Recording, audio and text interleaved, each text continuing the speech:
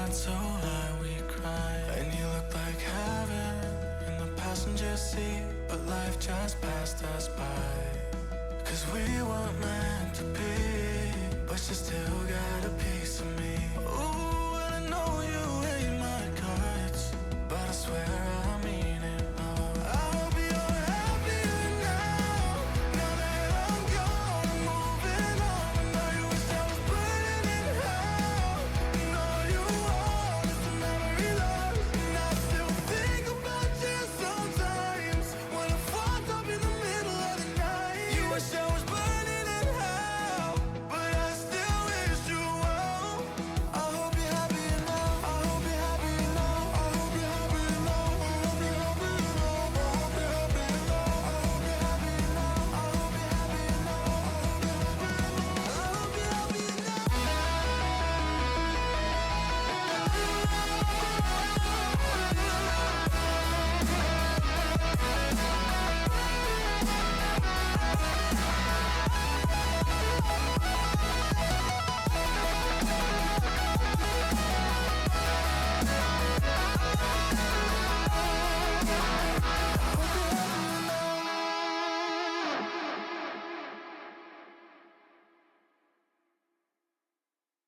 you're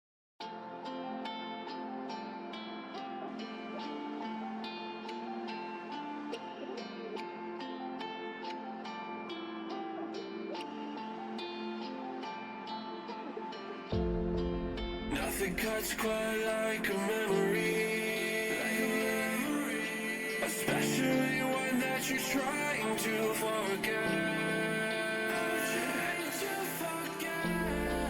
But I can't find the energy to rewind and reset.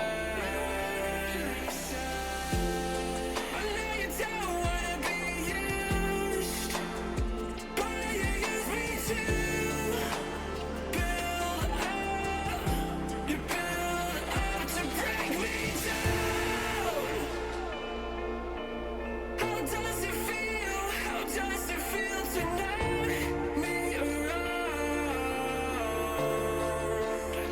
I won't make a sound.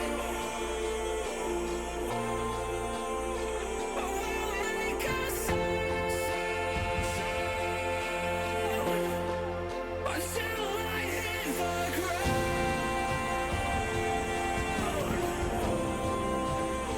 I won't make a sound, so don't shut me down. Alright, we're not broken, we're just getting off the ground. Afraid of the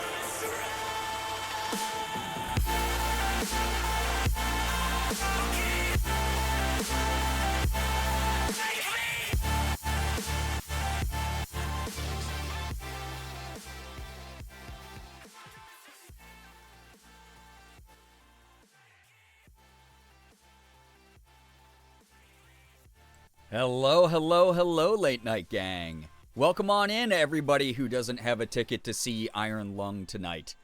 Hopefully you enjoy it tomorrow or over the weekend. Morgan and I might go to a showing of it like Saturday or Sunday at one of our local theaters. I don't know. There's so many showings. But welcome. Hi. Welcome, welcome, welcome. Thank you for joining.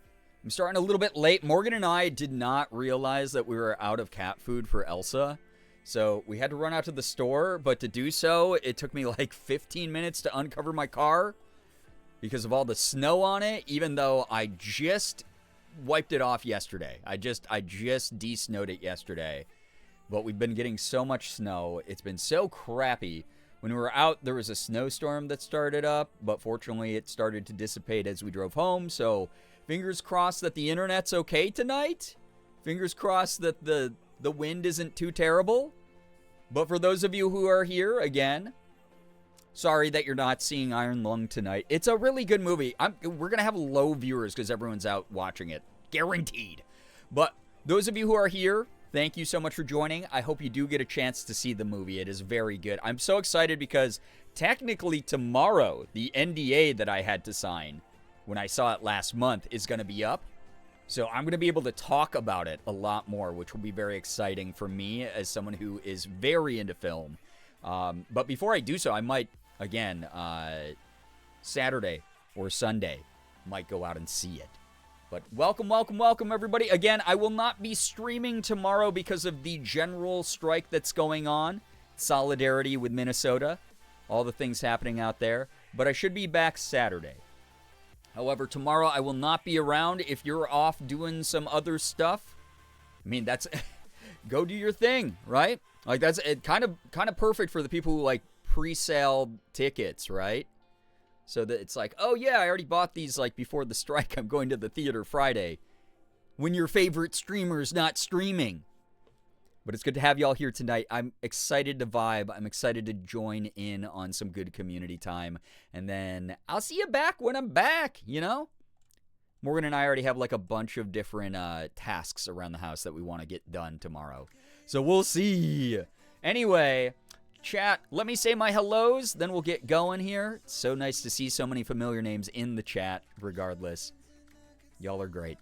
Anyway, if I miss you the first time, there is nothing personal in that. I will say hi to you the second go around, the second time I see you in stream. And if I say hi to you twice, 2 times or more, I guess you're just extra super special. That's just the way that it is. Anyway, Ephraim, welcome on in.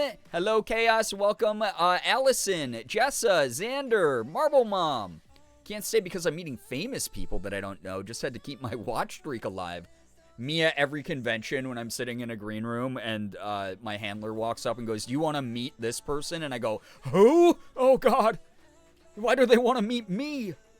Have so much fun meeting people, though. You're more important than me, I promise you. Kim, hello, hi, welcome on in. It's nice to have you here. Anchors, hello, hello, hello. Merm, so nice to see you here. Moldy, yo, what up? Yeah, here for early crowd. Good to see you here. Also, AL, thank you so much for redeeming reminder to chat to hydrate. Drink your water. Good to have you here. Welcome, welcome, welcome. Hello, everyone. Wardy, welcome on in. Yeah, the snow is icky. I hate it, right? Goose, hello. Ace of Snakes, hello. Yeah, everyone's seen the movie. Just have a blast. Good Lord, it's gonna be fun, I promise.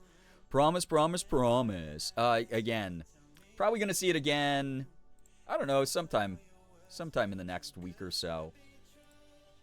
Good to have you here, everybody. Goose, you're gonna enjoy tonight's activity, by the way. Nettles, hello, hi, welcome.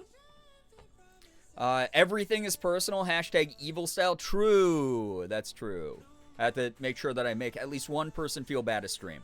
Tomorrow, I'm participating in the blackout, and I'm excited to attend a couple of local events that may or may not involve marching. Hell yeah. Good shit. Definitely be safe, especially with the bad weather out there, and especially with the current socio-political climate in the world. Just be safe, everybody. I care about the people of this community. I want y'all obviously not putting yourselves into situations where things might not be optimal for you. But at the same time, I thank you as an immigrant to this country. Thank you for everything that y'all do. Truly. Fang, hey, what's up? Good to see you here.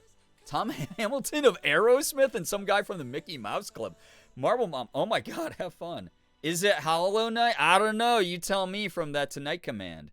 We might be bilking, yeah. Yo, what's up, Jules? Welcome on in. Definitely choosing, as always, to share snippets and vague rather than details. Hell yeah, exactly. Absolutely. The internet's one of those things, it's neutral.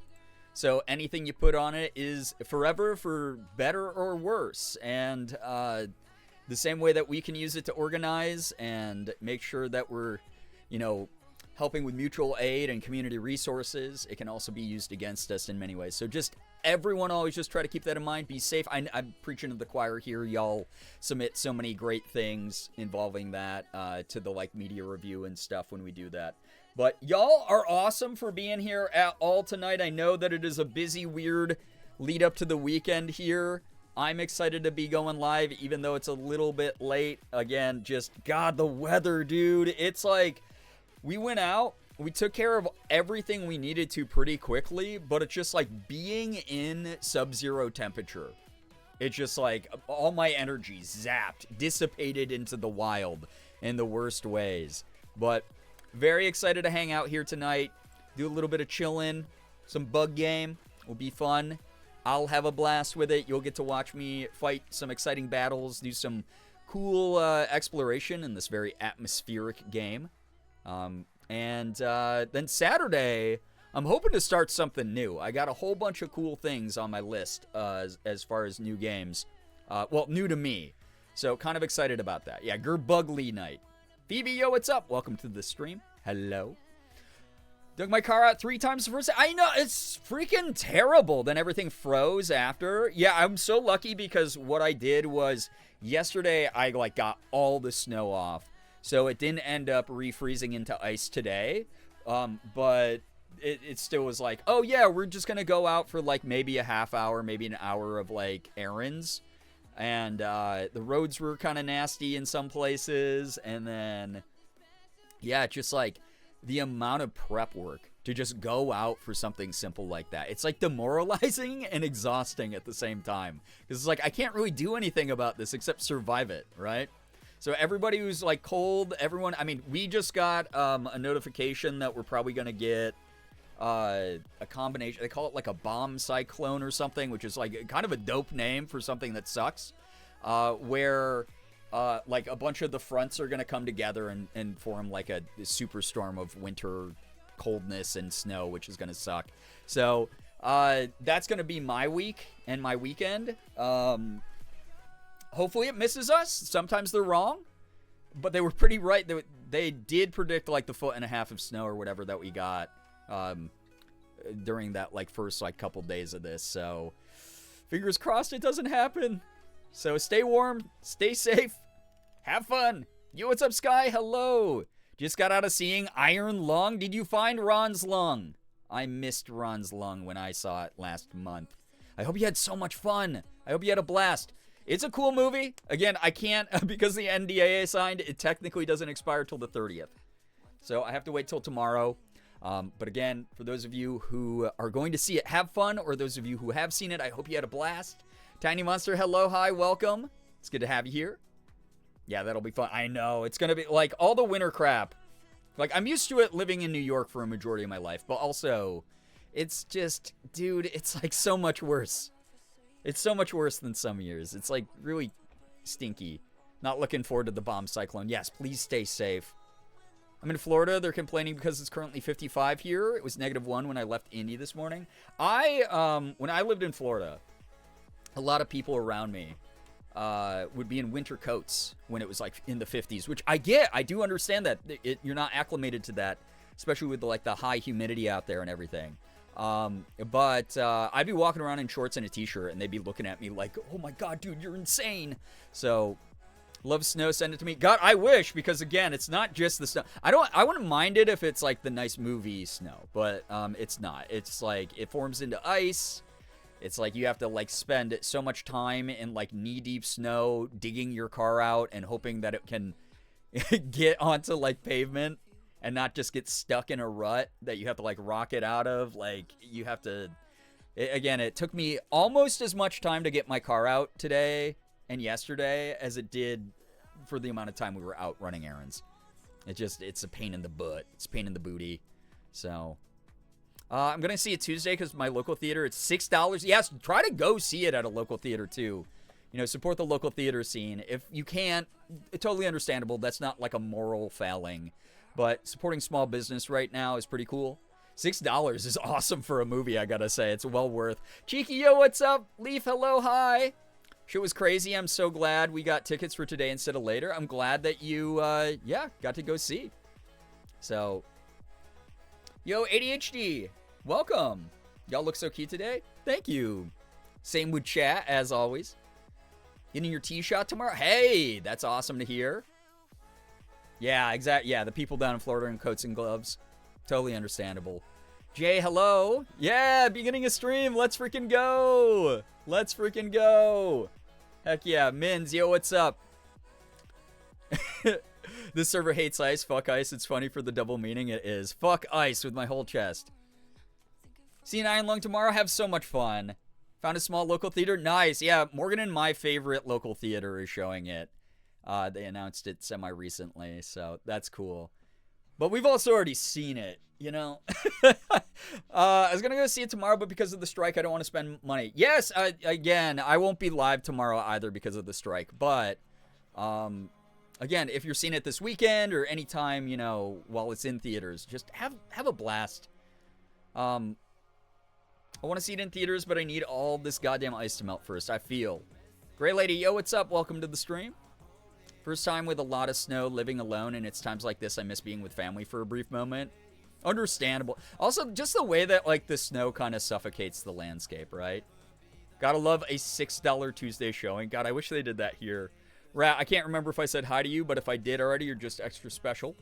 Glad we saw it at a local theater, too, as a dine-in brewery place. I love that. That rocks. Yo, Ethan Nestor, Big Naturals, hello, hi. Yeah, you can always use !MN if you're not aware of what's going on. Or if you want to make some kind of impact, even if you're, you know, someone who's like, hey, I have to work tomorrow. I can't afford to take a day off. Toss a little bit of the paycheck that you make tomorrow towards one of the mutual aid funds in that link. Marble Mom, thanks for the 45 stream streak, by the way. Appreciate that. Small one we're going to was in one of the first waves of theaters playing it. Love that.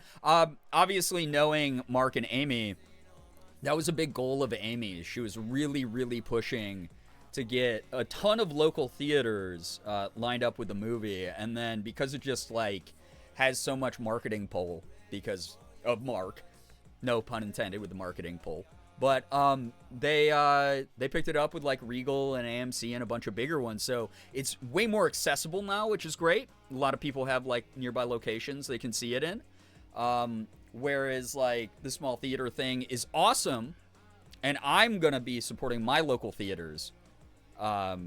But those of you who can't, again, not a moral failing at all. Please don't beat yourself up if you can't go see it at a small theater. But there's a lot of cool amenities at small theaters these days. And at the end of the day, you're just helping like a cool small business. It's helping keep physical film alive like that. Donated to the Minnesota Rapid Response Fund. Thank you. That's the one I chose as well. That rocks. That's so cool of you. Men's. Yeah, Common Amy W for real. Nobody messaged me about their favorite movies or books or games yesterday or today. Ephraim is here offering friendship, like we were talking about yesterday. During the rare, those of you who missed last night's stream, good lord, the rare Girbeagly Wednesday stream was very good community vibes. I've been thinking about it all day, actually. Like, truly, I had such a good time talking with everyone yesterday. Wormy, yo, what's up? Welcome to the stream. I appreciate that it's made it to bigger theaters because that's all I have in my area. Yeah, and especially because a lot of the times, and this is not to knock local theaters, it's just a budgeting thing, right? A lot of the times, like, local theaters won't have as much accessibility for people who might have, like, a physical disability or some other accommodation that needs to be met. So the fact that it's going to be at, like, a bunch of the big theaters that have that in a lot of the areas, like, that's cool. That's really neat to know. Wanted to join the no spending blackout tomorrow, but I was talking to a neighbor who has 2 young children and is terrified, too terrified of ice to buy food. That's a nice thing if you're offering to go out and grab stuff for them. Absolutely. I mean, we are all finding our own ways to help, right? Again, I put up, I think I put this up. Maybe I forgot to post it. No, I did forget to post it. Shit, I'm a piece of shit. There's a guide that was like, if you can't take part in part of the strike tomorrow, there's a million other ways to help. Donate to mutual aid. Again, if you're making some money tomorrow, if you're working, do that. If you're like, hey, I'm in school, I can't afford to, like, I'm here on scholarship or something, I can't afford not to go to school or something. Like, again, I am not here to judge you. You are the one at the end of the day who gets to make every decision for yourself. Hopefully your decisions end up helping other people. But there are other ways besides just this strike that can help out. So just a heads up, I will not be live tomorrow. So if you want to get those subs in now, no. I'll be live Saturday, though, most likely, and we can talk about shit then. But participate how you can, and in the moments that you can't, you know, again, like, you know, don't buy from Amazon or something tomorrow if you can help it. But if it's like, if it's an emergency, if it's for some reason some exception. That does not make you a bad person. People are allowed to have exceptions sometimes, right? Ace, welcome. Nico D'Angelo, hello, hi, welcome, welcome, welcome. So, yeah. You're still fighting ICE by directly helping your community. Boycotts are great, but helping directly is better in some ways. Yeah, absolutely.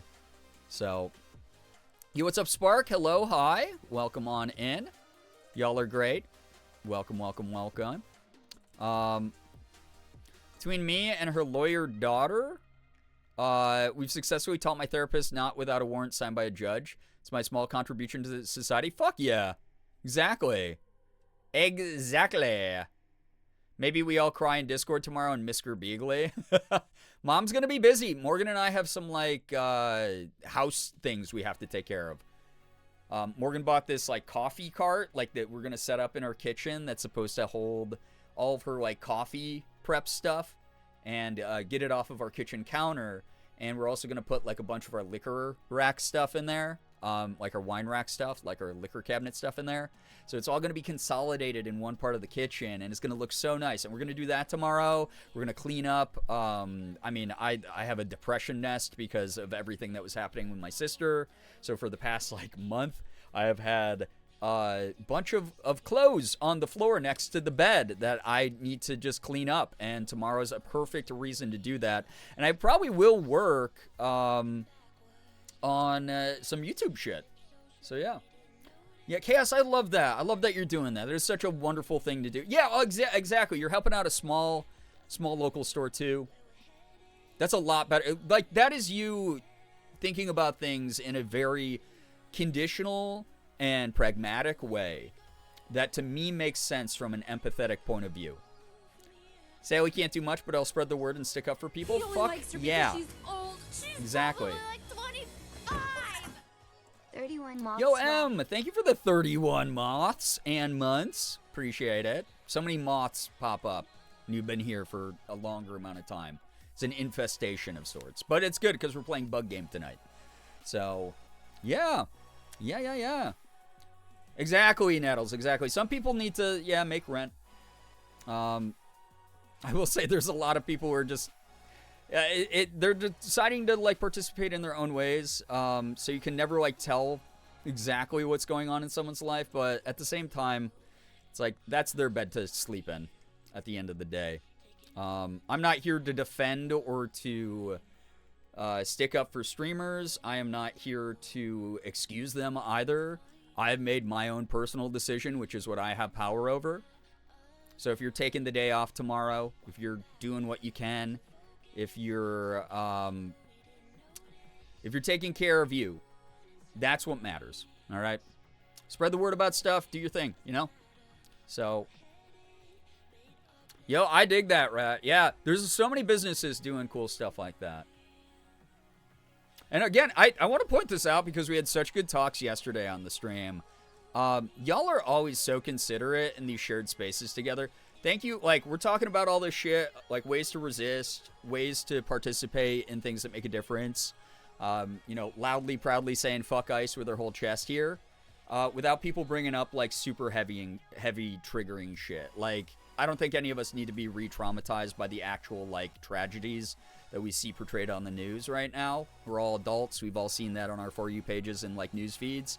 But talking about the things within our control helps us not fall into those, like, doomerism spirals. It helps us be able to be like, wait, there are things we can do. There are things within our power, within our control. That's really important right now. Thank you for the 7 streams, by the way. Co-work tomorrow in Discord? Yo, yeah, plan that. If y'all are hanging out in the Discord tomorrow, do some co-working. That would be sick. We do have the voice channels. Like, you are allowed to use those voice channels for whatever you want. Yeah, if you can't network, at least don't buy anything and maybe call your senators at least once. Yeah, there's been so many wonderful little infographics with, like, scripts you can follow. Like, here are your state senators' numbers. Call these people, say these things. They did block in the Senate the ICE funding bill, so that was good. I did not see the new water park song. A lot of, like, freaking Bruce Springsteen put out, like, an anti-ICE song, which is wild. Yeah, we're trying to hope Max here. Exactly. Because, again, you can't do very much about the things that, like, distress you.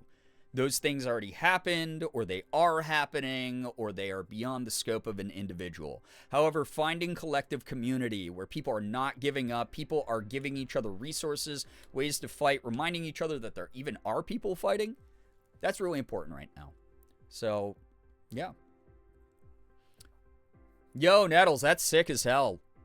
Water park song fucks? I believe it. Heard the Bruce Springsteen song this morning, nearly cried. Yeah, I mean, the dude has really, started speaking up in some big ways. The fact Bruce Springsteen's on Blue Sky is insane to me, actually. Definitely have thoughts about what it took to get us to where we are now, but not going to rehash in a large space because you can't get 100% consent in one, you know? Yeah, there's that, and also it's like, God, it's one of those things where, like, being distressed and stressed out by, like, things, again, that have already happened, right? I'm aware. I've lived my entire life as a minority in this country. I don't want people to write traumatic shit that makes me think about, like, oh my God, people hate me just because I was born in a different country, right? I don't want to talk about that part of it. That's the shit we already know. Like, you have to literally have rocks in your skull if you don't realize that part of it, right? So it's, for me, it's like, I have a platform here. I'm going to try to, like, obviously, keep a lot of my anger, a lot of my feelings about things, my big feelings on, like, my personal social media pages. And in the meantime, try to share resources, share ways where it's like, hey, this isn't a dead end. This is a curve in the road. We're heading down a different path, but it doesn't mean that the road's over, you know? So, yeah. Josie, welcome. Haven't heard the Bruce Springsteen song, but I'll definitely listen to it later. Yeah, there's a lot of good music out there. Resistance music has always been a thing, you know? It's like you hear about, like, a lot of the resistance music that happened back in the 60s and before even. I mean, we used to have Union songs back in, like, the fucking 20s, dude. Like, there's been shit that's been around for a long time. So, yeah, Cheeky, yeah, I've been seeing. It's pretty cool. Very cool. I don't think many, if any of us, are really unaware it's good to have a space that we don't have to focus on the heavy stuff. Right, because at the end of the day, again, it's like, sure, I have an education in socio-political matters, but even if I sit here and I say all the right things and have all the right answers, that doesn't change what is happening, right? And that is, like, a really tough thing to realize. But instead of being like, okay, woe is me, I'm going to curl up into a ball and give up, I choose to be like, hey, how do we turn this bus around? How do we turn things around? Togetherness, hope, reminders that no one's alone in this. You know? So, music is empowering. I've never felt more proud in listening to him. Oh, Bruce? Yeah, Bruce. Name's Bruce. I mean, there's, again, Morgan and I are big classic rock fans. We have so many classic rock albums. We spend so much time talking about music. We were punk rock kids, you know? We were emo kids.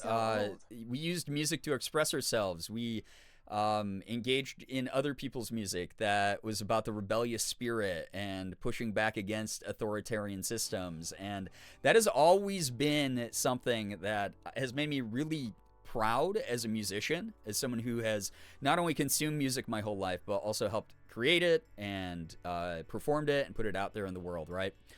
So, what kind of bug would you be legally? I'm a rhino beetle. Yo, what's up, Maddie? That kind of makes sense with the horn, right? God, I don't know. I have to think about that one. I love a lot of bugs. They're cool. Yo, Hannah, thank you for the 62 freaking months. You are old. Yeah, coping mechanisms are good right now, ADHD. Absolutely. There's so many great cozy games. I mean, I almost played more Hello Kitty tonight, and then I was like, ah, shit, I put Hollow Knight on the back. Hollow Knight's, like, weirdly cozy to me, despite the stressful boss fights. It's, like, bizarrely cozy for me. I love, like, exploring. So it will be, like, a chill stream for me. Video games are a huge coping mechanism for me. But also, like, again, music. It's like, God, dude, I've kind of always just punched back as hard as I can towards the systems that be. That's the way that it is. You be an orchid mantis? Those are kind of cool. I think I would be maybe something like that. To be fair, praying mantises and mantises of all kinds were like some of my favorite bugs growing up. Y'all don't think that I would be a mosquito because I'm a Twitch streamer and we're all bloodsuckers? Probably a cockroach. That's a good one, Merm. I'm glad you wrote that so normally also. Leaf mantis. Yeah. Ladybugs? Oh, that's cute. I like that. Bloodsuckers? Yeah. We're the most unemployed, most resource hogging, attention hogging freaks on the internet.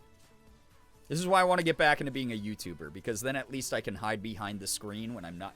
Like, all my videos have, like, posterity online. I don't have to constantly be on.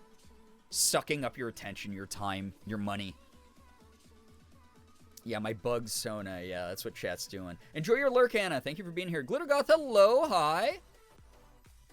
Been contemplating getting Date Everything, but I don't know that I should get something that could potentially be a distraction when I'm finally getting my shit together with school.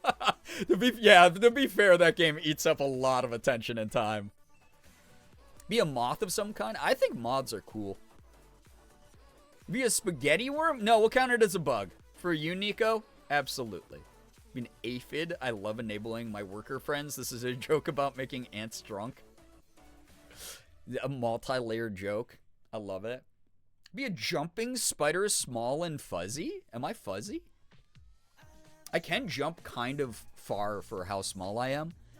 I did the long jump when I was on track and field in high school. Varsity track and field long jumper. And all the lanky dudes who did it with me used to be like, oh, how far can someone that small with stubby legs jump? And I used that anger to fuel my approach. I approached the pit very rapidly and then jumped pretty far. What if you want... What if we want you to suck us? If we're talking in the context of chat giving me more subs, sure. And even then, it's like, it's the tentative mosquito bite from me. A good friend is playing and keeps talking about the characters and posting photos of stuff. It makes me want to play so bad. You've also probably been influenced by me playing Date Everything for months when I was super heavy into it. I got to get back to that game. That game's phenomenal. I would not have a bug Sona because I'm terrified of bugs, so I'd simply perish. But don't you think you would, like, become acclimated if you became one? If you were a Kafka-esque story and you woke up as a bug? Brian Long, the long jumper, that was actually a joke that was on Varsity Track about me. And absolutely be a jumping spider because also so cute. Like, stop. It's not a real reason. No? Mean. Mommy long legs. Okay. I could live with that. I used to try to save every, like, daddy long leg spider I would find. Once I found out that they can't puncture your skin, I was like, oh. Bugs are your biggest phobia. That's fair. I guess, like, that makes sense if I woke up as a giant needle. As a giant syringe, I would immediately go, I can't live like this. Weird. I don't know why it's like... What does that mean? Oh my god. I've seen all the official merch of Date Everything. It looks so good. Hermit bug? Okay. Still say Orchid Mantis. Fair. Hey, stick to your beliefs. Don't get swayed. Don't get swayed. Not by this chat. They have some bad opinions sometimes. Kita, hello, hi. Welcome to the stream. Ladybugs are like the only bug I'm not scared of. Ladybugs are cute. New sub goal, we get mommy long legs IRL. How would you even, like, how would I even cosplay a bug like that? That specific, they're just like a little round orb with legs that come off. Be a mess. Spiders are my biggest phobia, but I've been desensitized for a little while. Heights is another thing? Okay. Heights I get a lot. That's like a primal, like, oh my god. One wrong step. Right? A cat with whiskers but spider legs? So just my face? That would be horrible. I get a green screen suit, green screen myself out except for my face, and then just have like fucking pipe cleaners. God, what would that even be? Yeah, yuck. People would freak out. People literally just told you your community members, your fellow community members said they hate bugs. They wouldn't be able to tune in for that stream. And I'm trying to have higher viewership, not lower, okay? Yeah, they do have they have Betty merch. Again, the body pillow. Perfect for Betty. God, Betty. I gotta get back to Betty. That'd be like Paper Mario. God, I just started, so I had a GameCube. I got a GameCube in my early 20s. I bought it for $30 off eBay. Can you believe that? Now they're, like, people flip them for way more because it's retro physical technology. But, like, I got it when I first moved down to Jacksonville, Florida. And I only owned, like, 5 or 6 games for it. So I haven't played a majority of the GameCube games out there. I just started Paper Mario Thousand Year Door, or whatever it's called. Because I never had it. But I just started playing that recently. And I've been having a lot of fun with it. It's been really fun. Don't hire me as your manager. It's simple. Yeah. I won't. I don't have the excess income for that. Chat, every sub, every tip goes towards my future manager's income. No. Don't pay managers. They skim off the top already. They get paid via your gigs. That's my business advice for you. Love Thousand Year Door. It's fun. Yeah, game's so good. It's really good so far. I gotta get back to Betty is what I say every morning when I'm forced out of bed by capitalism. Right. I'm just a girl. I want to stay in my cozy bed. Come on. One of your top games of all time? I'm excited. I'm probably like 3 hours into it. That's it. I'm just getting to like Hooktail's Castle. It's fun though. So maybe like 2 hours. Maybe not even 2 hours. I don't know how long I'm into it. I don't pay attention when I play video games. I just play them. CJ, I'm sorry to hear that you're dealing with that. I hope, please, you don't have to explain it to us. Please go attend to you. I appreciate that you're here and lurking. Please enjoy the lurk, but like, yeah, oh my goodness. Please attend to you. Hey, what's up, Ty? Did we get dub? No.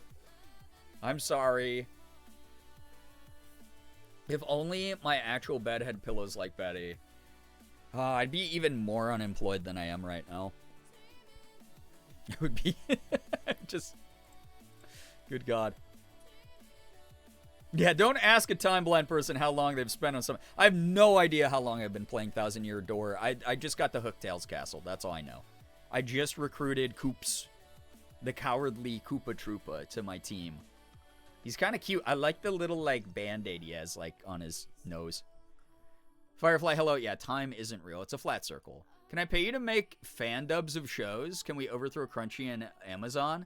You know what's funny? I have thought about reviving my voice acting shitpost channel this year on YouTube. And doing shit like that. Doing, like, a bridge-style series. I thought about DMing, since me and Little Kariba are mutuals on Blue Sky and we talk every now and then. I've like thought about being like, hey, can I just be like, I don't even fucking care, dude, like a mushroom in the background of one of your videos where it's just like, I just go, wah, like that or something, like one time. And then you are allowed to use that soundbite in perpetuity forever. Like that would be so fun. Like use that in the background for every video moving forward. Yeah, time is a social construct. My friend with time blindness always responds with between 1 hour and 10 years when asked the length of anything. Yeah. Why did you get exploded? I don't know. Some people love bugs here, probably. And you hate them, so...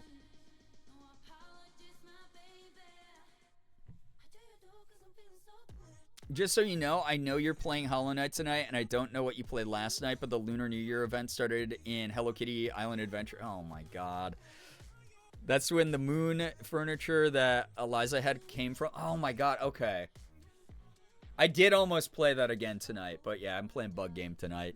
It's been too long. I've made people who like Hollow Knight wait for like another 2 weeks. I feel bad about it. This is the year I beat it. I'm beating it this year.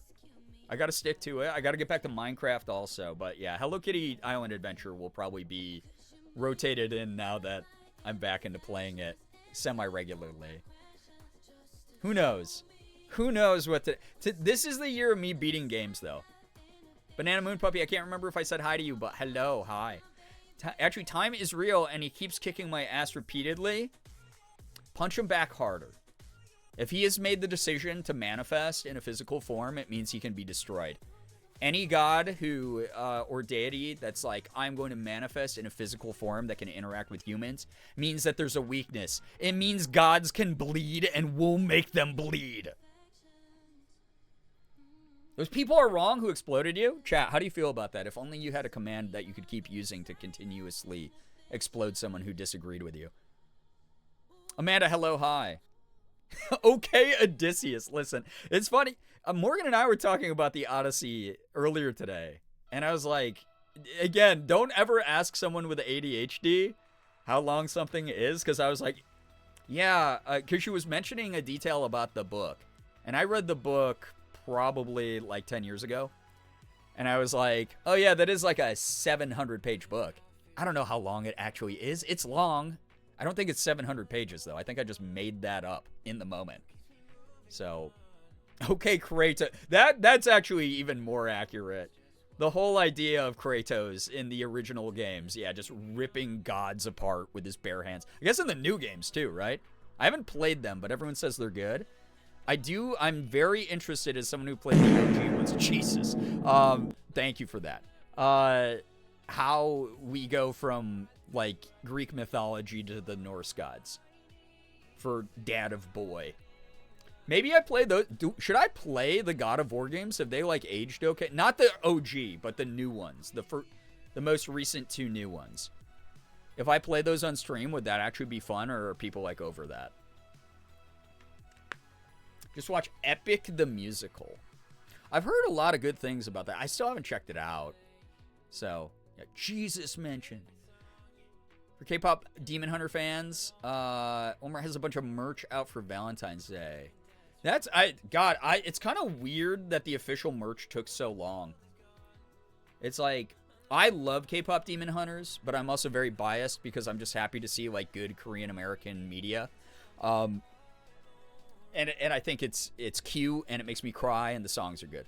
But it's like trend cycles are so fast now. Unless you have like a simultaneous launch of merch with stuff, it's kind of hard to keep a lot of people's attention. American Girl dolls, yeah, I saw those. I think that's cute. Light sticks for Huntrix and Sajo Boys is cool. I'm surprised that those didn't exist earlier. So, the new God of War games are more story driven, but they're great games. Noted, Jay. Thank you. Reminds me that there's a newer translation of the Odyssey I've been meaning to check out. You know what I really like? That's cool because I didn't know that, and I'm a huge Greek mythology fan. So I'm going to have to read that probably. Just knowing me, it will happen. It's a special interest when I was in college. I didn't even take many classes about it. I was just someone who, like, in my downtime, like, read about Greek myths and stuff. But I really enjoyed.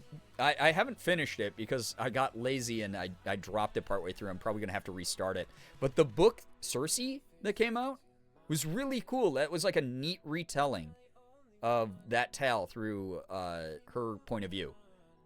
Latest 2 games are good. Okay, the new ones are pretty good. Okay, so good you'll love it. Maybe we add it to the docket this year. We'll see. So. The Odyssey is 541 pages long. I can't believe I had the attention span at some point where I did that. Reminds me, I finally found a Korean here. They weren't open. Oh, like a Korean restaurant. Got it. I was like, you just found a Korean person. That's wild. That's normally me when I go out shopping. They weren't open while we were in the neighborhood, and I'm plotting to maybe go for my birthday next month. That's fun as heck. Have so much fun. Enjoy the food. Yeah, a single Korean. Greek myths are one of baby's first hyperfixation. Same. My elementary gifted classes, we just read Greek myths. It was great. That rules. I read the Iliad. I never got all the way through the Iliad. I found it less compelling compared to the Odyssey, but I have to go back and read them both. The Odyssey in high school never looked back. Yeah, that's fun. Loved it. I had to take a small break before I finished it. It hit me hard. Circe, yeah, it's God. has a lot more humanity than like old writing, right? Yeah, the only Korean. Yeah. There's like a couple, like there's parts of Rochester that have like pretty big Korean populations, but you do have to kind of go looking for it. But we do have like a big upsurge of Korean restaurants in the area, which has been awesome. The Emily Wilson translation of the Odyssey is 656 pages. That's wild. I'll get to it. I have a laundry list of books that I have to get through first. My first hyperfixation was ancient Egypt. Oh my god, I was so into that shit. I loved reading about Egyptian gods growing up. I was like, oh my god, Ra, the sun god, like that's me, dude. That rocks. Bastet, whoever, you know, like. I have a copy of Circe and have never read it. Oh, it's so good. Again, and this is coming from someone who didn't finish it. I have to go back and finish it. It was a not intentional DNF. Egyptian history was my elementary school hyperfixation. Yeah, Yu-Gi-Oh! TCG, there we go. I forgot to take meds. Bed is so warm and cozy, though. Oh my goodness. Please go take your meds, and then you can get right back in, and it's going to feel even better. You'll actually be like, oh my god, thank goodness I readjusted, because I feel better now. Reminds me that I should pick up the Fancy Song of Achilles before it disappears. Ooh, yes. Anyone else get a mythology hyperfixation from Stargate? Funny enough, a little bit. Like, that is a little bit of, like, what got me interested. Because my dad showed me Stargate when I was, like, pretty young. And, when I saw it, I was like, shit, is, like, any of this even remotely real? And I started looking up, like, Egyptian mythology stuff. Rick Riordan ruined me for mythology. I love the Kane Chronicles. I mean, there's a ton of Rick Riordan fans out there, right? They've really made a lot of attempts to adapt that work, too. I've read the Iliad, the Odyssey, and Fahrenheit 451 in high school. One of those is not like the others. But good reading material out there, for sure. Grew up on the Greek mythos, and I can't wait to dive into others, like Slavic folktales. It's cool to learn about those types of things. It really is, like, neat to be like, wow, we all, like, before everyone was addicted to a screen, would sit around under the stars around, like, a fire, yapping away and just, like, being like, see that constellation up there? I bet this happened. I bet there was a god who did this, or whatever. Especially, like, the theological, like the big pantheons, right? Like, there's just a lot of cool stuff. Unironically, we should start a book club. That's why we have the library chat in the Discord. I wish more people used it. I wish more people had crossover in their interests for what they're reading and stuff. I think it would be so freaking cool if, like, a bunch of y'all were like, let's all get this book and let's talk about it and vibe. I mean, y'all are allowed to use the spoiler tag now for real spoilers. The only thing you can't use it for is, like, hiding triggering shit, because that's already not allowed on the Discord. But if we allow that now, as long as you spoil it and write a little disclaimer that says, like, spoilers about the book, and then have it all covered up, you know? So I was obsessed with history and stuff from a very young age. I was going through some stuff on an old DK pyramid set with a paper model hieroglyph guide. I mean, that's pretty cool. What do you think a philosopher would react to getting time travel to our time? I think they would go mad and end it all. And go, how the fuck did y'all get here? Why are you all so stupid now?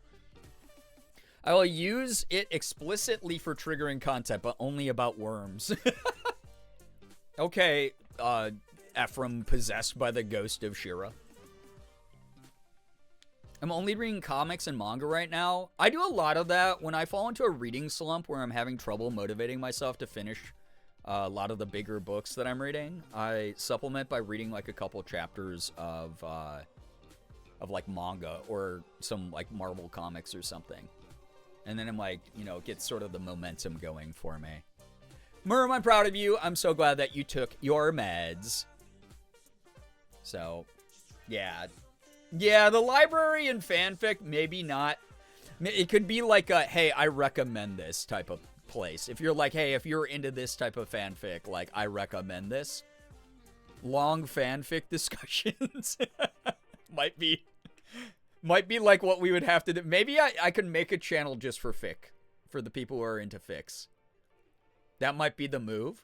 Kind of like what I did for the K-pop people. I separated them from the people in the music channel that we had. I quarantined them. Maybe we quarantine them. Full and Pain, yo, what's up? Welcome. I've been here for a whole minute and we're already exploding Pinar. Oh, who's doing what?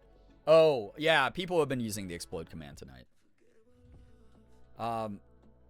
If it's that one philosopher who held the plucked chicken and said, behold a man, I think he was so right. Humans really are just naked chickens. We kind of are at this point. It's just like, there's just a lot of nonsensical stuff going on in the world.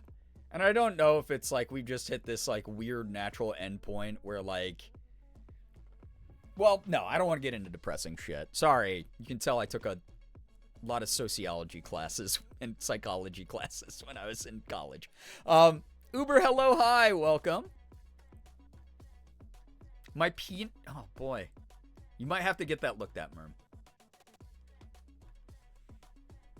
I will not tell you the fanfics I read. Very noble of you. Yo, what's up, Joe Cool? Hello, hi, welcome. Welcome, welcome. Oh, my neck. The idea of quarantining... Wait, the idea of quarantining fanfic has me losing it. We have to separate them from the public, like we did for the K-pop fans in the server. I do it for their benefit, but mainly for the greater good, to make sure that other people can live a peaceful life. Me, okay, but do I share my favorite YA horror book or my favorite feminist gothic horror book or the Dante's Inferno parody set in a doctorate program? All of them. All. Yo, what's up, Doug? Welcome. I'm lurking tonight. Enjoy your lurk. Thanks for being here. Appreciate it. Y'all are great. Thank you for joining, everyone. I know I am here late at night, but I'm very grateful to have everybody. Again, I will not be live tomorrow for Friday's general strike. Again, I'm not going to be here to shame you if you have to work, if you have to go to school. There's like a million other ways to participate. If you want to, like I said, if you're like making a little bit of extra money tomorrow, feel free to toss some towards the !MN command that we have to help people in Minnesota. But I won't be here tomorrow. Saturday, I'll be out, or I'll be back. And those of you who are seeing Iron Lung and stuff over however long it's going to be in theater, have a blast with it. Have so much fun with it. I want to eat a black bean chalupa from Taco Bell. Well, those are really good. Morgan's been eating their Power Bowls because they're gluten-free. And that's been a small joy for her. So thank you to everyone who sent us money for Taco Bell. We have been using it. Thank you. Yeah, you'll see there, I decided to donate to the Immigrant Rapid Response Fund via the Women's Foundation of Minnesota. Very, very good causes right there. So, built a bridge in Minecraft. Definitely did not trap chickens underground to make it look like a rope. They're not trapped for life. I believe you. I believe you because everything on the internet is true. So, going tomorrow, have so much fun. Been there, done that. Whatever, it's fine.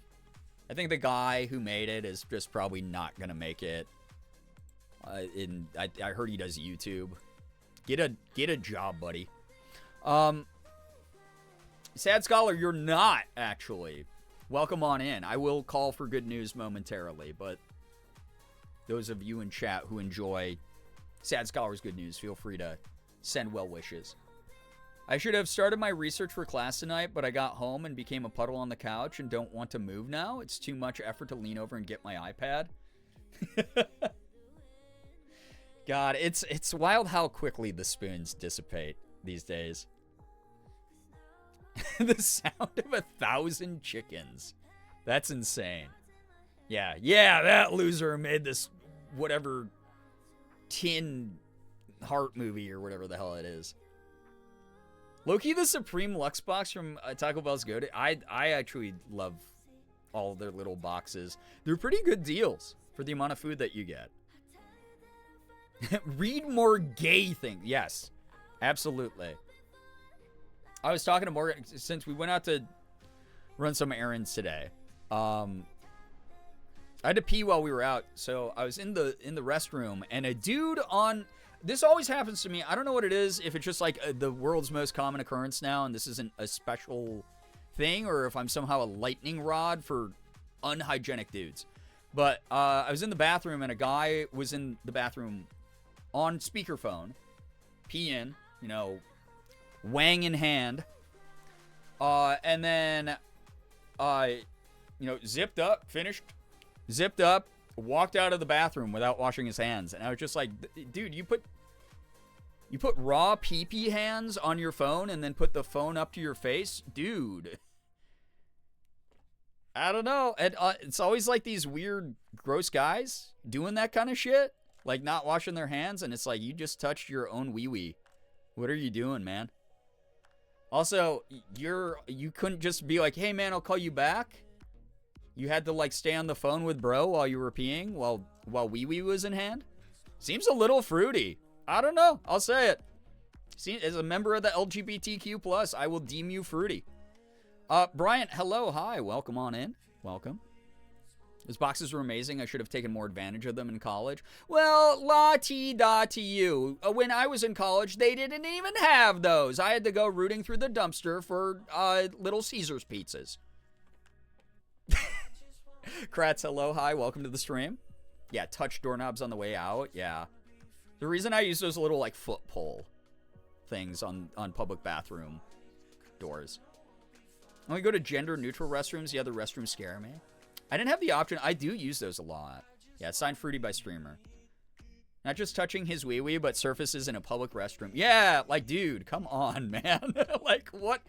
Your body is actively expelling waste products and you did not wash your hands? Ah! If I had my dick installed, I would do everything hands-free, frankly. Sorry, chat. I mean, hey, if your aim's good enough, that's really all that matters at the end of the day. Brian, thank you so much, by the way, for the 7-stream streak. The knob-to-knob interactions that happen way too frequently force me to take extra paper towels to open the door when I leave. I do that as well. I'm very serious about my bathroom hygiene.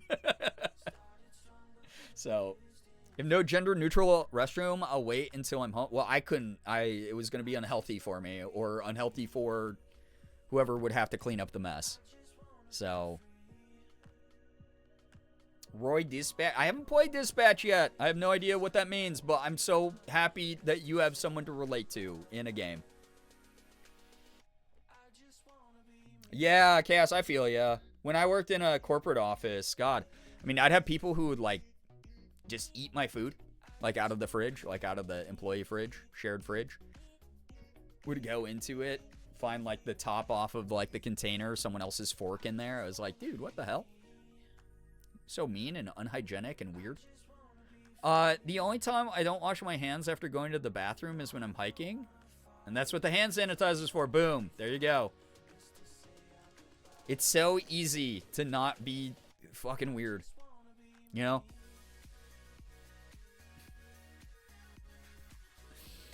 I finally use the men's bathroom regularly, but my God, the things I've seen. I shared the story about one time.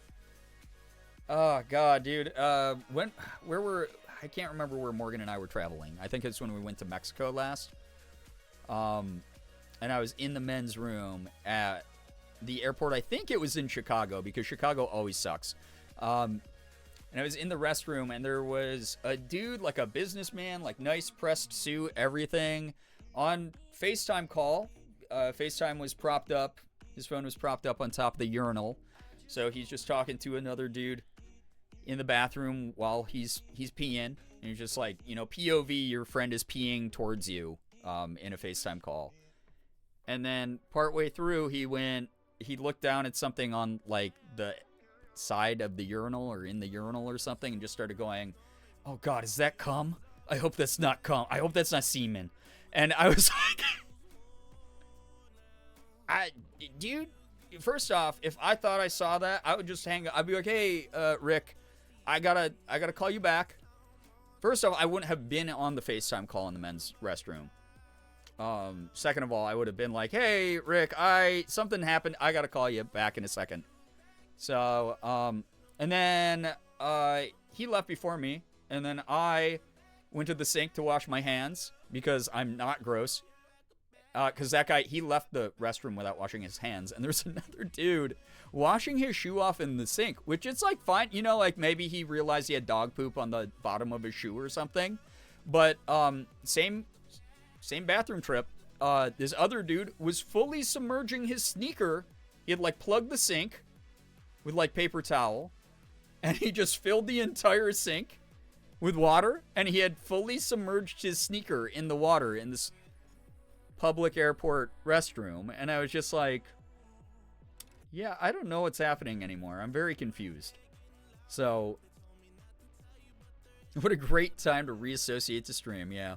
So yeah, dude's just like, the airport already makes people weird, but then it makes like dudes like Super Saiyan, God Super Saiyan level weird. Why are people like this? I don't know. Full on toddler playing in the bathroom behavior. Yeah, it's just really fucking weird. Yeah.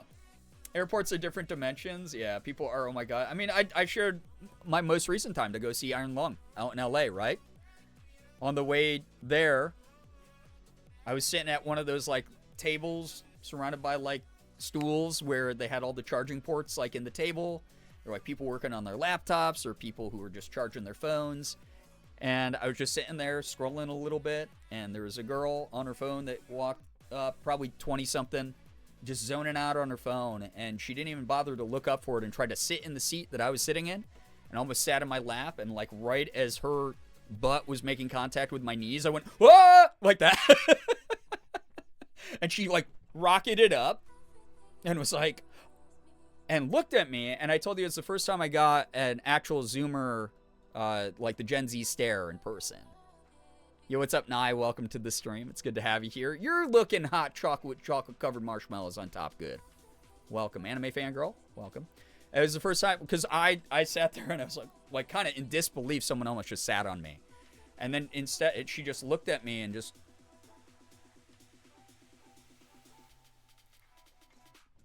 just like walked away a little bit. Did not say sorry. Did not say, oh, didn't see you there. Nothing, just non-verbal. And I was like, I'm going to give her the benefit of the doubt and assume she either has like a disability or is someone who is selectively mute or something, some intense explanation as to why this happened this way. And yeah, it was a bruh moment.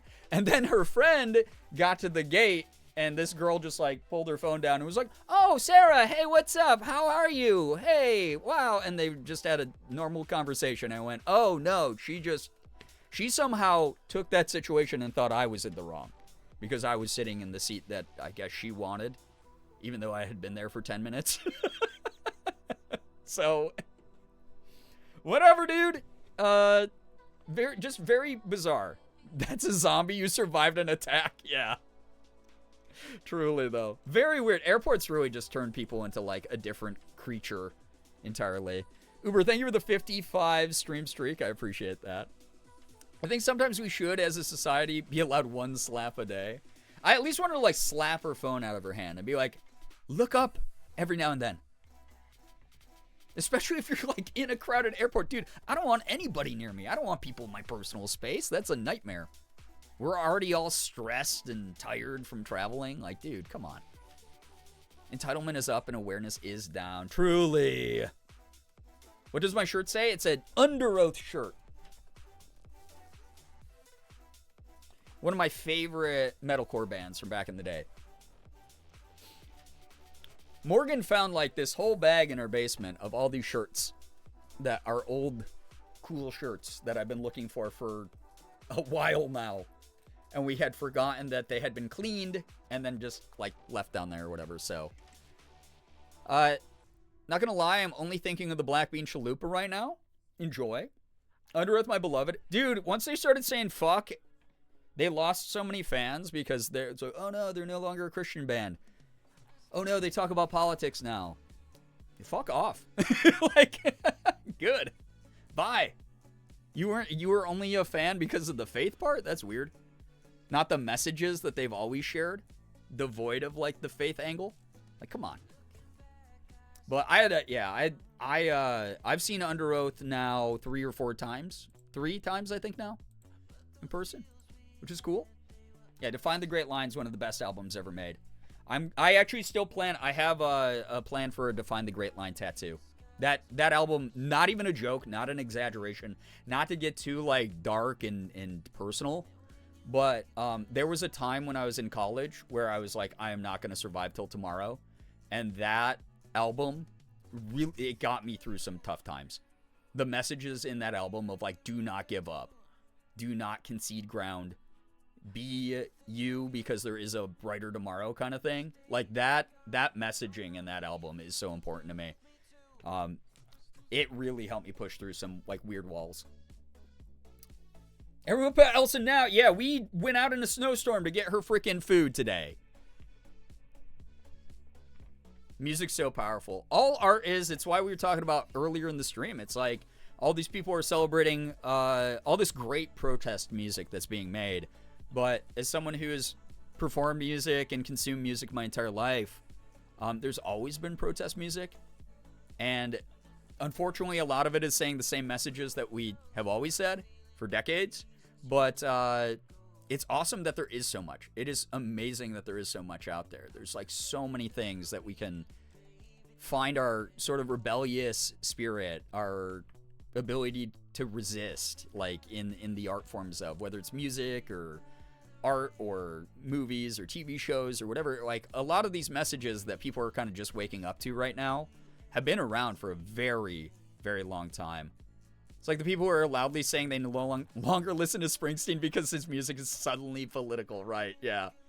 It's like, geez, you didn't... Morgan's been doing a series of videos where she's like, this song has this message and it is so wild, so few people pick up on it when they listen to it. And people will be like, what? That's what they were saying? And it's like, oh, you really do be bopping to the beat, and that's it. There's nothing wrong with that. Everyone's allowed to casually enjoy things, especially when it comes to subjective art. But at the same time, I want to make sure that, like, when I'm listening to a song, it's not like, hey, let's round up everybody and kill them. Like, I want it to be like, hey, this has some sort of message that resonates with me. This isn't like an incredibly problematic, like, shitty thing. Speaking of favorite metalcore bands and positive messaging, have you heard the new Motionless in White song that released yesterday? No, I actually saw that they had put one out, though.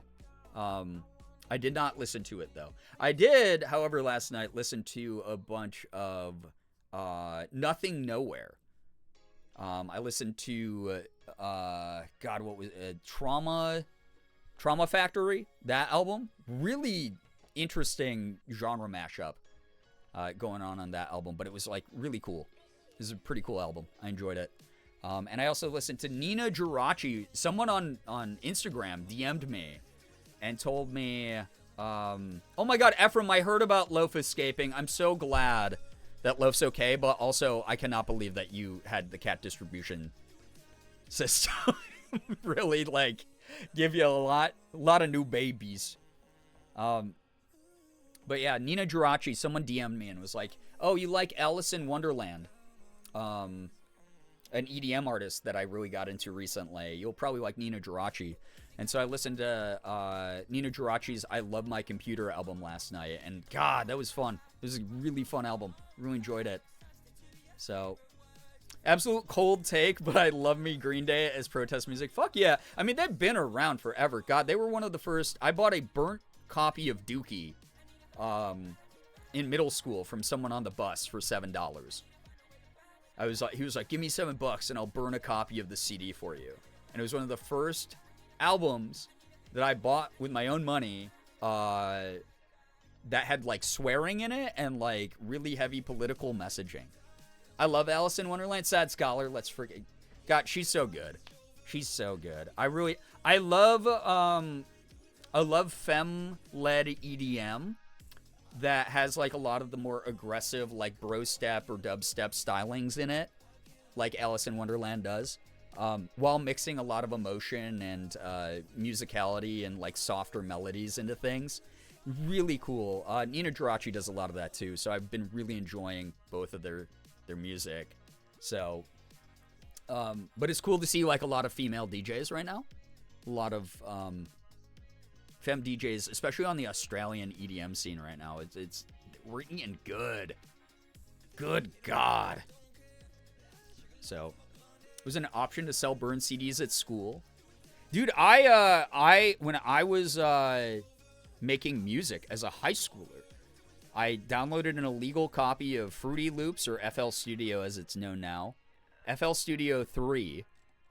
Got one of those like key hackers to find like, oh yeah, the fake like key license.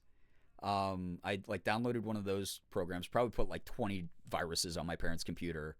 And me and my friend made music. We used to make EDM, and we'd sell our CDs for $7 a pop out of the back of his trunk. And we each made like probably around $700 to like $1,000 doing that over the years of just releasing our music. Only to our high school. But yeah, we made a shit ton of money, and then I spent pretty much all of it on Magic the Gathering and Warhammer 40k. So that was yeah, the key gens, you know what I'm talking about. Remember the big stacks of blank CDs? I have one in my basement. I have one somewhere in like a box of my old college shit. I have one. I did the same with Fruity Loops, but I never had time to fully figure out how to use it.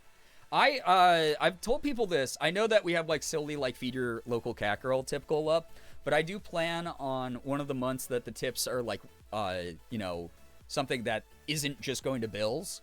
I want to buy a current version of FL Studio and start making music again this year. I think it would be very healing for me. It's a great outlet. It always has been. And if I get confident enough, it would be cool to like make beats on stream. Making people wonder why their computers are slow and acting up since the early 2000s. Oh yeah. Yeah, nerds. Yeah, listen, I was. Are we all the same person? That is the conspiracy theory here. That you're all like surrogate cloned accounts of Shira's. Yeah, I definitely never used, what are they called? A keygen for Photoshop? Yeah. I didn't for Photoshop, but I just downloaded GIMP, I remember back in the day. So, Hoodie, hello, hi, welcome. Welcome. Yeah, I mean, so, Ephraim, mourning the physical media we had access to and the way the internet shared culture and shared music, and you could find like your favorite song just browsing online, vibing. It was one of the coolest parts of the I Love My Computer album that Nina Geraci did that I listened to last night. Whoever, I can't remember who recommended her, but thank you, whoever you are. But part of that album is like autobiographical, nostalgic love letter to like the 2010s. And using like an iPod Touch and finding music that was obscure that just was randomly on like a website. So plenty of new synthesizers and plugins for FL that are so fun to play around with. Oh my God, Bryant, I'm so excited about it. I tinker around with random DAWs still, but not to the extent where I'm making tunes. But I can work my way around one enough that I'm excited because I want to make organic like in-house beats. I'll probably download some plugins and some like synth packs and stuff, and maybe use some of the like baked in stuff that FL has. But I'm looking forward to just like being like, I'm gonna smack my desk really hard with my palm and get just the right tone, and then fuck around with the pitch and fuck around with the decay and like make it sound like a snare. Like that's what I'm excited about. That's what I want to do. So, yo, what's up, Little Chaos? Hello, hi, welcome. Welcome. Yeah, I do get a little bit nostalgic about that old era of online discovery. Because again, yeah, the whole like album's idea was like our relationship as a species to the internet, and how some of us, when we're trying to figure out who we are, turn to the internet to find aspects of our personality, and sometimes that personality only exists online because we behind the screen haven't really figured things out yet. So like what we project outwards is going to be viewed differently than like people who know us in person, for instance, right? And it's such an interesting part of life now with how the internet is just so prevalent that we like have to intermingle, like interweave those things. And I just love the idea of that kind of social commentary. Yeah, exactly. Random Bandcamp pages I've bookmarked will never leave me. Exactly. I love how vast the amount of free synths and plugins there are. It's so fun to mess around with. Heck yeah. Misandry in action.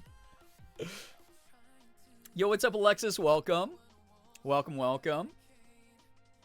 Don't expose me like this. It's like all of us. Oh my god. I mixed some songs at the DJ booth in Club Penguin. I'm something of a musician myself. I would love to hear. There's like a what's the like the Club Penguin dance where they're like, and then they like do like a 360. I would love to hear the drop on some of the Club Penguin DJ booth songs. I didn't burn CDs, but my mom did. She was all about bootleg copies of music and movies. Fuck yeah. I mean, that kind of sailing the 7 seas of the digital world was like the first form of rebellion against a lot of like corporate control. What I used to do in college was I would go, so when I first started dating Morgan, one of the libraries near me you could borrow CDs from. So we'd grab all the CDs of all, and they had like 1,000 CDs. It was crazy, the selection they had. And we'd grab like all the artists that we loved, and we would go back to my laptop, and we would rip all of the CDs to an external hard drive that I had hooked up to my laptop. And so I just had this giant free music library. It was the best. Yeah, I started on LimeWire as well, and Napster back before it became what it became. Back when Napster was like the first thing. And then I went to college, and they had P2P. They had peer-to-peer sharing on like a super fast, like almost instantaneous connection. So everyone who had cool music selections digitized were just uploading entire albums of bands, and you could just like download the whole like collection of like your favorite band in like a matter of a couple minutes, and we all were like, holy shit, we're in the future. And now you just do that from any fucking streaming service, right? It's wild. I still have my first mixtape CD with the classics on there. Oh, hell yeah. Dude, I used to make so many mixtapes for girls back in the day. And I was talking, it's so funny, because again, like Nina Geraci's CD, not to keep going back to it, but or her album, really just got me a little bit in my nostalgic feels today. And I was like really thinking about like how far we've come technologically. And I was telling Morgan about it. I was like, man, in high school, for like a long time, I used to like worry that in high school I was like kind of a pest, because like I hung around like mainly girls, and I surrounded myself with girls, and I felt like you know, like I had to be around girls. And I was like, I hope that didn't come off as creepy. Like I'd make them like mix CDs and make them mixtapes, because I was like, you are my friend, I want to give you these. And it was also considered like a very romantic gesture back then. So I was just like, oh no. And then like, it's obviously taken me many years, but I'm like, no, I like being surrounded by femme-based camaraderie, because shit, she's here, right? So I was just trying to be one of the girls. I was just trying to hang out with the girls and be like, hey, all the boys that I've tried to talk to hate this music, but do you like No Doubt? And I'd like give them like a mixed CD with like No Doubt and like Mandy Moore on it. So I figured out the riddle, right? But it's like I always had like a lot more like girlfriends growing up. I had like a lot more like femme friends and shit like that. Yo, Milo, thank you for the 73 months. What the heck? Appreciate that. I had mix CDs from my girly friends. I still have one of them now. Frick yeah. I've saved every mix CD that anyone's ever gifted me. Those were always very special gifts, partially because music is like a big love of mine. But also it's just like someone thought of me when they heard these songs, or they wanted me to hear these songs and share them with me, which I think is cute as fuck, dude. And I kind of miss that, because it's like one thing to like instantaneously like just text someone a playlist from like a streaming music service. Like, that's cool. That still takes effort. But, like, the physical act of, like, all right, I have all these files in the order I want them to be in for my friend, and I'm physically burning the CD, and I hope nothing bumps the CD drive in the next 10 minutes as it burns, and then I can give them this at school tomorrow. That's cool as fuck, dude. I don't know. So, me and the ghouls. The fact I would have fallen in love if someone started a conversation with, so you like No Doubt. I did it. I joined the stream when AFK and came back before games. You did, Goose. Yeah, we were having a little bit of a trip down memory lane, I guess. Me and my friends used to burn DVDs of Yowie and exchange them between classes in high school. Insane what the generations that... But you kept the traditions alive. The generations after me kept the traditions alive in their own ways, I guess. I just clicked my account to look at my sub badge. I followed you almost 10 years ago. I'm gonna die. I hope not. You're younger than me. That would be really, really sad for you. And for me. I'll say it. Holy shit, you did. December Milo. Unreal. Yeah, you decorated it with Sharpie. Jesus, God. I wonder if I have any here in the office. I know I saved... Oh, wait. Hold up, chat. Hold up. Hang out for a second. 1 second.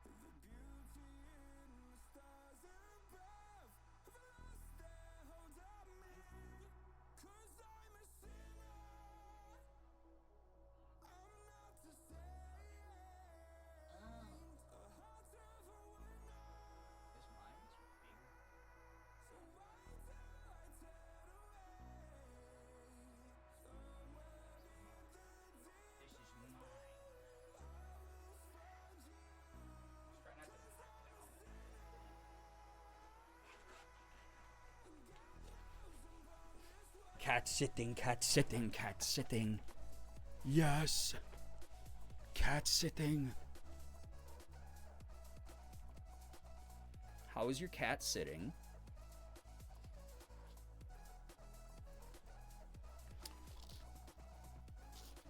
What brand is this? Case Logic? Y'all, what do y'all know about Case Logic? I know nothing, actually. I just said that like it should be like a cool, exciting, nostalgic thing. I have no idea if they were good. So hyped for this? Huh? Dude! There's so much shit in here, you have no idea. Y'all mind if we save Bug Game for Saturday? I think the title still fits. Give us the CD flip book. I used to keep them in my cart. Dude, this is insane. What's in here? Nostalgia stream is fun. Sorry to the Bug Game enjoy. Goose, the one stream you make. I'm like dangling like a carrot in your face. Why do we have a hype train? What happened? Bug Game Saturday is fine. Did someone do something while I was gone? No. Yeah, we're bugging over the nostalgia. I'm here for whatever. Okay. Going down memory lane on CD storage solutions. Love it. Heck yeah. Maybe we'll have time. We might have time for Bug Game. Don't make me dash your dreams. Also, I need to continue to dangle the carrot on the string in front of you so my numbers are up for the month. We had one of those with so many DVDs written on with Sharpie. Well, check this out. I don't even know if this band is still around. Someone can go to crazies.bandcamp.com. This is an album. So I used to play shows. Me and my friend's band toured around the East Coast for a bit. And we my parents respected the law. Smile. So we used to play like a lot of small venues. Like it'd be a lot of like dive bars and whatever else would book us. And one of the things that used to happen, if you ever like went to Warped Tour, actually this happened at like bigger shows too. So like if you ever like went to Warped Tour or like an actual like concert, people used to stand out. Wait, they last released in 2018, so they were active forever, dude. This is like their demo CD. Look at, they hand wrote Crazies, tracks Crazy. I was a teenage fetus, prom night. Crazies ate my neighbors. Demo Warped Tour 2018. I got this. So that is kind of crazy. So this was the year they were active that I got this. But there used to be like people who'd stand outside Warped Tour and just be like, yo, check out my band, and just hand out free demo CDs like that all the time. Yeah, the Ancient Scrolls. Tiny, that sucks. I'm so sorry that happened. That's the worst. My brother found a case of old CDs at the bus stop. That's how I found out about ICP. I was a teenage fetus goes crazy. It's kind of hard. I won't lie. But dude, they would just look at this. Memorex was probably like the #1 brand. They fucked it up on here too. Dude, this was the thing. You'd just be like sitting there writing your name on like shit over and over again. Crazies ate my neighbors demo. That's wild. And they just would you'd be trying to head to your car after Warped Tour like exhausted from moshing and shit. And they'd be like, dude, check out our band. Go check out crazies.bandcamp.com. Tell your friends. We're going to be playing a gig in, like, Arlington, Texas next week. Or whatever. It was just, like, insane, dude. And people would do that outside of, like, even small venue shows that, like, we would play. So, it just, God, it's so funny to see that kind of thing. One of my favorite childhood memories is when my parents would take us to Best Buy. Oh my God, right? Again, physical media just rules. It's just like cool shit. But that's awesome that I own this. Should rip this to my computer and play it on stream. The last Burn CD I got was a Fall Out Boy album from my high school boyfriend. He was trying. Check this out, though. Like, here we go. Dude, iMation was the other brand of CD. I made this. I don't know what's on this.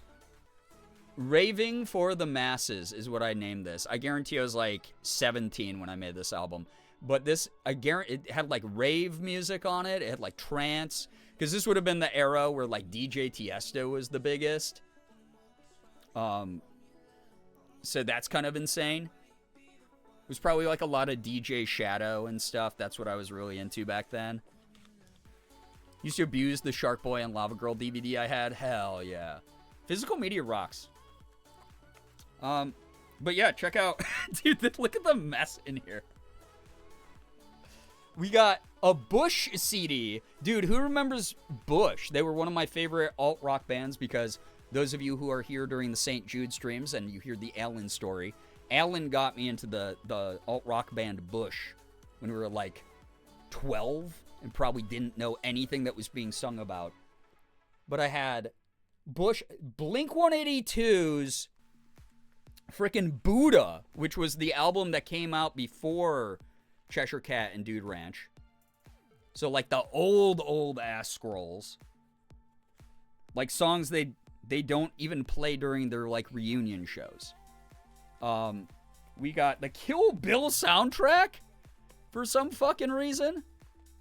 I mean, I did tell y'all I love collecting a good soundtrack, and that movie does have a really good soundtrack. Dude, this is insane. Oh my God. Memorex CD, just called Weekend. Guaranteed this was just like party music and rap music, because by the time I was in high school, I finally had friends and I was being invited to parties. And I probably was like, I gotta put some like fucking Biggie and Tupac on this shit. Like, I guarantee that's what's on here. So, Buddha was back in the day when they had their original drummer. Yep. Exactly, Cosmo. Yep. Oh my God. This was a gift from one of my friends. Like I said, I had a lot of like femme friends, and I tried to fit in to a lot of femme groups. So Shakira's laundry service. This is a piece of illegal media on a Fujifilm disc, bro. Are you kidding me? Like, that's insane. Damn, dude. Like, every page in this is full of shit. It is crazy. I got one of my buddies burned me this, Blink-182, The Enema Strikes Back.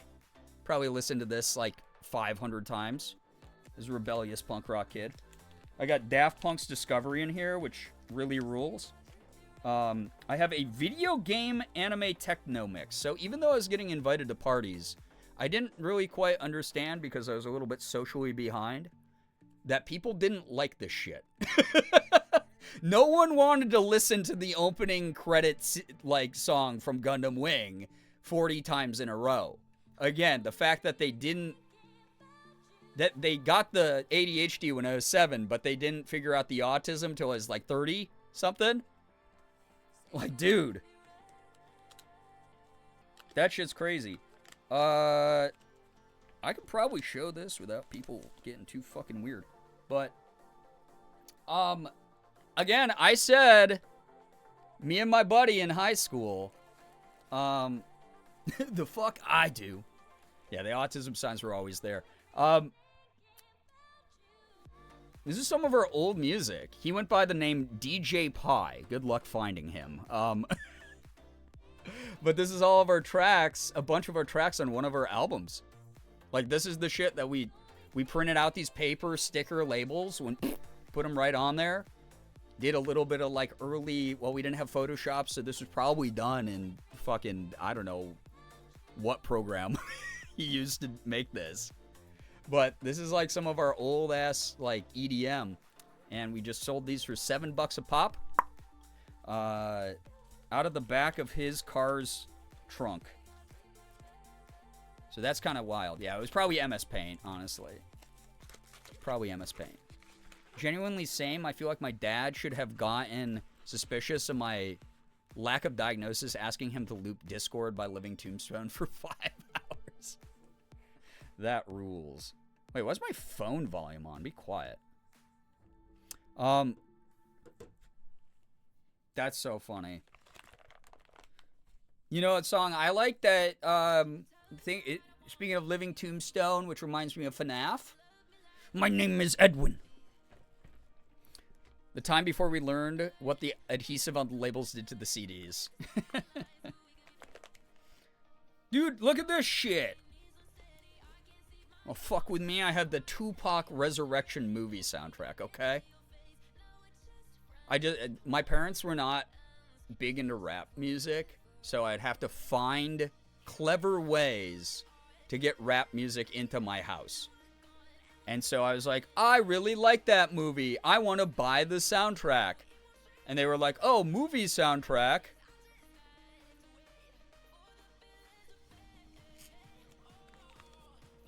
That was a real one. Y'all were talking Green Day earlier? Check this fucking shit out.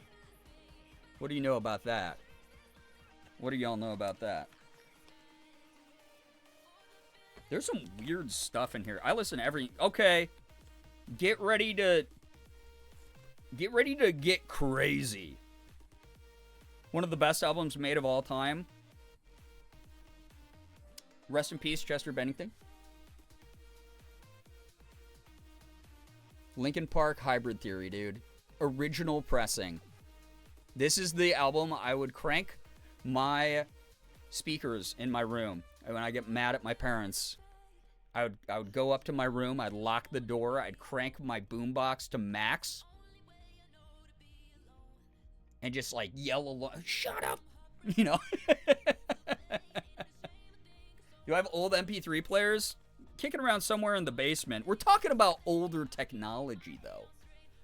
That's when shit started getting digital. But it's funny because I was kind of inspired by this whole tangent because of one of y'all recommended via Instagram DMs for me to check out the producer Nina Geraci, because I'm an Alice in Wonder fan. Alice in Wonderland fan. There we go. God damn it, dyslexia. Yeah, the Holy Bible, right? Emo Beagle. I told you, I lived that fucking lifestyle. It's always been a protest movement in my mind.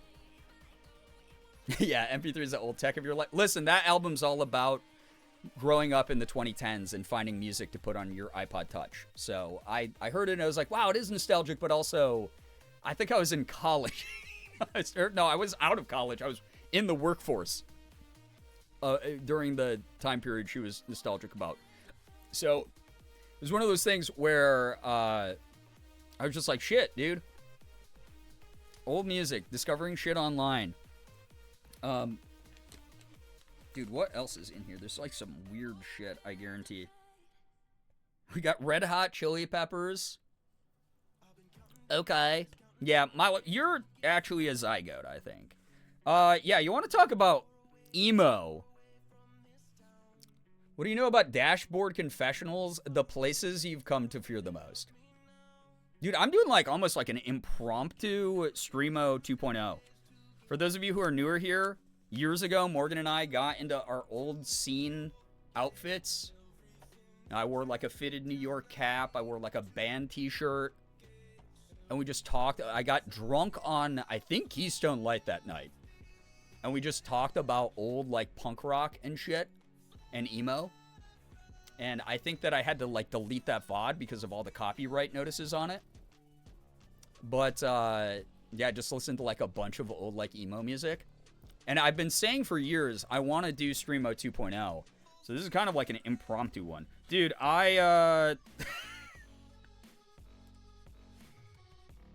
fucking Papa Roach.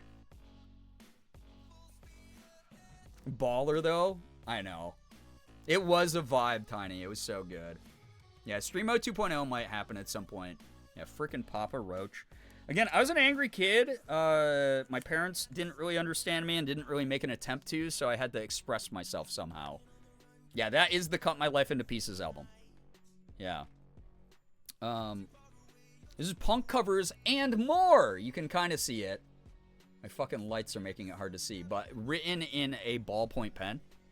Punk covers and more. So this had a lot of like the early punk goes pop style music.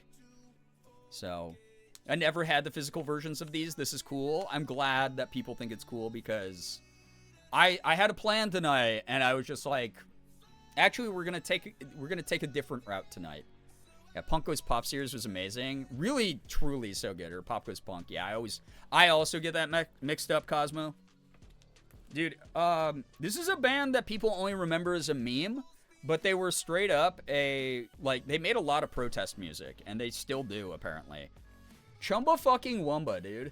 Chumbawamba Tub Thumper. This was pressed in, what, 1997? I bought it because I heard a radio single, and I was like, that is catchy. But they have been, like, staunchly anti-fascist music very loudly for fucking a very long time. When I tell y'all I listened since the womb, bro, I've been listening to everything. There's like classical music albums in here as well, by the way. I've listened to everything. Hip hop, classic rock, pop punk, you fucking name it, dude. I probably have an album for that genre in here. Oh shit, dude. This is crazy, yeah. Chumba fucking Wumba, yeah. I get knocked down, but I get up again. That line makes so much more sense now that you're an adult that has faced so much crap in your life. Yeah? That line actually goes hard as hell. So, yo, Ephraim, I have a bunch of this. I remember being like, wow, I can put like 5 dozen songs on this. This rocks. So, yeah, Cosmo, finding people's overlap where they like the same genre, always a funny thing to find. The way you said Chumba fucking Wumba, dude, was vaguely reminiscent of Simlish. Yeah, what can I say? I've played Sims 4 like 3 times in my life. Picked up the language fast. Y'all don't know this one. But again, you want to talk about custom art, you want to talk about old music that was pretty good and never saw the light of day. This was my buddy's band, Over the Line. The Decomposition of Feeling. This was old school screamo. I am so sad because society doesn't understand me ass music. They used to play local venues to like 12 fucking people. Like, dude, come on. Some of you might know Gabe Saporta from Cobra Starship. The band that made the I'm ready for it, come on bring it. That. Did you know he had a band before that called Midtown? That I fucked with heavy, dude. I got really into Midtown for a while. Anyone else a Reliant K fan? Oh, just you wait. Just you wait. Dude, this is fucking insane. Adam Sandler's What the Hell Happened to Me.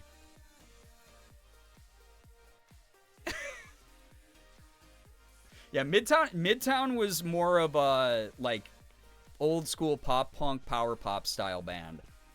Whereas Cobra Starship was like the very, let's make this like goofy ass super group that's making like weird pop music. Dude, Adam Sandler's What the Hell Happened to Me? I still regularly, hi, Nostalgia Lane here. Do you have commentary to make?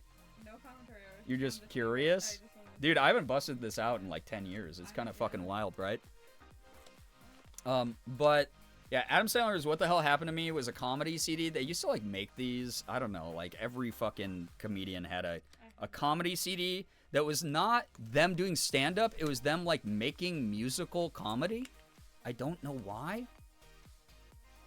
But I do regularly sing the song What the Hell Happened to Me every now and then. So, Eliza, hello. Yeah, 90s, 2000s DJ. Fuck yeah, I was just showing chat one of the albums that me and my friend made. So, what y'all know about Jim Brickman? One of my favorite pianists of all time. When I say I've listened to music of every genre forever, I'm not fucking kidding. I listen to everything. There's very little that I haven't given a try. So, yeah, Jim Bricked Up. Hell yeah. He's a pianist and he's bricked up? Whoa.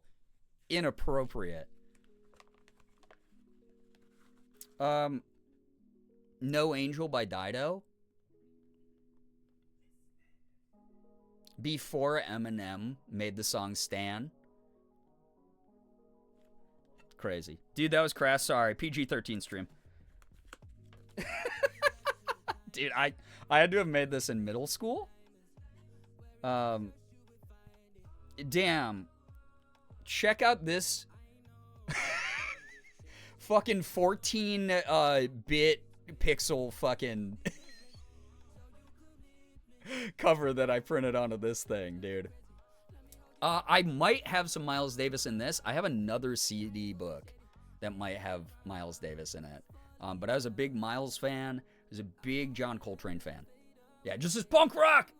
This probably had, I'm assuming, a lot of Blink-182 and MXPX and NoFX and Newfound Glory on it.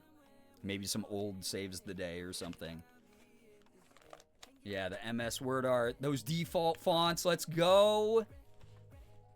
Oh, speaking of MXPX Live, for the fellow pop punk kids who remember, we could listen to some of the mixtapes. You know what? I'm going to talk to one of my friends, I think, this weekend, especially since tomorrow I'm going to have some downtime, and ask how they reroute. I know it's easy. Like, they split their audio, so unfortunately it would fuck over YouTube VOD viewers, but it would be like one of those like streams I might not even upload to the like YouTube VOD channel. And like maybe we do like a listen along type of stream where I actually do like Streamo 2.0. That'd be kind of sick. It would be kind of neat to do that. Anyone else listen to INXS or know them? I don't. I actually don't know who they are. So,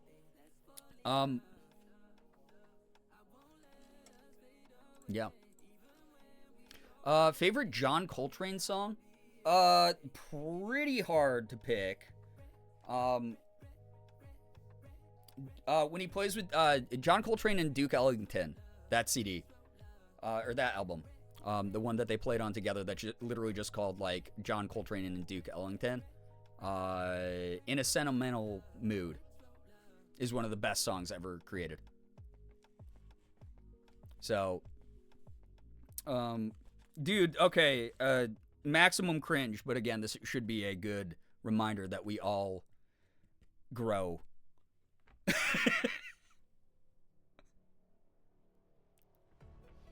What does that mean? What does punkadelic even mean? That's not a real word? Like, what? I don't know what's on here. But, like, dude, I'm telling you, I got beat up till I was, like, 16 regularly. I let kids jump me, like, for a very large portion of my life.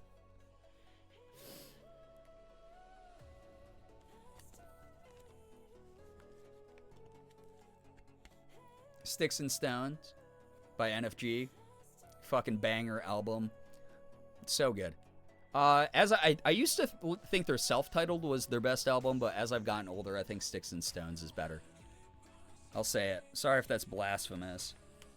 One of my femme friends gave me this. I don't know why they crossed out the S to be an X, probably just to be edgy because we all like pop punk. But they gave me Christmas Awesomeness and drew a little Christmas tree, which is kind of cute. I don't remember who.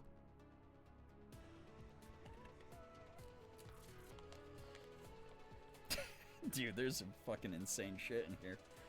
Someone was asking about Beastie Boys or mentioned Beastie Boys the other day. Grand Royal, Beastie Boys. Ill Communication. The Grand Royal pressing. Pretty neat. Yeah, X used to be a cool letter. You're right. Here's one no one's got in their collection except for me. Get ready for this, chat. Again, this is... Instead of playing bug game tonight, we're full pivoting... Oh yeah, I gotta do good news here in a second too. So after this page of CDs, I'll show y'all. No one owns this. However, my mom gifted me this randomly in my stocking when I was like probably 15. This is the Bath and Body Works Soothing Sounds, Gentle Music to Awaken Your Soul. I wouldn't be able to tell you what the fuck is on here. Soothing sounds to awaken my soul, apparently. Maybe with a nice product placement. Y'all remember the Audio Jungle audio watermark? Where you'd be listening to a song, and it would be like, Audio Jungle, like every 15 seconds as like the watermark. I wonder if this has like an actual like Bath and Body Works commercial every 15 seconds on it. Like, buy our scents. Buy our bath sets. I don't know, dude. All right, chat. I'll get back to CDs in a moment. You, however, probably have some good news that you're really excited to share tonight. If you do, I would love to read some. I'm sure other people in this community, while we're in this great mood, want even more uplifting energy. So please feel free to share your good news. It can be anything big or small as long as we're all comfortable in sharing in it. And I hope to see other people in the community celebrate the heck out of you while I show off Eurotech. I think I'd run out of like the round stickers, so I just put these rectangular ones. Look at that graphic design, Eurotech. It's a whole subgenre of EDM. Look it up if you don't believe me. Pure Moods? No, I wanted it so bad. I wanted Pure Moods so bad. I used to beg my parents to be like, oh, it's only 4 payments of $19.99, please. I need, for whatever reason, I want 60 fucking CDs of Enya. Like, I used to go crazy when that commercial came on at like midnight. Oh my god. Holy shit, dude. Alright, I just flipped the page and there's some good shit in here. That's all I gotta say. Hit me with your good news. Hit me with that good news. I'd love to read it. And then we'll get back to nostalgia. Good news, my parents bought our family wings for dinner, and even though I'm unable to go outside to work out, I find workout videos on YouTube to get my workouts in. Heck yeah, that's the thing I've been talking about people who are like, I don't know where to start. This thing that I want to work on this year. It's like there's so many free resources out there now, and like YouTube has like a lot of great guides for like, oh, you want to learn how to do a workout, you want to learn how to crochet, you want to learn some basics of like how to pronounce Korean words or something. There's a lot of great series on YouTube. That's awesome to hear. Also awesome that you got that good family time in. Good news, I sewed together a new notebook and have been having fun playing the kalimba I got for Christmas. Tiny, I love that. Love that for you. That's some good shit going on right there.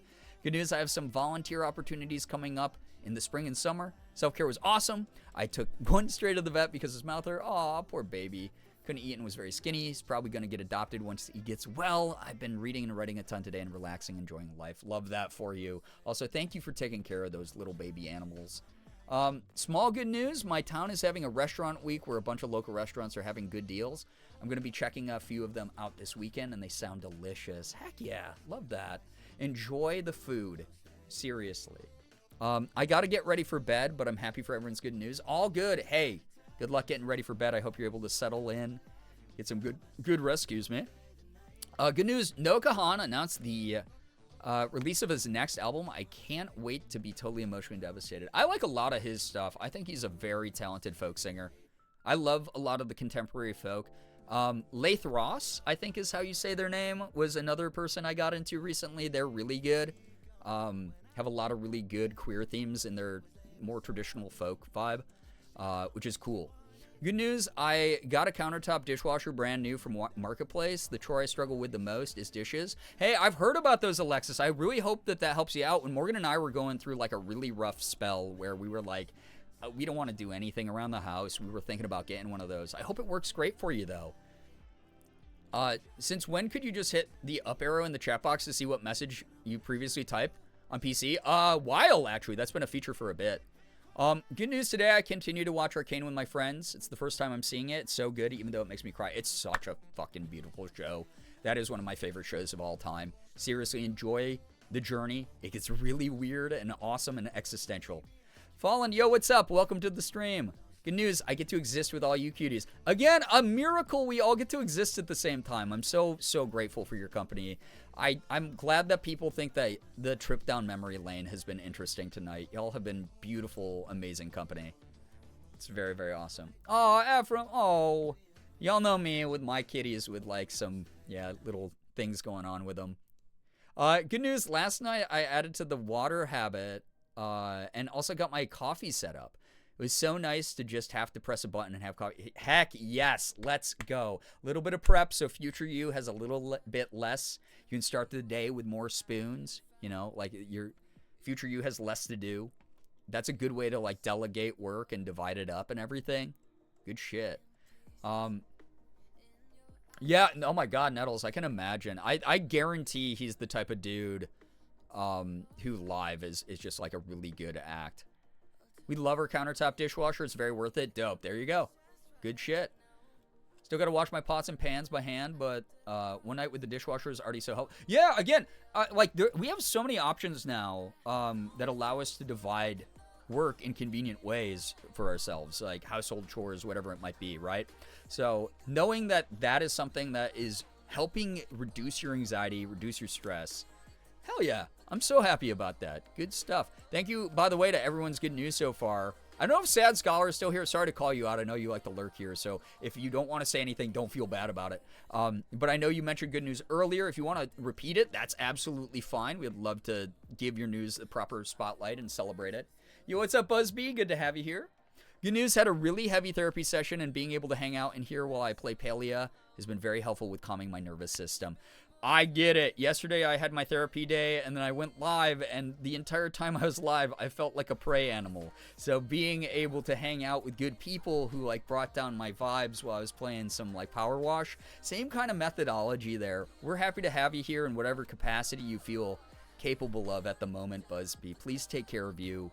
Thank you so much for sharing your time. Yeah, decompressing is important, absolutely, especially with delayed processing that happens after a lot of therapy. I am someone who has had a really tough time this past year, as a lot of you know. And I haven't gotten to really sit in my emotions as often as I'd like to, especially with it being a new year. I have to pay bills. I have to save up money for tax season. I have to like do a lot of stuff that if I had the option, I would just kind of sit back and take a break from. So I have been just like hanging out when I can, even if it's not for a full day, taking an hour or something and just really trying to process, not to rush my way through it, but so I can sit next to that emotion, that thing that I need to sort of work through. So I hope you're able to do that with like a little bit of game time and some relaxation. Small good news, I'm getting exercise by learning belly dancing. Heck yeah, there we go. Good stuff. Tried to lay down with wet hair. Had to get up and blow dry. Oh my God, when Morgan and I went out for errands earlier, and obviously I didn't like touch my hair, so don't fret, don't give me the mom talk, but I had gotten out of the shower like, this is the problem, I need her to trim my hair because it's so long so it retains the moisture. I went outside, my hair froze. My hair froze. It has not frozen outside in years. That's how like intensely the weather, like how cold it got. But I did not touch my hair. Morgan even was like, don't touch it. And I was like, I know. I'm the one with long hair. But yeah, my hair froze solid when I went outside. Good news, I got my office clean enough to start organizing. Heck yeah. Let's go. I got to do that. Like, I got to vicariously live through you, Cosmo, because I have to clean up my office. It is driving me insane. I really want to reorganize it. There's a lot of things I have to do in here that I just did not get to attend to over the past year. So, man, I'm rooting for you. But also, it's a little self-serving. I won't lie. I'm excited to clean my own office. My good news for today is that I managed to secure tickets for Bad Omens in Kansas City next month for my birthday. Yo, Fallen, let's freaking go. Heck yeah. Yeah, congrats on everyone's good news. Thank you for congratulating people and rooting for people. So, kind of good news. Fall Guys, the people are winning. Yeah, absolutely.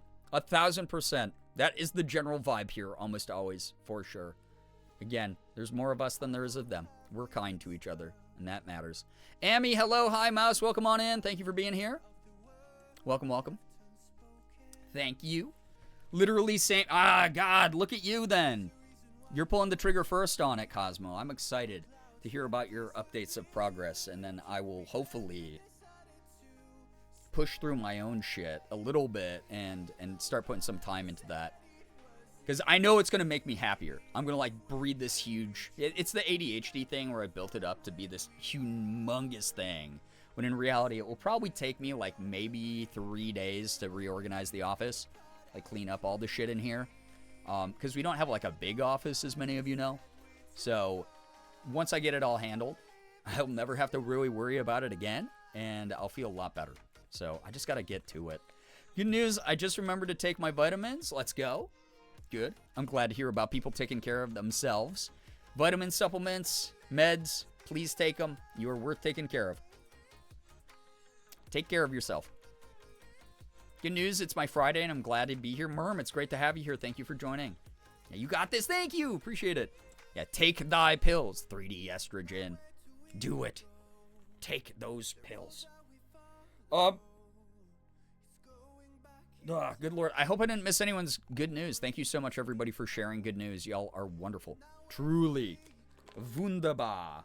Oh, my God. Yeah, so I was really into Jim Brickman. This is his By Heart album. Burn to a Memorex, dude. So, I think I remember Angel Eyes, his track Angel Eyes being really good. It's just like, I tried to learn how to play a bunch of his songs on piano. Yeah, the bricked up man. But check this out. Maybe a little bit more hashtag relatable to many of you in chat. Who knows anything about Cheshire Cat? You know? Blink-182's Cheshire Cat is here. I don't know why I just ran out of breath. That was weird.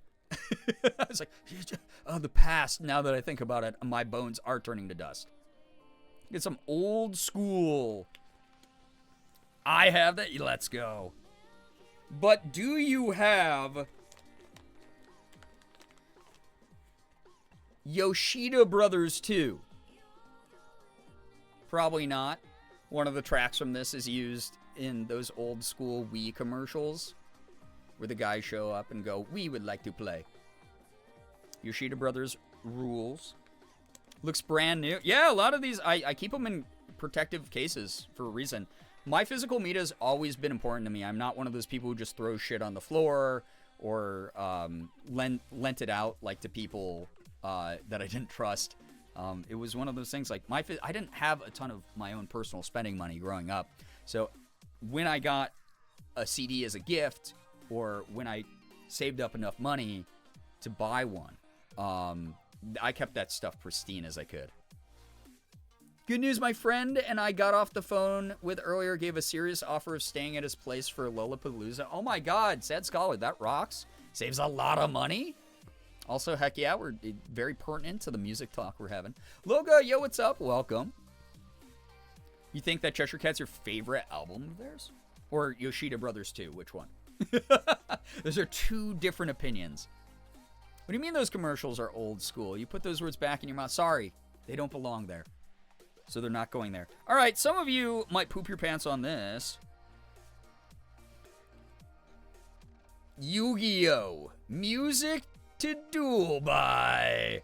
Who didn't have a friend to play Yu-Gi-Oh! TCG with, so just had to set up 2 decks and play yourself and put this on your boombox in the background so you felt like you had friends. Who? Just me? Just me? Oh, okay, okay, wonderful, wonderful. Lurking, getting ready for sleep. Just wanted to stop by, say hi. Well, thank you for being here. Thanks for supporting the stream. Not just you, literally me. There we go. Yeah. All right. Cringe theater kid coming out. You know me. I am a self-hating theater kid. I fucking hate theater kid culture. I love theater. I don't like the weird culture that's formed around it.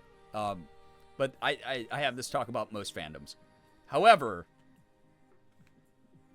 dude, the Moulin Rouge soundtrack, I don't know, it goes hard.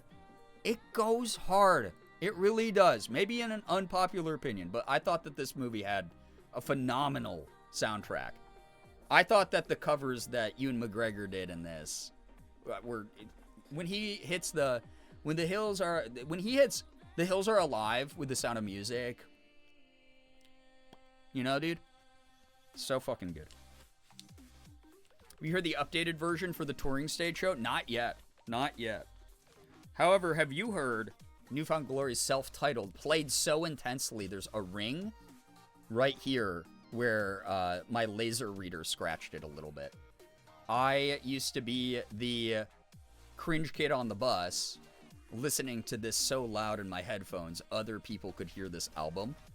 And I did not realize, probably because I had undiagnosed autism, that I would hum or sing this aloud until someone would be like, "Yo, dude, love the music, you singing's great, but like maybe don't." And then I'd be like, "Oh my God, I'm sorry, I didn't realize I was doing that." Yeah. So the performance in Chattanooga, shit was great. I bet, like it has a phenomenal soundtrack. One of my goals this year is, Morgan's never seen Moulin Rouge, is to show her that.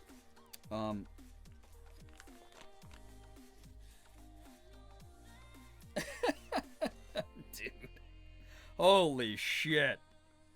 So, here's something. I've shared this in my deep lore. I used to be a camp counselor for years. And one of my goals was to inundate my kids, my camp kids, in good music. So I made this mix CD of camp appropriate, kid appropriate, pop punk called Campers Love Punk Rock. So that is the, I don't know what's on here, but probably it's like the kids bop of pop punk mix CDs. Simple Plan still not getting any. I mean, that's a great album also. Yeah. Despite, unfortunately, yeah, there is a member we don't mention here. That's cute. Yeah, I was a pretty cool camp counselor, I won't lie. That's the most Jack Black thing I've ever seen. Yeah, I invented School of Rock. This is just called Representin'. Which, I know this is mainly hip-hop. But I made this mixtape specifically to lend out to my white friends who did not like hip-hop. And I was like, let me turn you on to something, dude. So... should start this School of Rock IRL. They have them. Those are real things now. It's a cool, like, sort of community musical initiative in some communities. Yeah, I was the plug. Yeah, I was the one. So here's the thing. My best friend, his older sister was a few years older than us. So by the time we were in high school, she was in college. And there was this radio station, it's still around here in the Rochester area, called WBER. And WBER played all the, like, underground stuff. Oh, man, you guys have never heard of this, like, Midwest indie band, but let us turn you on to that. And she came back her first year from college to visit, and she was like, you guys are still listening to BER? Let me turn you on to some real shit. And she used to bring back mix CDs from college. And it would be like the most fucking obscure stuff you've ever heard. But I blame her specifically for that. For me already having a very varied music taste. And her just like expanding that even more. So yeah. Pandora's box of burned CDs, truly. As a white who doesn't enjoy hip hop, I'm curious. There's a song for everyone out there, especially if you're like very pro social justice. I'll say that. I would eat that shit up, right? Okay.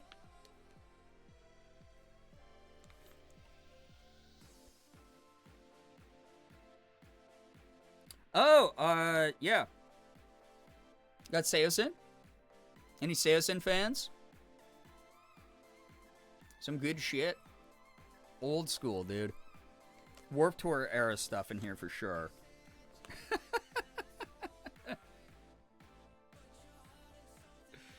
Oh, God.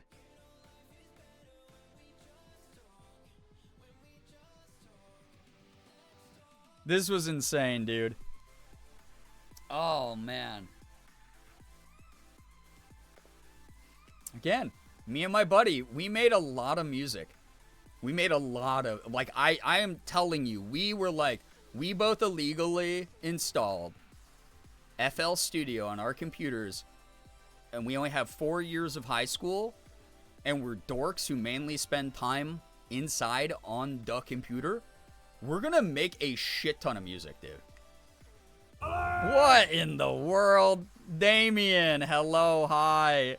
How was your stream, my friend? Oh my goodness, what were you up to? Welcome, welcome. Hopefully y'all aren't getting hit with a raid. Or hit with an ad. I'm getting hit with a raid. Ouch! Raiders, please, please, please check the rules so you don't get timed out by Miamod or Nightbot. We'd hate to have that happen to you. How was Damien's stream? What were y'all up to tonight? Tell me a little bit about it. If y'all don't know me, by the way, my name is Brian, a.k.a. Girbeagly. I'm a Korean-American, full-time Twitch partner, YouTuber, voice actor. I do a little bit of everything. I play AAA games. I play indies. I open up Pokemon cards. I do cosplay, you name it. A lot of variety stuff. What the heck? Damien was playing Silent Hill F. I've heard good things about that game. I have. Damien, I hope you've been well, dude. I really do. I appreciate you so much as a human being. If anyone from my community doesn't follow Damien, please do so right now. Like, truly. One of the funniest freaking people on the entire internet. Uses his platform for good. Has just endless energy that inspires me all the time. Also, fantastic freaking voice actor. Dude, I've been watching a lot of your dubs in a lot of anime recently. But yeah, check out Damien, everybody. Also, thank you for the 5 gifted. What in the world? Chaos, I appreciate that. You got a gifted sub, make sure you're saying thanks. Enjoy the emote sub badge. Ad-free viewing for the next 30 days. I will try my hardest not to get canceled. No guarantees. Liz, yo, what's up? Welcome. Also, I know you just came from a Damien stream, but I swear a lot more. Just warning you all. Because we are going through... Yeah, if you're not following Damien, what are you even doing, dude? What are you even doing? Yeah, Lyos himself is here. Yeah, those of you who are fans of Delicious in Dungeon, Dungeon Menchie. Dungeon Meshi. Why I said that weird word so strange. Go check it out. Like, go watch the dub. It's not the dubs that we grew up with, although those have their own charm. Okay? Those have their own charm. But a lot of English dubs right now, the acting really, I mean, the localization's a lot better. The acting that comes through from the dubcast, phenomenal stuff. Like, truly. So, yeah, Dungeon Meshi, my beloved. Such a good show. Also, Ryoga in Ranma Half. One of my favorite anime and manga that got remade recently. Damien is one of my favorite characters in that. When I actually DM'd Damien. Damien, if you have to run also, by the way, dude, I appreciate you a ton. Please take care of you. But I DM'd him when I saw his announcement that he was going to be Ryoga in that. I was like, no way. That is one of my favorite freaking anime of all time. So, Dungeon Meshi was my first anime. I loved it. Fantastic. Yeah. So yeah, season 2 is going to be great. Very excited. Damien's a very good actor. Bria's a very good actor. And everyone get more into people doing artwork now. Absolutely. It didn't have an effect on me, by the way. Ranma Half had no effect on me once I hit adulthood. Originally, I would tell you to use the Tonight command to find out what we're up to tonight. Thank you for all these follows, by the way. Y'all are fantastic. But I got thrown off a little bit. I recently started listening to the DJ Nina Girachi. I grew up making EDM and listening to a bunch. I was literally just showing off EDM I used to make in high school with FL Studio 3 with an illegal version of it. That me and one of my friends used to do. We'd sell these for $7 a pop out of his trunk. But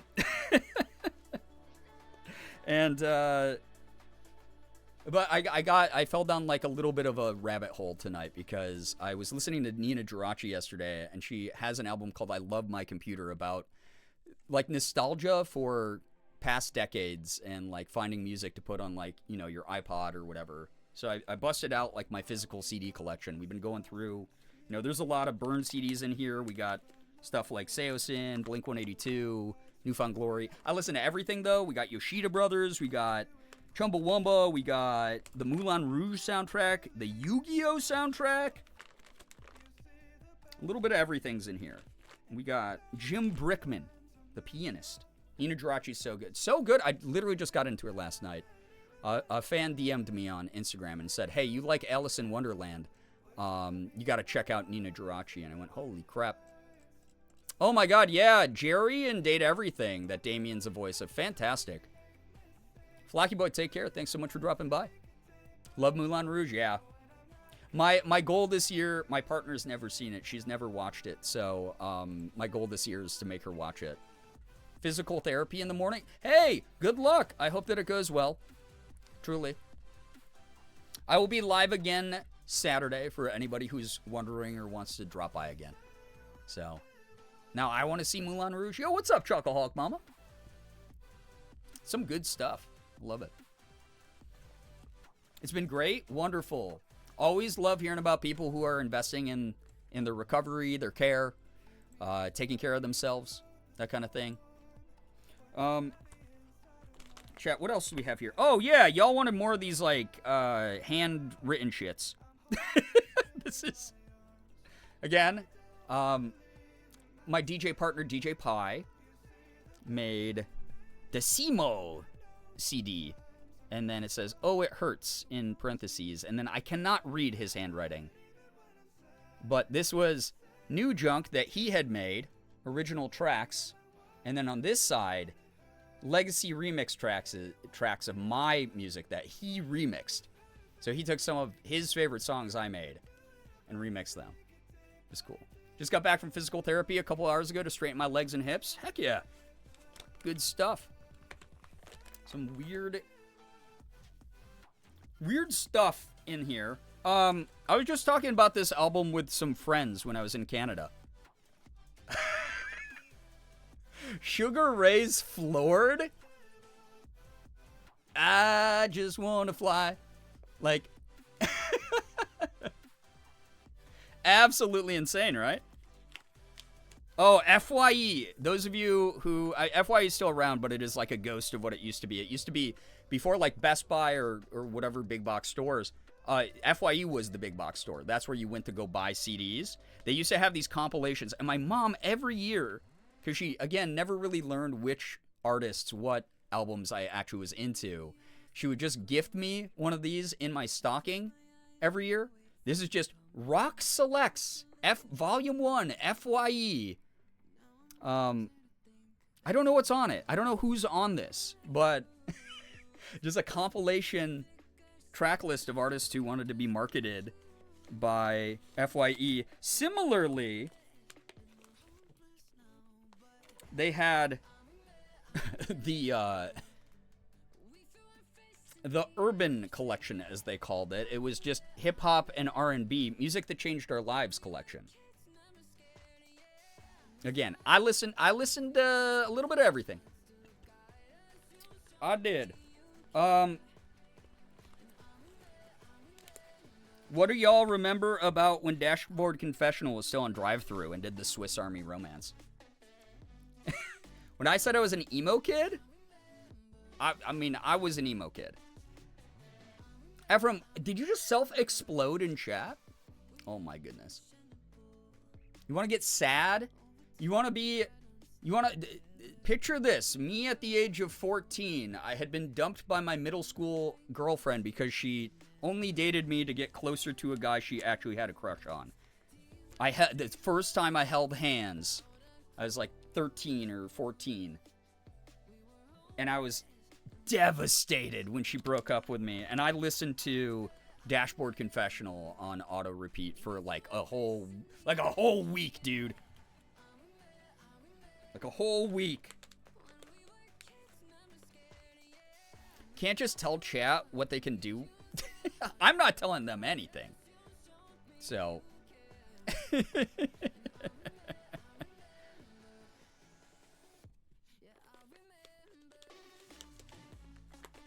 Middle school nightmares, yeah. So sorry. Oh, yeah, I haven't gotten over it, guys. That was 25 years ago. Clearly have not gotten over it. You don't understand I deserved it? Okay, as long as you have your own sense of honor that you're consistently holding up. So, Avril Lavigne was my emo bus ride vibe. Avril Lavigne was like a very good like baby's first emo kind of vibe, for sure. You got great vibes. Wait until they become foul. I promise you they will.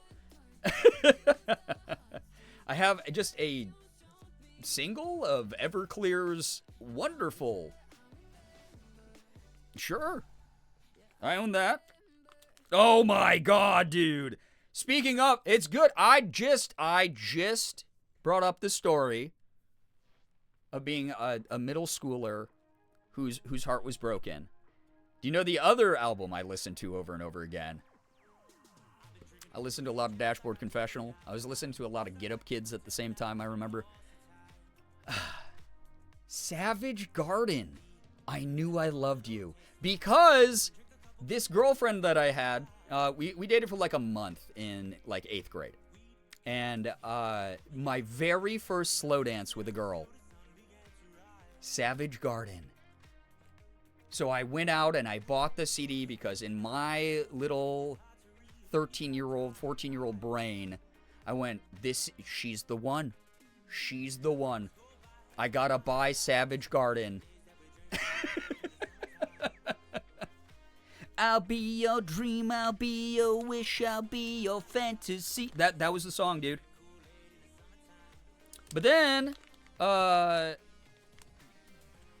that was my band. That was my band with her.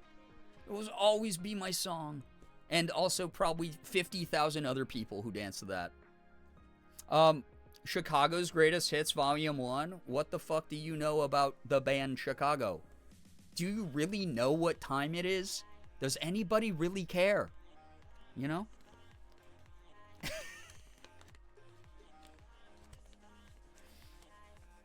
Oh, jeez. What else is in here? This is probably this was probably pretty exploitative at the time. I won't lie. This is probably aged like shit. But there was a Dan Gibson's Solitudes, exploring nature with music, and both the iconography. I hope he had a little bit of indigenous blood in him or something, because he named this Thunder Spirit. And I remember this album is mainly just like thunderstorms with like indigenous drums and like flutes in the background. So this probably hasn't aged very well. Yeah, 25 or 64, come on. So, she still didn't get diagnosed until her late 30s. Excuse me.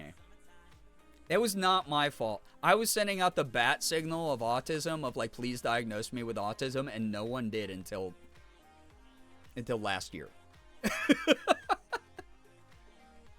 Yeah, the iconography, like, dude, oof. Brookie, yo, what's up? Welcome to the stream. Welcome. This is a band no one ever talks about, but I have one of their, I own this album. I went out to go see one of my other favorite bands at the time, the Ataris, because another one of my favorite bands, Rufio, was opening for them. And Sugar Cult was also on that show. But Autopilot Off, I bought one of their shirts during the show as well. And then one of the members of Rufio was like, wait, you're here to see us? And I was like, yeah, I fucking love you guys rock. You're like one of my favorite groups.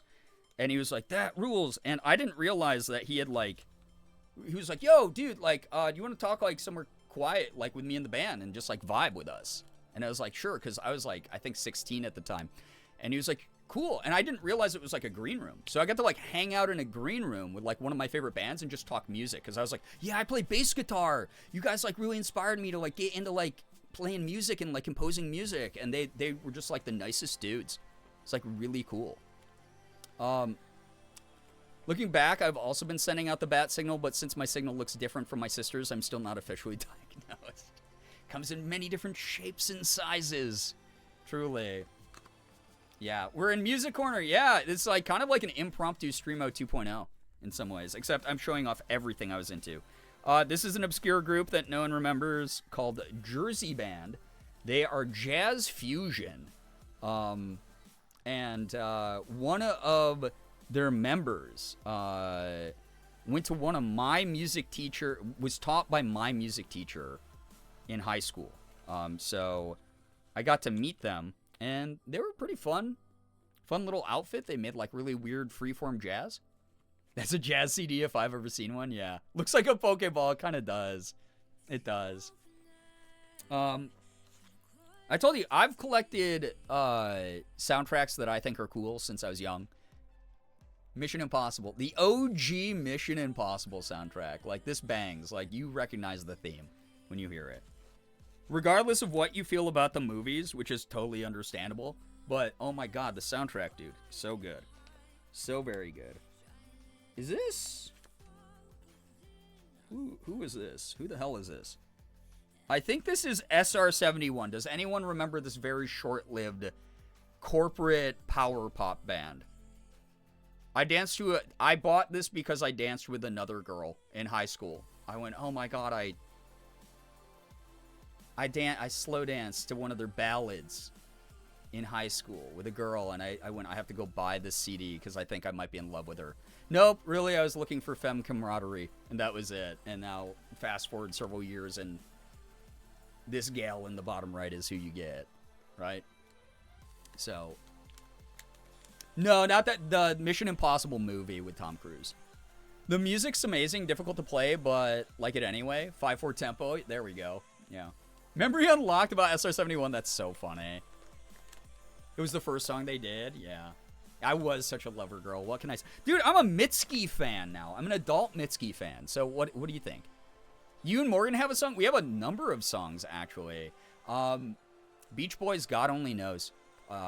We have agreed is like our song. That is one of my favorite albums of all time.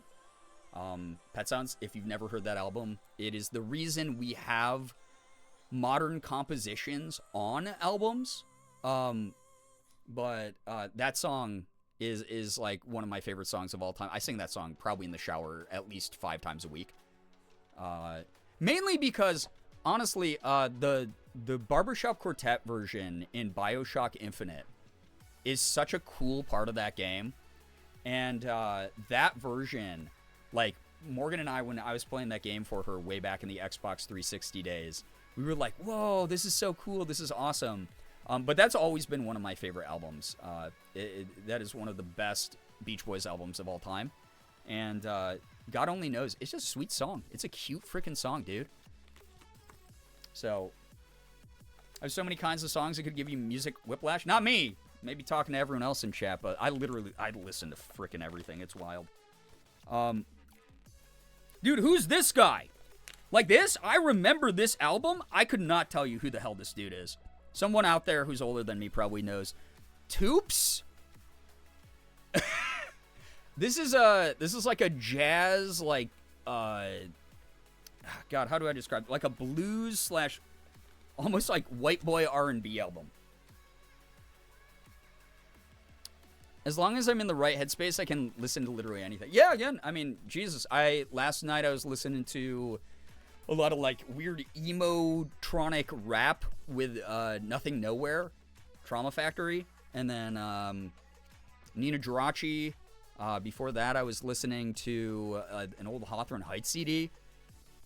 I see a mullet. I don't trust him. No, it was a whole look. It was a whole look back then, The only thing I can't listen to is pop country. It has to be really special pop country for me. Truly. I like that name. Polyjamorous mix. Yeah. Yo, what's up, Mello? Hello. Mini muffins? That sounds so good.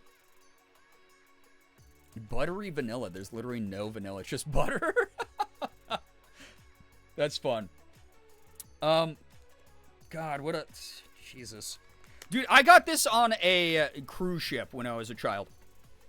Wikipedia to the rescue. Wayne Toops is one of the most commercially successful American Cajun singers. Okay.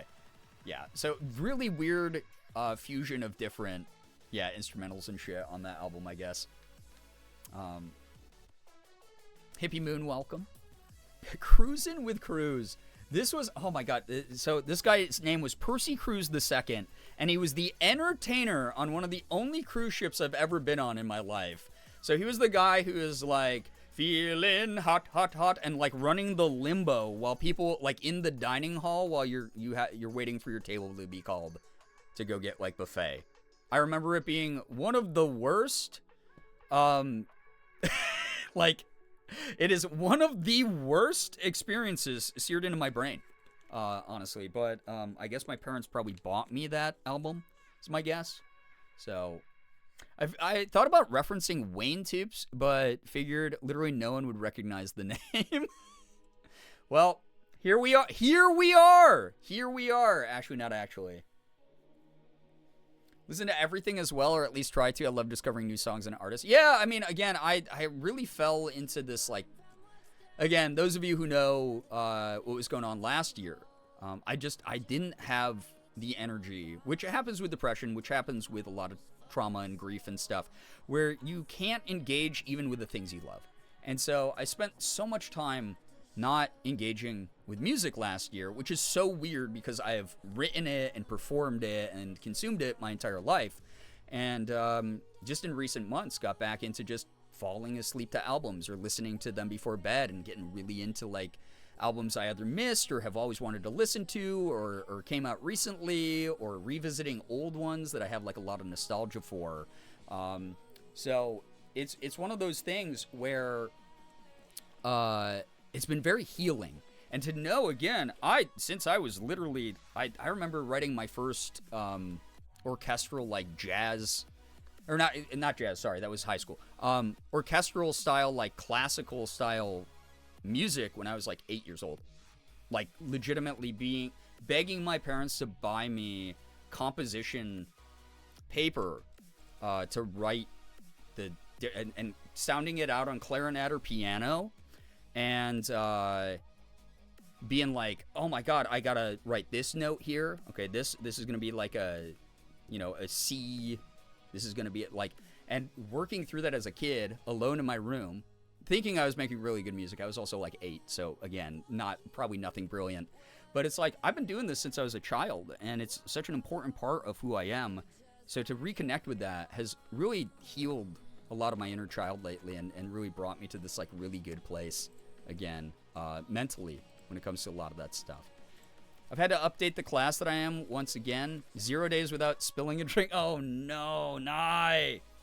Beautiful music nerd. Music's like, it's my lifeblood. It really is. Dude, I don't know what the hell. Anyone want to recognize this album? What album is this? Does it say? It doesn't say on it. I don't know what album this is. If someone recognizes this, 1 billion points to you. Oh, dude, so I was telling y'all, my parents did not like me listening to rap music. So I had to find ways to sneak it into my house, right? One year, my mom was like, you're gonna love this gift we bought you for your birthday. You know, you're a teenager now, so we are going to, we're gonna hook you up with like a cool gift. And I was like, oh my god, it's gonna be a rap CD. Finally, they're like, oh, you're 15. You're allowed to listen to rap music in the house. Dude. Dr. Dre's 2001, but the censored version back when Walmart only sold censored music.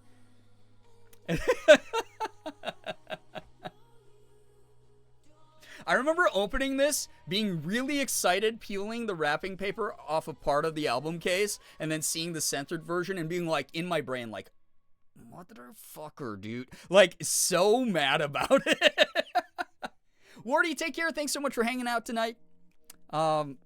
Liz, take care also. Yeah, the Tonight Command's not accurate tonight. I was originally going to play some bug game, but then doing a CD tour. I should have made this a YouTube video. Maybe I will. Maybe I'll make one that's still like, yeah. Yeah, it's supposed to be a pot leaf, so the label is also censored. Yeah, it's Kids Bop. Yeah. Like, what the hell, dude? So, again, the reason I have so many burnt CDs of rap music is I would be like, yo, dude, like to one of my friends, like, here's like $5. Please just get me like The Chronic by Dr. Dre. Please just get me literally any of Tupac CDs. Just burn it, dude. Here's $5 for it. So that was a big thing. Okay. Again, this is another one. This is just because I appreciate a lot of classical music. Grew up listening to a lot of classical music, playing a lot of classical music, performing. So this is, regardless of how you feel about the film, this had like a pretty fun soundtrack. This is the James Cameron Titanic soundtrack. This has got My Heart Will Go On it, which that's fine. But there's like Celine Dion's on this, but there's also like the score of the movie, dude. The score of the movie is good. I will not take any differing opinion about that. All right, there's one of the most successful movies of all time, okay? Yeah, the score is great. Oh, boy. This one I think I bought right before Morgan and I first started dating. I don't even know if Fearless Records is still around. I always get it confused if Hopeless or Fearless is still around because both of them had many issues during the course of their existence. Yo, Maj, thank you for the 42. I appreciate that. Frog less than 3. Thank you. Oh, no, I do not own the Chicago or Burlesque soundtracks. So, when the band plays, when they sing, yeah, oh my god, dude, it hits, right? Elizana? If you want to talk about, like, the weird, raspy screamo of the late 2000s, early 2010s, the, like, my heart will die for you, like, instead of the, like, guttural, deep screaming that I liked, I was like, yeah, I'm kind of into them, I'll buy them, whatever. Dude, okay, I was getting kind of clever in high school also. Alternative Control Delete, all the alt rock that I liked on a burnt CD. Again, the Memorex brand was one of the best ones. Some good shit. I remember getting so excited when they made like burning CDs a lot more affordable, dude. But yeah, alternative control delete. That's a clever name, dude. Someone use that. Yeah, Memorex was and is the shit, right? Oh, the red. I was gonna guess that, Becca, that was Death Cab. Is Death Cab for Cutie? It's got bangers on it, then. Some good shit. I was a huge the Postal Service fan, so when Death Cab came out, I was just, dude. Yeah, Transatlanticism. Yep, excellent album. Oh, y'all thought Punkadelic was cringe, by the way? I made a sequel burnt CD called Punkalicious, apparently. So, there it is. There it is. Punkalicious. I also have... Oh, who was asking about Reliant K earlier? A girl I had a huge crush on in high school. Because her parents were really religious, I remember. They allowed her... This was the only pop punk she was allowed to listen to. I don't even remember which Reliant K album this was. So... Teenagers shouldn't name things, yeah. Death Cab and System of a Down got me through my angstier years. Oh yeah, I was showing off Hybrid Theory by Linkin Park earlier. This was... I don't know why this had an iceberg on it. It just says road mix. Look at my graphic design was getting a little bit better. It was getting a little bit better. So... Thank you, Brookie, for altering the tonight command. So we got road. I don't know what's on here. I know that there was a lot of DMX. I was in my DMX phase, so there's a ton of DMX on this. Probably, I'm guessing because he did that song with Limp Bizkit. There's probably some Limp Bizkit on here. I just like to try to make mixed CDs that made my parents angry. This is one from a friend. Again, I have no idea what's on here, but it's just called Screamo Mix with some hardcore. Which, if you weren't familiar with music genres, you would be like, hardcore on a CD of what? So, yeah. People are selling burnt CDs on Etsy now? Wild. I'm old. That's cool. I was a big REM fan. Got REM, Monster. Really good album. So, yeah, X gonna give it to you. Goddamn. Yeah, who needs bugs when you have CDs? I think that the title of the stream still fits. Legally a Bug. Queen of the Dam soundtrack was pretty good. I never saw the movies, so I didn't get into it. Screamo My Beloved. I was in Screamo groups. I played Screamo music in front of people. I screamed in front of people. Yeah. Yeah. I was one of those. Somehow skipped Midwest emo and went straight into Screamo. That's fair. I mean, Midwest emo is not for everybody. But again, Juliana Theory, I probably have the album in here somewhere in my other CD case, which I couldn't find tonight. But maybe we do this again with the other one. Love to learn how to scream. It did help me with like a lot of my voice acting stuff and vocal control for things like choir and... other musical projects that I did. I won't lie, it is very important to learn the proper technique for screaming. Can you scream for it? No, I will explode the mic. And then my neighbors will be like, someone is being murdered next door, actually. So, yeah, all those are good butters. Those are all great groups. Made a lot of good music. This was another local band that my... Oh, God, the CD is disgusting. I don't know why it's gross, but it's got, like, smudges and crap on it. There was a band called Norel that my friend was the lead singer of, local band. They almost got signed to Drive Thru, which is really wild. They were in talks with Drive Thru Records to sign them. So, just what you did. You try to make music and... you'd hope that a label would notice you on MySpace or an A&R scout would find you organically on like Bandcamp and then try to give you like an EP run or something like that. So, Girbeagly album drop when? I would again, I was saying it earlier, it's like if I get a little bit more financially stable this year, I'll probably invest in a DAW like FL Studio again and just make a bunch of shit. Just make music. When I was really poor, for those of you who don't know my deep lore, I did sell my bass guitar. And that was one of the most painful things, I think, that I ever had to do. Because, again, I just love what you get on that thing. I think it came that way, which is the worst part. But Layla Kitty's sleeping in loaf position and her snooze boop in the blanket. Cute. Remember people telling you to rub toothpaste or peanut butter on your CDs? Not the peanut butter one. I did remember the toothpaste one, though, so maybe that was that. Ephraim, it's you. It's not me. I have 0 drop frames on my end.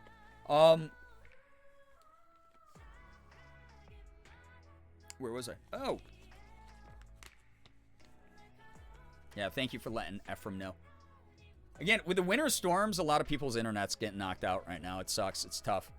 So... You got, yeah, oh my god, the Skip Doctor. I used to beg for one of those. Never got one. I had a friend in college who had one, and it kind of worked. Sometimes. Pre-O2 mix, mostly punk, is what this one I wrote with. I was more in, I remember it was very much, Jasper, take care. Thanks so much for dropping by. Yeah, lovely getting to meet you for a bit. Left my acoustic guitar behind during a bad time in my life a few years ago. I regret it to this day. Yeah, again, I was not joking about, there have been various times in my life before I became like, you know, who I am now, where I had double digits in my bank account. And one of the ways I mitigated that was I sold all of my instruments. So I sold my bass guitar, though, and my amp, which was like one of the most devastating things I ever had to do, just to get a couple $100 into my bank account at the time, because Morgan and I were doing so poorly financially at the time. So, Ink Out Winter Storm. Oh, and just the desert being the desert. Realized 2 of my Twitch tabs are labeled Girbeagly. Should probably share the love and change one of them. Yeah. The data center stuff is bad. This just says pre-O2 mix, mostly punk. So this is pre-2002. Mainly punk rock, I guess. Mainly pop punk. Oh, okay, here we go. This is the shit I was really looking for. I used to be so lazy and not put what was on a CD, on the burned CD. This one I labeled A Taste of Summer. I remember this one being probably like sophomore, junior year of high school. So here we go. This was the mix. This was what I was like, oh my god, this is what will make people understand who I am, an extension of my personality. So, A Taste of Summer, the mix. Party Hard by Andrew WK. Hands Down by Dashboard Confessional, the demo version specifically. Always and Forever by Good Charlotte. Morgan can probably roast me on that one because I tell her all the time I was not a Good Charlotte fan, and she's a huge Good Charlotte fan. So I was always like, oh, they just never were for me, but apparently I liked Always and Forever. Yeah, Summer His Glory Days. Again, when they recruited me to voice the main character, I was like, I told them straight up, I was like, I was a scene kid. So this is like perfect casting. I just got to be myself. A Praise Chorus by Jimmy Eat World, one of the most underrated songs from that album, in my opinion. Yeah, when it's time to party, we will always party hard. I love that every single one of Andrew WK's songs just sounded the exact same. If I told you this was killing me, would you stop by Juliana Theory, one of my frickin' favorite, dude. Like, legitimately one of my frickin' favorite old Midwest emo bands that no one talks about anymore. Xmas. Why did I put this on a summer CD? I put Newfound Glory's Xmas, which was a satirical Christmas song on this album. I don't know why. I must have just really enjoyed it. Again, a lot of signs. The bat signal of autism was like, you got to diagnose this person. They like the music more than they care about if it's seasonally appropriate. Lullaby by Pedro the Lion. There's a name y'all haven't heard in a while, probably. From Me to You by Reggie and the Full Effect. Holy cow. Above Me by Rufio. Again, huge Rufio fan. Huge Rufio fan. I Do Anything by Simple Plan. If I Die by Something Corporate. Hey Kid by the Ataris. Mass Pike by the Get Up Kids. I can't remember who did it, but there's a cover of the song Nothing's Gonna Stop Us Now. On here.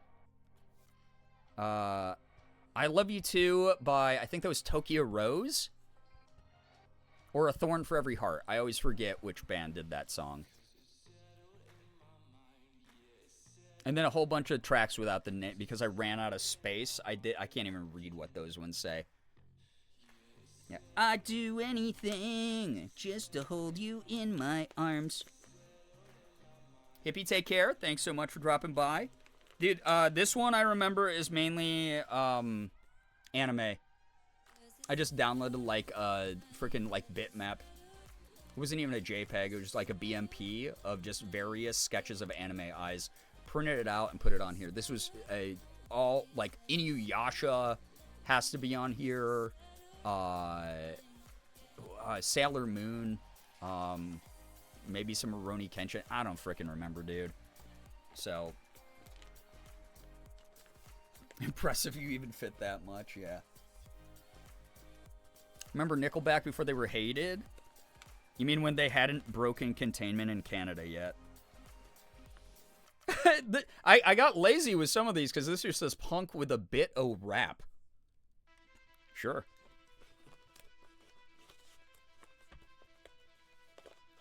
Oh my god, this is one of my favorite albums. I did, this was the first album. For those of you who follow me on Blue Sky or Instagram, I do put up little mini album reviews as I've reconnected with music or, again, have just gone back and looked at a bunch of stuff, or listened to a bunch of stuff that, like, I've forgotten or whatever. I have a drawing book with all those eyes on one of the pages. It was probably literally from, like, a how to draw manga eyes sketchbook, like, tutorial sketchbook from back in the day. Like, probably early 2000s, guaranteed. Nelly Furtado's Whoa Nelly, though. This, and I didn't know as a girl. What the hell? This album, I've probably listened to this like at least like 200 times in my life. I love Nelly Furtado, one of my goats of pop music. But Whoa Nelly, this was the first review that I did on my recent series of album reviews on social media. So, yeah. Dude, I have, oh yeah. This is a burn CD one of my friends made me because I asked him because I was really into Gregorian chants. This is Gregorian chants mix. Tracks 1 through 22 are Christmas chants. 23 to the end are medieval Gregorian chants. I was doing too much because I, again, for a majority of my school life, I did not have a lot of friends. I did not do anything but compose music and perform it and listen to it. Like, I just sat in my room all day. Like, again, the fact my parents weren't like, oh, yeah, he's just lonely. And not like, go get an autism assessment there. I'm just listening to music for fucking 16 hours a day because I didn't have anyone to talk to. Like... Gregorian chants all day. Come on, dude. Oh, God. I love Gregorian chants. They're so good. Dude, the OG Halo theme. Come on, that's the thing when there's good acoustics in a bathroom. You have to sing that, right? You have to. All right, yeah, we're getting to the end of this one. Oh, Jesus Christ. There's some shit that's aged really badly in here.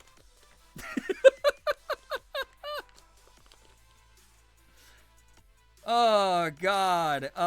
This is going to be a deep, deep cut. Yeah, definitely not autism. Yeah, playing Yu-Gi-Oh by yourself, listening to Gregorian chants. Yeah. Tylenol. Dude, did y'all see that there was a big Tylenol recall? There's also like a bunch of food recalls, like maybe something to look into.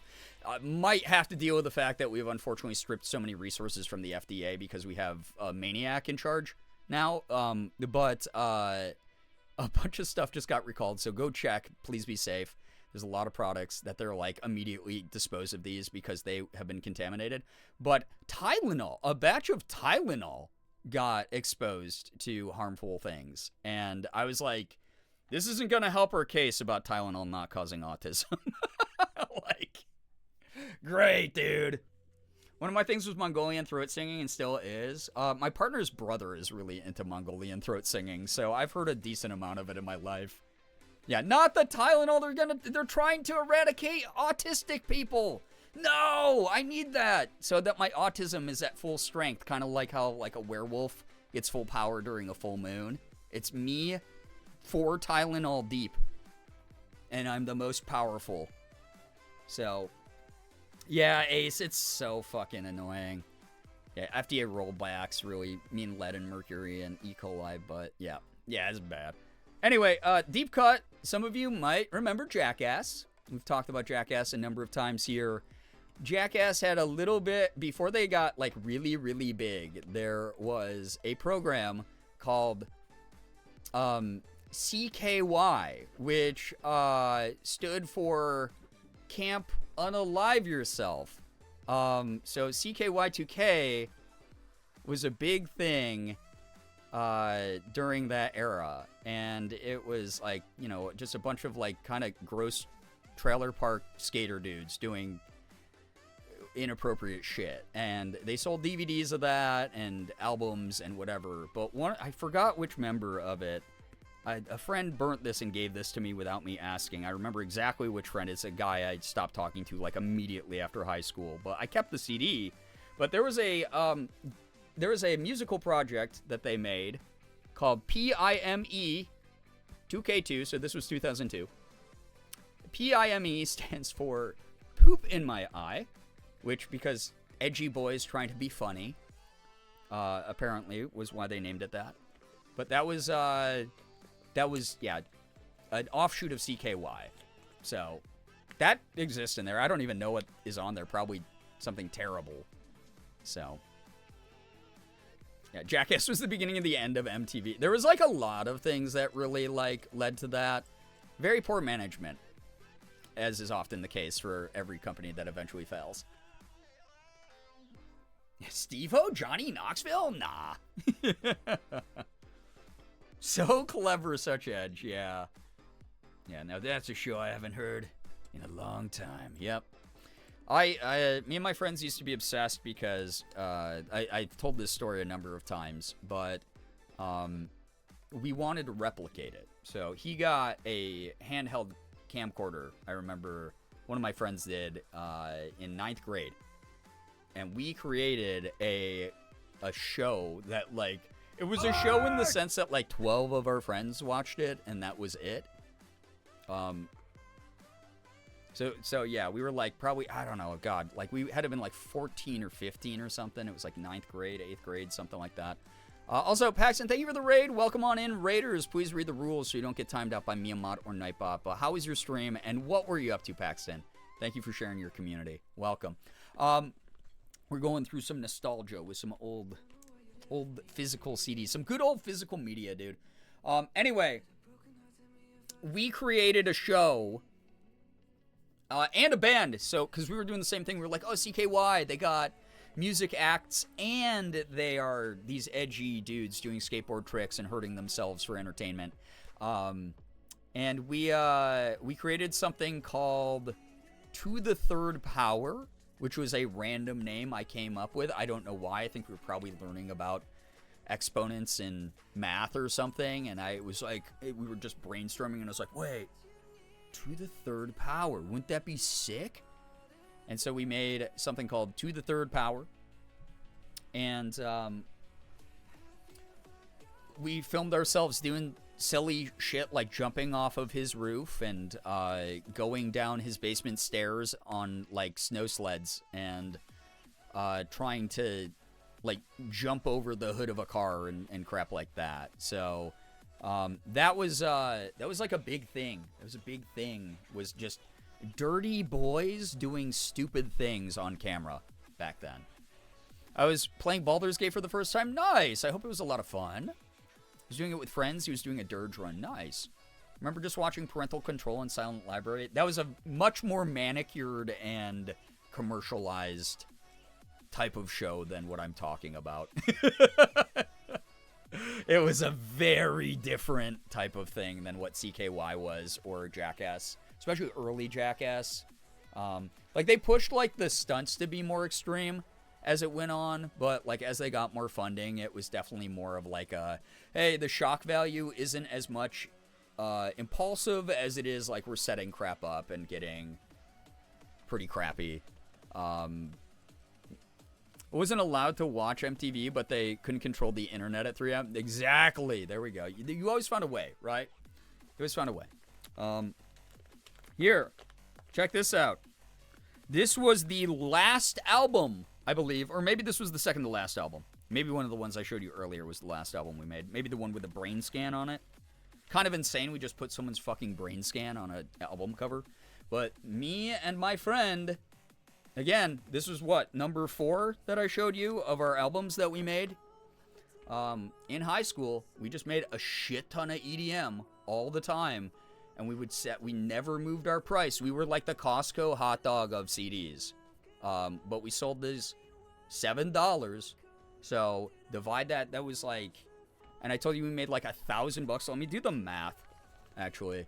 Let me do like the math. Because it wasn't like $1,000. And that's it. It was like $1,000 each.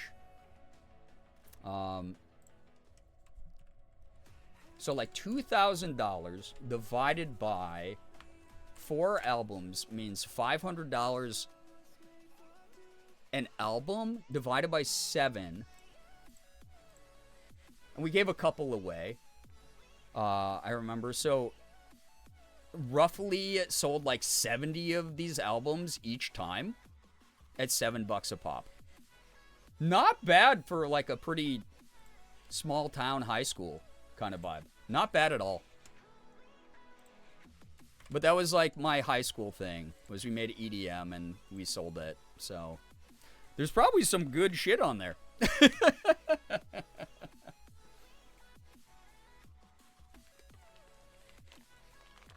I'm trying to think if I missed any. Like good gems in here. I skipped over like a couple because I was like, I don't need to show that guy off.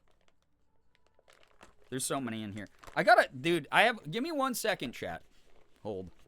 Let me put you on hold for a second. I'm gonna go try to find my other, actually, great time impromptu communal pee break. If you have to pee or something else, you are now legally allowed to go use the bathroom because I'm going to be off camera going to look for something. So I'm going to go try to find my other CD case because, dang, it's kind of fun. It's been fun to be a bug on main. If you have to go to the bathroom, go do so. Please wash your hands. Don't be like the guy I told you the story about earlier. You already took an illegal pee break? Before I get back, you owe me $8 billion. Thank you. Also, Paxton, thank you for the 70 stream streak. That is an old man. Yeah, chopped and unk streak right there. I'm going to go pee. This is a great time to refill your water. I'll be hanging out probably not too much later than right now. Lurk even harder. Got to make dinner. Enjoy your dinner. Yeah, go refill your water. Grab a snack. Get into comfy clothes. Get a comfy blanket. Whatever. It's about to be the weekend. The world is weird. Please, please, please go take care of yourself. I will leave you with some tunes. I'll leave you... Oh, that's the wrong thing. I'm not ending stream. There we go. I'll leave you under the watchful eye of Wide Bernie, but also our mod team, as you see there, is equipped with very, very sharp blades. So if you screw up, they will kill you. Just as a heads up. I'm going to go try to go find my other CD collection and then use the bathroom. And I will be back in a little bit, okay? All right.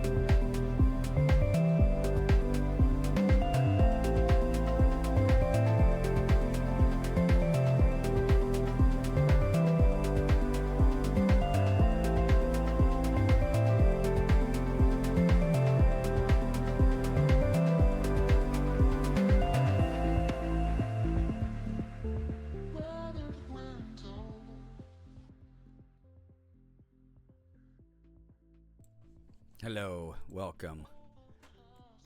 See, Owl City vibes? Oh, Ephraim, take care. Thanks so much for hanging out. Morgan is currently doing a huge favor and trying to find all my old stuff. Love Owl City. I'm glad people do. I recently explained my lore with that guy on social media. But hey, the music's catchy. It's a bop, for sure. I get why people like Owl City. And sometimes people are able to separate the artist from the art, for sure. I'm not here to ruin bands for people, but I have stories. I remember your lore. I hope everyone had a good pee break, by the way. Yeah, my lore, I mean, the lore was pretty recent. Yeah, Big Morgan Preach. For looking, I'm not on the screen. I hope y'all enjoyed Bernie.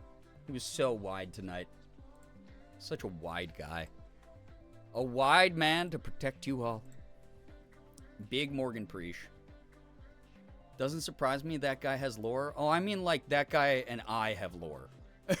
like there's a reason that like I'll listen to a couple tunes by him, but I'm not here to, yeah. If I make a, I think like the 2 songs that I'll listen to by him are on my one of my like playlists online or something. Bernie was safe? Yeah, I think Merm probably fell asleep like an hour ago. I remember the lore, yeah. Again, I tell y'all this a lot, though. Jordan Witzegruder of the Ready Set. My goat. Like, truly one of the nicest dudes I knew during the scene. Love Like Whoa was a banger. But all the stuff that he played before. Yeah, that too. Yeah, it was all happening at the same time. That was the thing. I was there were 3 guys that I was in touch with a lot when I was making a lot of my the genre was called like emotronic at the time or whatever, where it was like I was making sort of EDM beats and then with like emo vocals over it, and a lot of people were doing that. I didn't know Louis Dubuque of the Secret Handshake, who I think he goes by like Ghosts now. He's like a DJ. He's like an EDM guy. Same thing happened with Breathe Carolina. They became like EDM people. It's wild. They went like the opposite direction from what I was doing, where I started with EDM and I got like more emo. Yeah, they, God, I remember, he kind of was like the biggest act at the time. We were all kind of trying to emulate Hello Goodbye.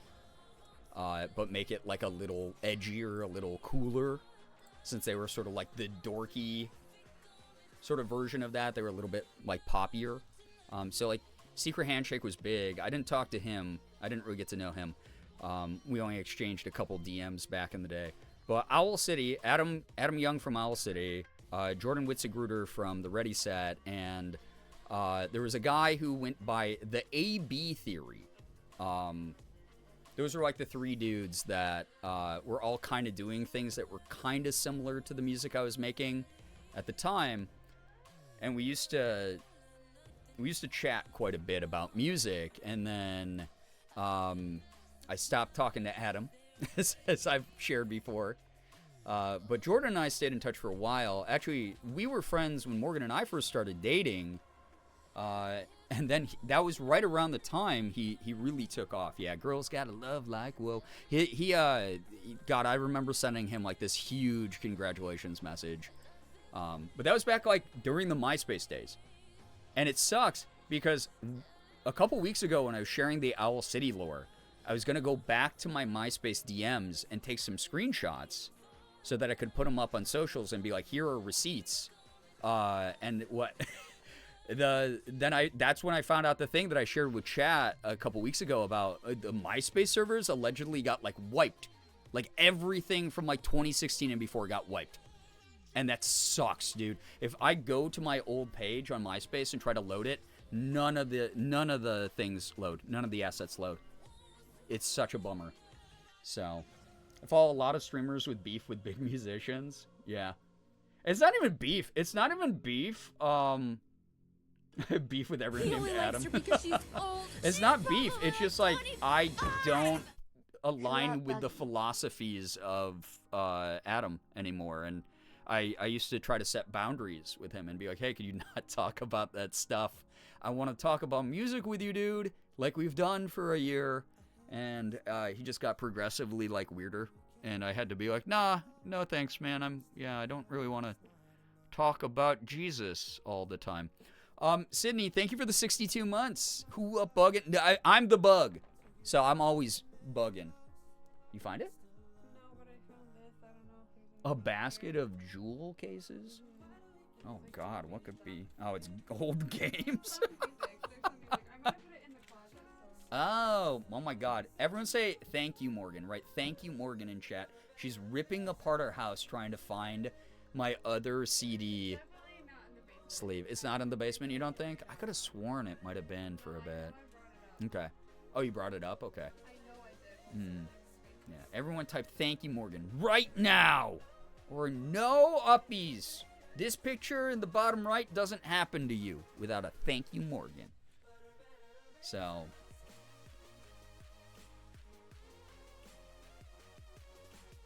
I'm a sucker for Killer by the Ready Set. Oh my goodness. He started performing. I was checking in on him. I might send him a DM this year. I might just like be like, fuck dude, you probably don't remember me, but do you remember the name of my project back then?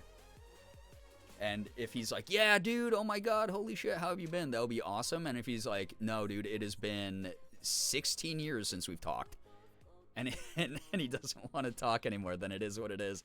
But because you just met so many freaking people back then. If you even played, like, my friends and I, we only toured the East Coast. We did not go, you know, Midwest. We only did the East Coast when we toured. It was just like a quick up and down, and that was it. And you still met so many people. And you met so many acts that were like so polished and so good, especially for the time, that you were like, oh, I'll remember this person forever, but like there's no way to actually remember everyone forever. So there really might be like one of those moments where I hit him up and I'm like, do you remember me? And he's like, I don't know, dude. And I'll be like, we were friends for like 3 years. I don't know. Or maybe he doesn't even like me anymore. Who knows? Might be totally different people. Picture of you looks like you got dressed up for a date, went out, had to come home. You okay? Oh, no. Sorry, Morgan had it. This is another reason I don't like K-pop is it just tried to kill Morgan. All of her K-pop albums fell on her. Oh, is Shiny? Okay, they were justified in killing Morgan. Had to come home wait. The picture of you looks like you got dressed up for a date, went out, but had to come home early because you got a call from the babysitter because they couldn't get chat to stop being evil. You give chat uppies, but reluctantly. It's kind of the vibe that I was aiming for, Lincoln. Oh my goodness. I'm 5'2", I need uppies to see over people. Well, I'm mom. This is the year of the muscle mommy MILF. That's my transformation. I'm trying to be this mode more. In the bottom right, that mode more, except just like with huge guns. Yeah, Shiny can do whatever they want. Exactly. So maybe he thinks about you too. I wonder, like, it would be kind of neat to like meet up and actually catch up. But yeah, it's like one of those things where I've been thinking since I'm slowly trying to get out of like the social. Oh yeah. I just think you can have that. Okay, I can't reach it. No, you don't need Can to I show have it? But I'll show it off. Okay, I just thought you wanted. Down with a little flexing, which K-pop, don't utter that word here. As a Korean, what was I gonna say? I lost my track of thought. Oh yeah, I've been like, shit, maybe I reach out to some of the old music people I knew from the past, especially since I want to start making music again this year. It'd be kind of sick to be, but Jordan Witzegruder started performing as the Ready Set again. He had another project, I can't remember, it was called like Lonely Child or something, and he was making sort of like tropical house, like pop style music for a bit, for like a couple years, and I was keeping up with that for a bit, but he apparently, because, you know, the When We Were Young tour happened, and they're bringing back Warped in some locations, and then there's the, like, Punk's Not Dead cruise, or whatever the hell it was called, Emo's Not Dead, whatever, that, like, he apparently has been doing, like, some reunion gig stuff, so that's been kind of cool. Oh, we're in an ad? Oh, shit. Okay, fair. That's fair. I'll wait it out. I won't talk about important stuff. I won't show important things on stream. Just me and the people who pay me money so that they can keep talking to me when Jeff Bezos is trying to inundate them with ads for crap they probably don't need. So hi, those of you paying customers of the twitch.tv/Girbeagly experience. Welcome. I hope people appreciate the ADHD representation here, because I had a totally different plan for tonight's stream. And then I went, but what if I want to be nostalgic? You know? And I'm about to get really nostalgic with some of the things Morgan just handed me. Back? Okay, Adge over. Thank you for letting me know Adge is over. Welcome back, those of you Adge havers who had to deal with that. We're back in action. I said don't utter K-pop. As a Korean here, I refuse to talk about it. Twice is the best group ever, by the way.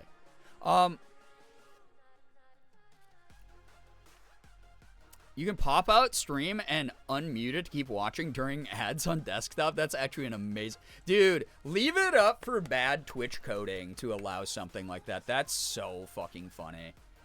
Morgan likes Stray Kids? No, not at all. I'm sorry, she actually actively dislikes a lot of their music. 2 out of 4 of those ads were for gambling. What can I say? I promote Gamba here. What? What happened? Oh shit! Careful, boo. Sorry, she dropping shit. What the fuck was I talking about? Oh yeah. So yeah, who knows? I'll probably make music this year. I've been saying that for a while, but like also after surviving 2025 and everything I went through during that, what the fuck am I on this planet for? Except to like do cool shit that I want to do. So like that's what I'm gonna do this year. Use code Girbeagly at checkout. Yeah, you actually get some good deals if you use that with Corsair or Rogue Energy. I'll just say it right now, dude. So, Atiz is also a group that she actively dislikes the music of. So, you might be a little young. I need Morgan to go lay down and rest. Yeah, she's like falling apart, dude. I know I've seen it a million times, and that's why it's. I told you, I don't think it's up here. I think it. Did you check the downstairs bookshelf? I did. Oh shit. Okay. When I rearranged the bookshelf, I moved it. Yeah. Where I moved it to, I don't know where my brain put it, but it's somewhere. Ah. That said, those of you, yeah, Shiny won't kill her again. Those of you who are into the newer groups that I do not keep up with at all because I don't want to watch a bunch of 20-year-olds. That we got a ton of fans of those groups here in this community. So if you want to talk your talk with those people, they are here for you to do that with. Nostalgia time is extra fun if you have problems with object permanence. Oh my god, I forgot I had that. Oh yeah. Also, we just like, God, we accumulated a lot in our 20s, and then like we completely stopped buying shit for the most part in our 30s. And to be fair, a big part of the reason for that is like the convenience, right? The instant accessibility of like streaming platforms and crap. But I'm glad we also maintained and preserved our physical media from younger years. Like it's really, I think, an important thing to do right now. I'm gonna finna be in the pit for Gerb concert. God, I don't even know. Here's the thing. I've been talking to Morgan about this because I'm like, oh shit, I think I want to make like sad, like down tempo pop like Joji makes. And then like the next day I'm like, no, I need to get back into EDM shit. I can make some sick dubstep right now. Or oh my god, I need to like bring back the old trance stuff I used to make. Hey, trance, let me check that out. There we go. Exclamation point DraftKings. Dude, that will be if that's like in the title of a stream, exclamation point DraftKings, that is the sign that I have been kidnapped and that you need to get the authorities to find me. I'm leaving a breadcrumb for you. Oh yeah, before I start streaming, I just need to put my sponsors in the title so that my chat knows that nothing weird is up. And then I put in the fucking DraftKings command. The disappearance of physical media, the way media companies seem totally fine with wiping media from existence whenever it suits them, is not doing my hoarding tendencies any favors. It's weird to watch, right? So, yeah, trans music, exactly. That's all I gotta say. So, oh, Butters, I'm 40. I know the ancient lore of the creation of the K-pop industry. And again, as a Korean person, I started... Actually, that's part of the reason I want to find the other CD booklet, is that has old K-pop albums in it. That has old burned K-pop albums, old mixed CDs, because I would spend hours as a 15-year-old. So I've been listening to K-pop for 25 years. I was there in the trenches during the early days of this shit. Early to like 2000, like 2001. The old texts. So I do not. No offense, I don't really care about newer groups very often. I've gotten into like a couple of them. Like I really like a lot of like 17's music, and I guess they're not new. And I was gonna say EXO, they're not new either. I think like one of the newest groups I like is probably like 17 or something. Yeah, and it's not for lack of trying. I've tried to, but it's just like it's not for me kind of thing. 4K no los dos. Make all genres like that one Gregorian chant, nightcore, dubstep, Cotton Eye Joe remix. That would be fucking crazy. Here's my thing. Yeah, I got to figure out like what kind of music I want to make, because part of me wants to make like sad Midwest emo. Part of me wants to just surprise everyone and make like a EDM track with like screamo vocals. Part of me wants to do something that's a little bit more experimental and ambitious. I don't know. It's gonna be really tough. Part of me wants to make stuff that's like has no vocals in it. Just like, oh yeah, test out like making lo-fi beats while I like build confidence, like producing again. All of these things swirl around my brain. Yeah, I know. Now we're old now. We're old now. So, yo, Racer, thank you for the 3-stream streak, by the way. Appreciate that. Thank you. Oh, yeah, Xlove, sorry. Yeah, Xlove is probably the newest group I've gotten into. But to be fair, the gimmick of them, you know, the genderless gimmick of them really got me quite a bit. So I was not immune from the marketing. But I do like a few of their songs. I do like a couple of the Xlove songs. What the hell was I gonna say? Oh yeah. So anyway, music at some point again. Maybe I reach out to my old music people I knew and just see how they're doing.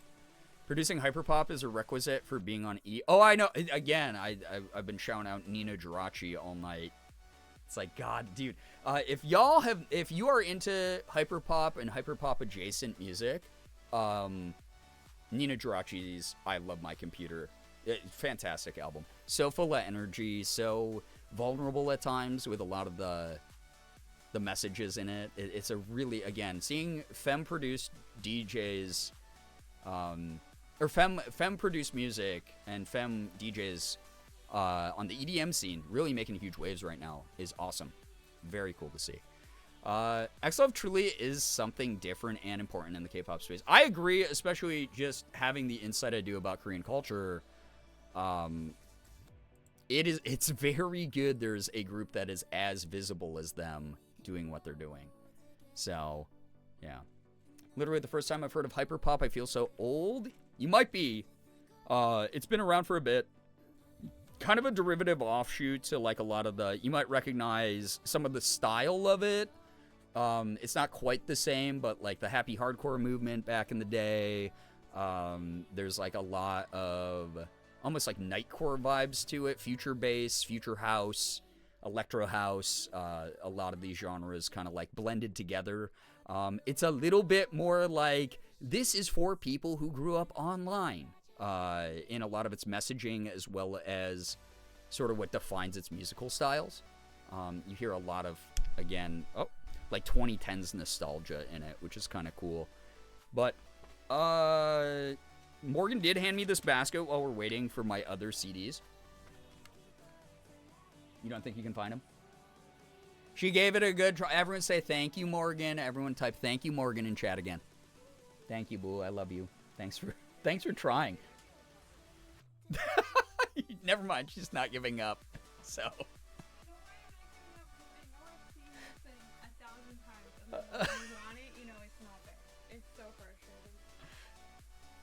So you're so stubborn about it. Oh, it might be under your desk. You're right. Oh! Wait, is it? Okay. All right, quick genre shift, by the way. This isn't music, but this is... Y'all want to know how long I've been into FPS gaming? Tribes 2 from Sierra Entertainment. Sierra Studios. Oh, I know, but not Tribes 2. You didn't play this. I would have wrecked you if you did. I was so fucking good at this game. This is the FPS gene got inserted into my brain. The woke mind virus, the woke FPS virus was in my brain very early. When was this published? Do they even have this back when other games were advertised on games? Can you imagine a game CEO doing that now? No. SWAT 3 Elite Edition was being advertised on the back. This released in 2000, by the way. These were the trenches, dude. Tribes, Unreal Tournament, Quake, all those dudes. Rip all the CD-ROMs my mom gave away when I wasn't looking. Dude, so that happened to me when I moved away. I came home freshman year on a break. And I was just like, yo, I want all... Because one of my buddies down the hall had his Super Nintendo there. And I was like, oh my God, all the old games and all the old cool stuff. Let me grab my stuff when I go home and bring it back to school and show people the cool stuff I had. And then also be able to share with my friends. And I came home and my mom was like, here's like a wad of cash. And I was like, what's this for? And she's like, I sold a bunch of your stuff at a garage sale. And I was like, you didn't ask me. And I got really sad about it. I was really bummed out. Hoodie, welcome back. Remember, oh wait, I'm back. What did I miss? Oh, we had like a level 27 hype train. It was wild. People gave me over $1,000. And I told them, keep giving me money. I'm going to use this to eat my weight in Chinese food every day for every meal for the next 32 years. And they said, okay. That's what happened. Remember when you used to be able to own a game? Oh my God, right? I do. I've kept like all my old games. And granted, like some of the systems don't get like online updates anymore. But it's like I got stuff all the way back to PlayStation 1 down in my basement. I got GameCube games. I got PlayStation 2, Xbox 360 stuff. Are you getting driven crazy? Guys, neurodivergent household here. I don't know. I don't know. The big one we found when we cleaned the basement, and we got the big one upstairs. So where the fuck is the little one? I don't know. Not your fault. I don't know. I don't know. This is Morgan's. This is the Amazon Trail the 3rd, by the way. She got it from a cereal box. So, go to my grave wishing I had another chance to play my original Barbie Secret Agent back-to-back Zoo Tycoon. Oh, God, the memories. This was released in 2002. Battlefield 1942. God, it's good to own a bunch of games about killing fascists. I wonder why that hits so hard right now. God, dude, I was early into the Battlefield series back in the day. So, it's not. I guarantee you it's not in my stuff. Wait. Could it? Maybe. This is another reason we have to clean the office. I don't think I put it over here, though. Wouldn't have had a reason. So, Mario Party on Nintendo 64. Dang, I love the OG Mario Party.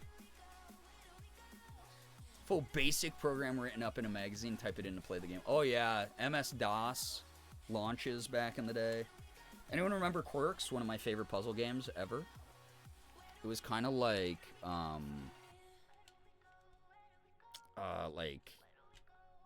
crap, what was the name of the game? Can't remember. Oh, Clockwork was another puzzle game? Damn, dude. I've been a gamer. Been a gamer longer than you have had the ability to think about what a game is. Quirks came out in 1995, by the way, so, Dift owned. My aura is huge. What else is in here? Oh my God, dude. This is covered in dust because it was in our basement. The OG StarCraft. Did that say work? Yeah, W-E-R-K, work, girl. OG StarCraft, man. I was good at this game. Like, good. What do you know about Diablo 2, the expansion set? What do you know? Sally, what's up? Welcome to the stream. Going down memory lane for a little bit.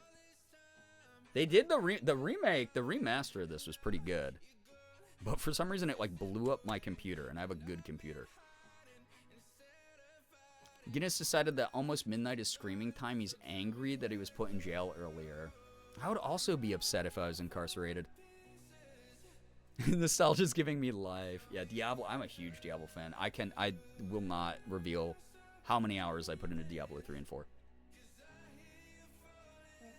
You were just standing in the doorway and it scared me. Because I saw you in my peripheral vision and I thought you were going to kill me. You might be. You said, if you don't exist, I never would even have wasted my time looking for these albums. chat. What other goodies do we have in here? Oh my god. Well, I'm not gonna reveal what Morgan's stuff is because she said she might do. No, you can. Oh, she got. Someone said American Girl dolls. Oh wait, no, this is the American Girls It's the game. game that went with the dolls. Apparently, I didn't even know this existed. So maybe Morgan's a bigger gamer than me. You can use them to make characters in your own play. Y'all hear that? You can make them act out stuff, and there's a bunch of different animations. That's sick. You plug in and you create your own. That's pretty freaking sick. So you write your own plays. Yeah, that's what Morgan was just saying. That's cool. I didn't even know that existed. There's some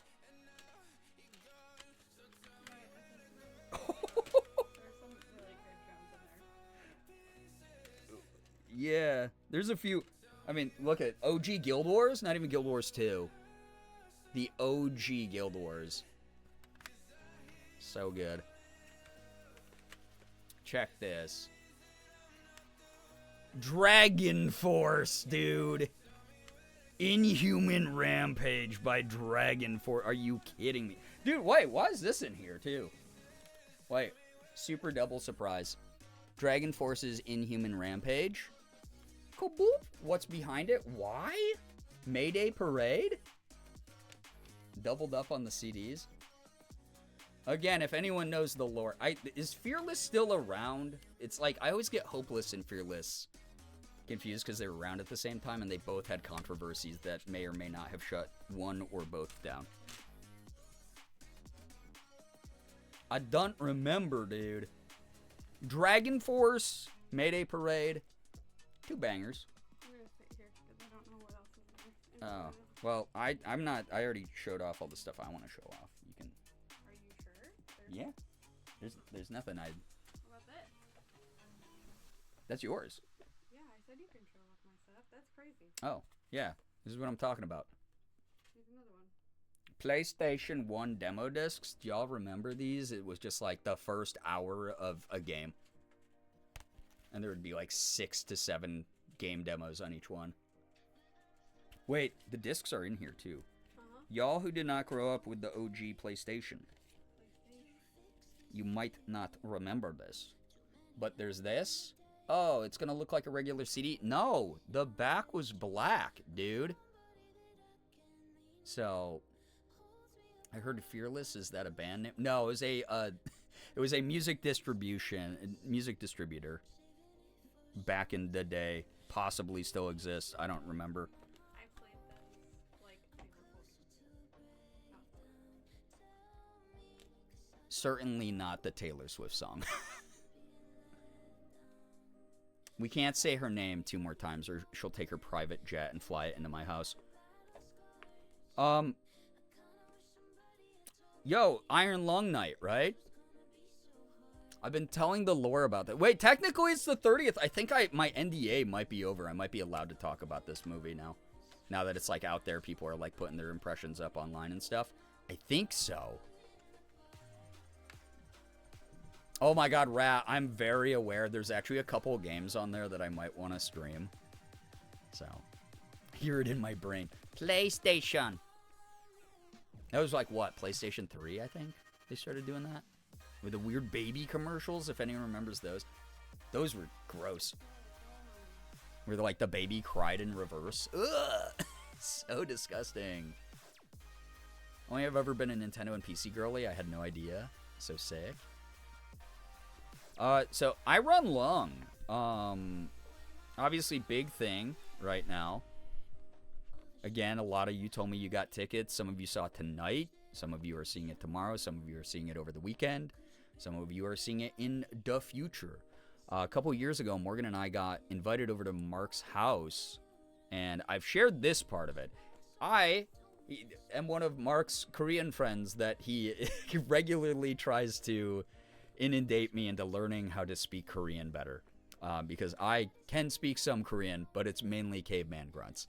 And Mark has always tried to accelerate that process. Going Saturday night, oh my god, I have so much fun. So when I was over at his house, he gave me this book that is the real life Korean conversations for beginners speaking version. And as you see in here, I'm selling this on eBay, by the way.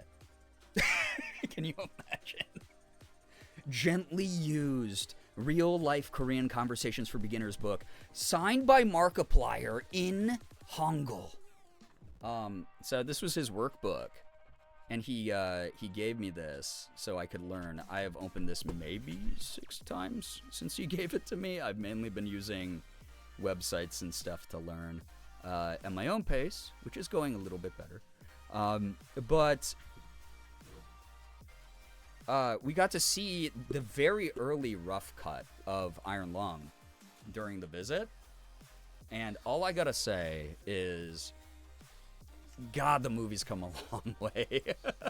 It's come a really long way. So I, having seen the very early shit, he also used to keep part of the set in his garage. So when we went over to his house, we got to hang out in the set, which was really neat. We got to, like, touch all the props, and he was like, oh, we're going to add a digital effect over this so it looks like these monitors are on and stuff. So, like, a little bit of the sneak peek behind the scenes stuff, which was so sick. It was so cool to do that.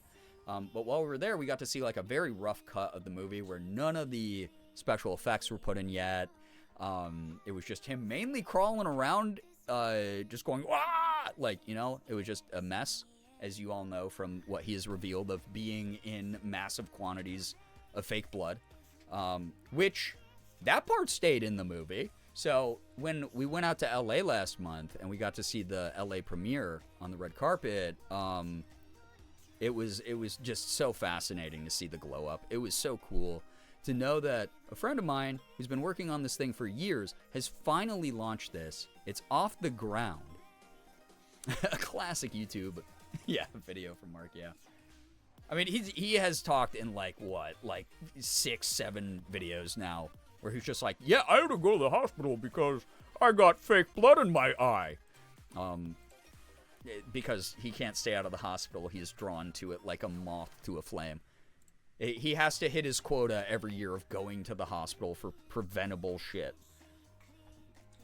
But that same trip, we got to watch the movie. So those of you who are seeing it in its finished, polished form, I saw the version of it where he hadn't added all the After Effects in. He hadn't had, a lot of the more professional veneer added to it yet.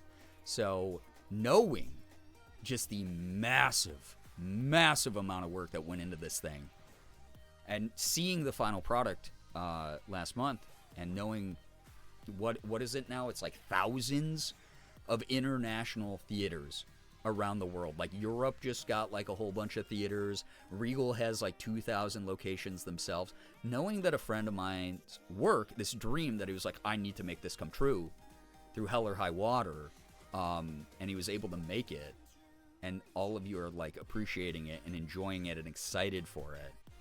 It's like the nostalgia. Tonight was all about nostalgia, but like, god damn, dude, the nostalgia is hitting so hard. It's so cool to know that he was able to do all that stuff. And so, like, thank you for supporting, man-made art. Thank you for, not just turning your brain off and consuming a massive amount of AI slop crap. Knowing that a cast and crew worked on this thing, blood, sweat, and tears. Blood not meant to be a pun. It's just cool. It's just really neat. I'm really excited to see everyone's reactions to it. So, yeah, the hospital photo of his bloodshot eyes, it haunts me. Oh, and it should. Me and Mark are the same in that way. That's why the hoodie straight joke exists. Yeah. Literally put his blood and sweat in the project. Yeah, he really did. So, it's cool. It's like really weird to like, I mean, I didn't know Morgan was going to hand me this book in that basket, but like, it's just really neat to know this happened a few years ago.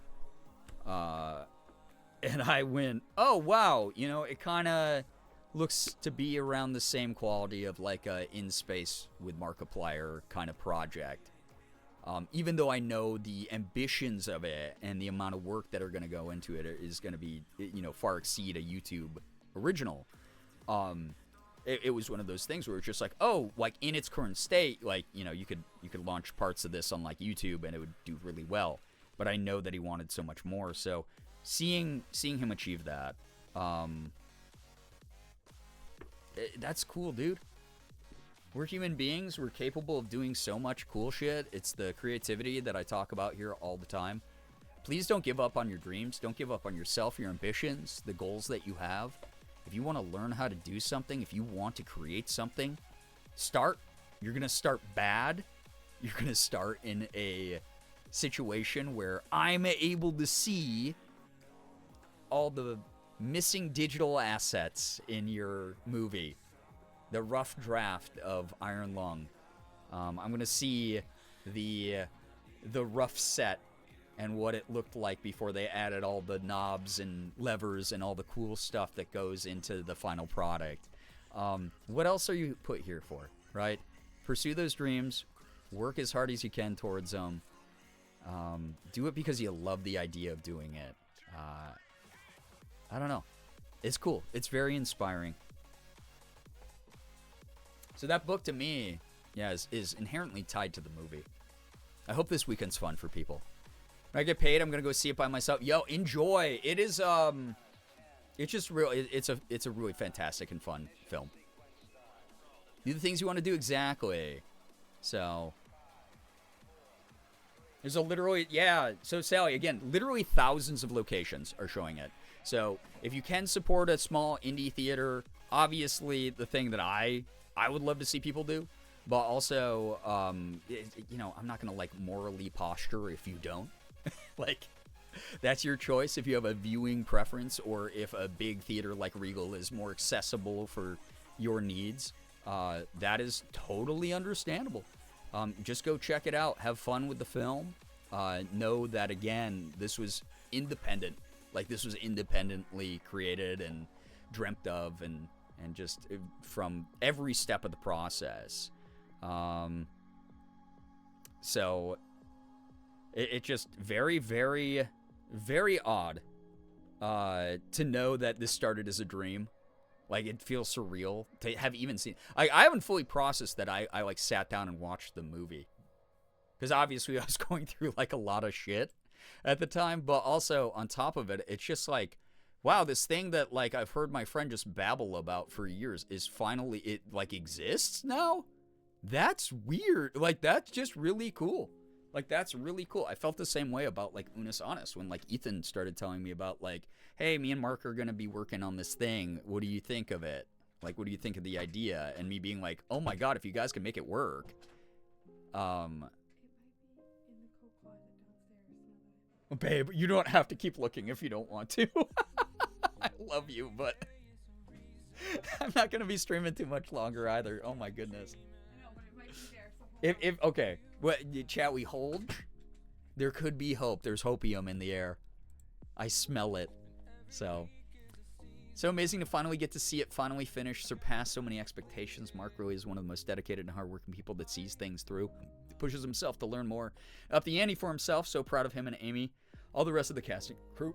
Absolutely. Also, though, I say this about Mark all the damn time. He's also an incredibly special person, where, you know, it does hinge on, and he knows this because I fucking insulted him to his face about it, but it does hinge on obsession at times. He is not overly ambitious because he always gets things done, but he is so ambitious that often he does not realize he's lost himself in something until someone has like pointed it out, which is, I think, the whole reason him and I are even friends is I don't bullshit him.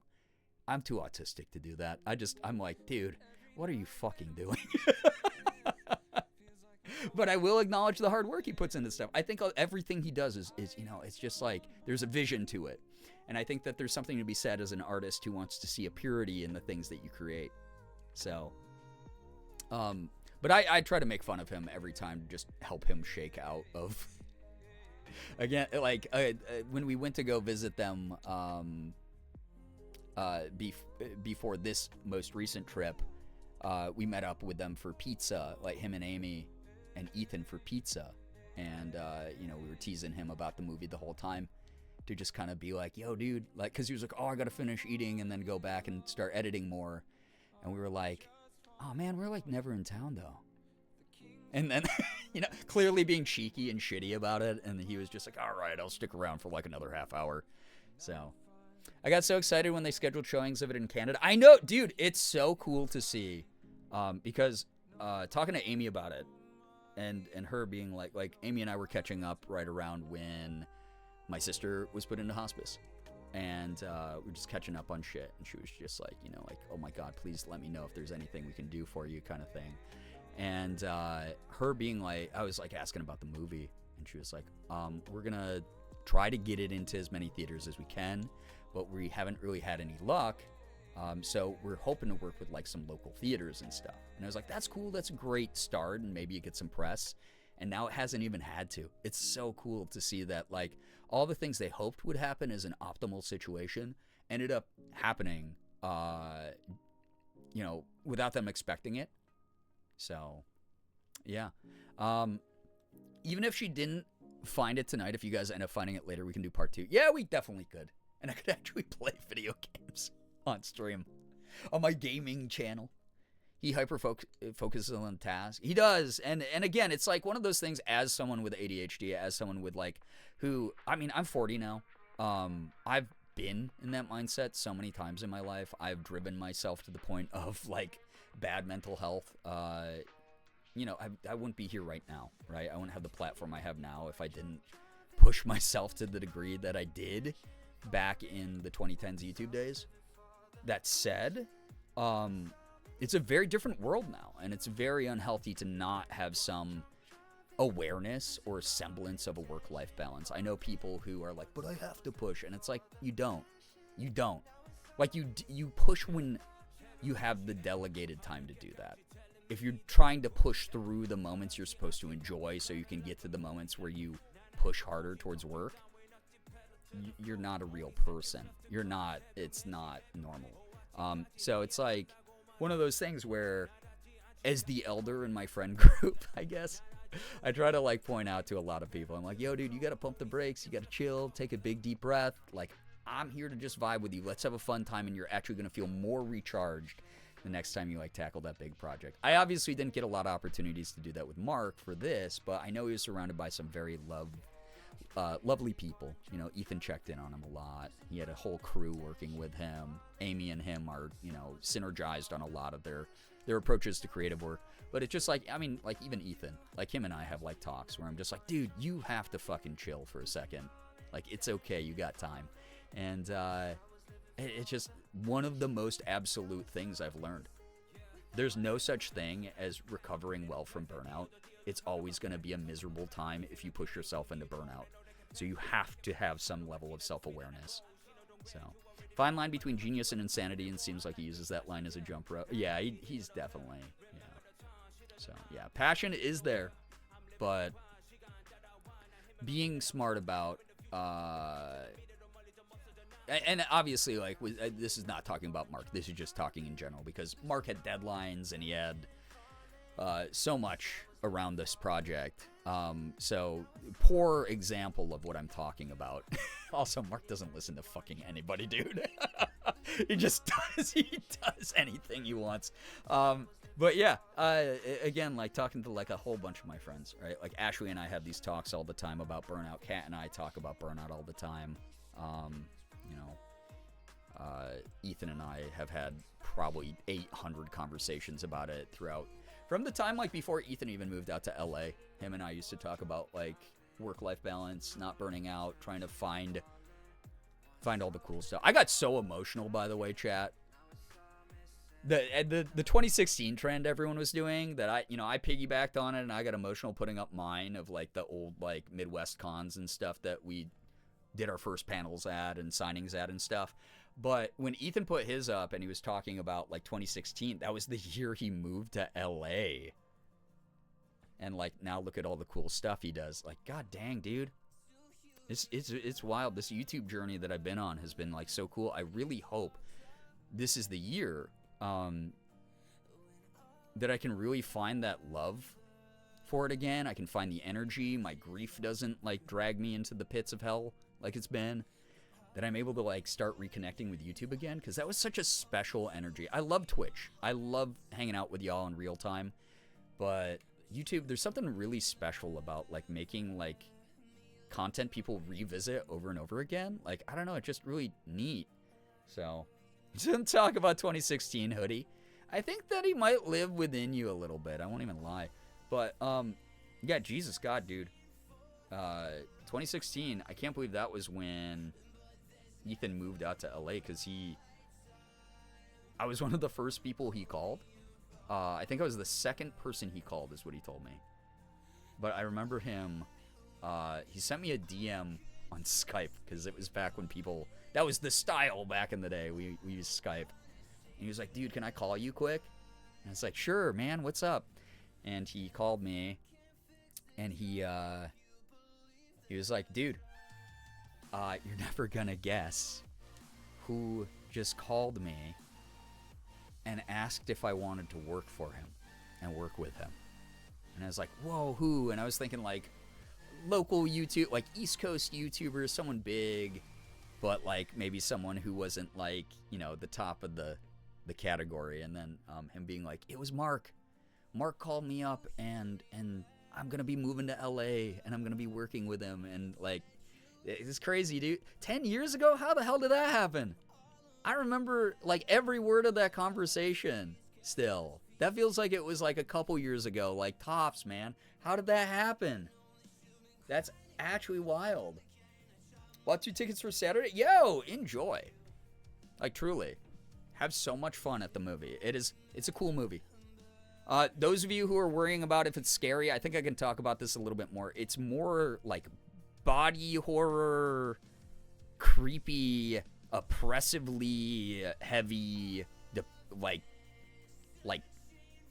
tension vibes, more than it is outright horror. The horror is from the existential premise of stuff. You're not going to get like jump scared a bunch or anything if you're worried about that. If you don't like gross imagery, there's a little bit. So, yeah. You say the first time you met Mark, you did a flip? Yeah, I was there for that. Yep. He interrupted Mark's panel to do a backflip because he's a attention whore and always has been. Yeah, I hope you all have a good time at the movie. I really do. All roads led here, which is so weird, right? It is like super weird to think that every decision I have made as a content creator led here. I don't know how that happened. I am so grateful for the platform I had. Tonight, I got to talk about my old CD collection because I got nostalgic about physical media and music. Like, dude, like, what are you talking about? And I had an audience for that? What are you talking about? 0 people could be watching right now. Like, what the hell did I do? I'm just a person with a camera. And it's so cool to have y'all here. Like, thank you. Thank you for everything you do. Thank you for helping to support me for 13 years of content creation, where I am now. I've achieved the dream of becoming a professional voice actor. I've achieved my dream of being a full-time content creator. I have an awesomely inclusive and accepting community in all spaces online. We chase away the crappy people, like, so quick and easy. Like, it's so cool, dude. Like, what the hell? I've gotten to be there at all these weird formative crossroads in other people's careers and be, like, super close friends with so many good people. And it's just like, I don't know, dude. Like, who the hell am I?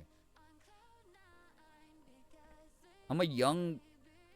in my brain, I'm just like a young, idiot Korean kid who used to get beaten up and told that I would never have friends. And it's like, I raised myself on video games and music. And now those special interests are things that other people delight in and want to support me because I like those. Like, what is that, dude? Like, what is that? That's so weird. This is all a privilege. This could all evaporate at any time. And as long as it's around, like, what the shit, dude? Thank you. Like, God, so in my feels lately. I didn't get to be in my own feels in 2025. There's too much going on. There's too many people to attend to. This year, it's like a lot of it's hitting me, and I'm just like, God damn it, how did I get here? It's so cool. I'm really grateful. If I don't leave Iron Lung absolutely fucked up, I'm deleting my Twitch account. There's enough in there to do that. I promise you. So, is he actually embarrassed about the backflip thing? There was a period he was when he was like younger and gave a shit about what other people thought, which is like not a good way to live life, right? He's matured past that. Ethan is like, dude, if I hadn't done that, I wouldn't be where I'm at. I'm proud of him. He's shown a lot of growth. Levy, did I do it right this time? Yeah, yay, physical media. Hello, hi, welcome to the stream. Thank you for everything you've done for us. You've constantly lifted us up. Tell us all the time that we're worth working towards our dreams. Shit, yeah. Who the hell am I? You're the person who helps a lot of us see hope again. Yeah, but you could, I don't know, you can get that from like a therapy book in the self-help section. I'm just regurgitating like my own life philosophy and like what's allowed me to survive. Oh, I got your name right this time. Yes, let's go. It's so wild that I've been watching for 9 years, Twitch for 7. That's actually wild. It's been so amazing seeing your growth, your perspectives, the opportunities you've gotten over the years. So proud of you. Thank you, Brookie. It's really nice. I won't lie. When I first started doing YouTube back in 2013, there was not a scenario. I was like, man, if I make a couple bucks from this, I get a few fans, and like maybe I can build up my platform enough that we can make a difference raising money for a charity or something. Because like I was so inspired by people like Mark, right? And now we've raised over $100,000 for charities. We have, like, directly from this community. Like that, dude, what? It's so weird. No luck? That's okay. I love you so much. Thank you for looking. Don't, you found your old ballet bag? That, you could make a video about that. That'd be kind of sick. Little sneak peek. Those of you who follow Treasure X Trove. She's gonna bring in some of this. I personally don't hang out in streams that I don't like. Oh, thank you. It's like, but there was not a scenario when I started this stuff. Like I was like, oh, maybe I'll get some like game keys. I'll get to work with like a game dev, like an indie game dev. I walk red carpets, dude. What? Look at that. Morgan was a ballet kid, and she was good at it too. Don't let her tell you otherwise.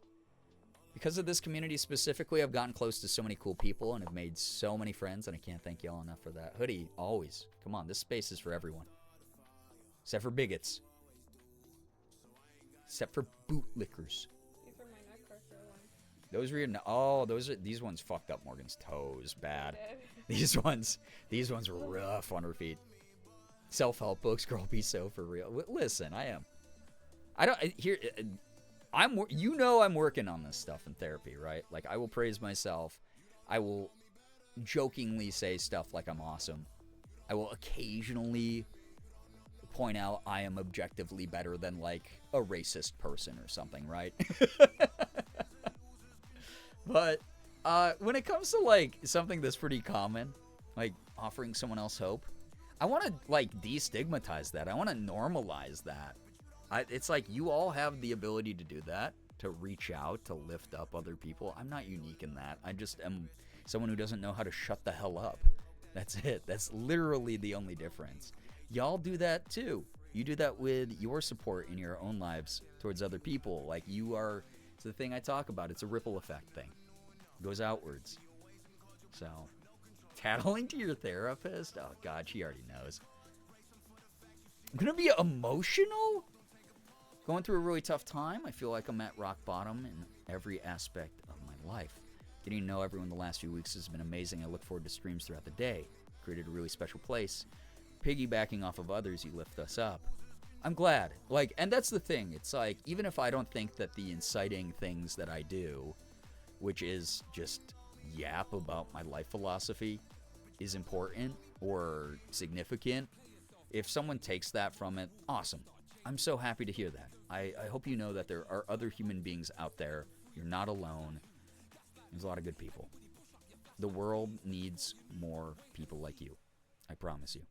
Smacks you repeated. Listen, Rat, I know your background and your education. You're not allowed to attack me. That's illegal. That's mental health worker on mental health worker crime. Just because I don't actively, I'm not like licensed anymore, just because I'm not of that lifestyle anymore, does not mean you can just come in here swinging.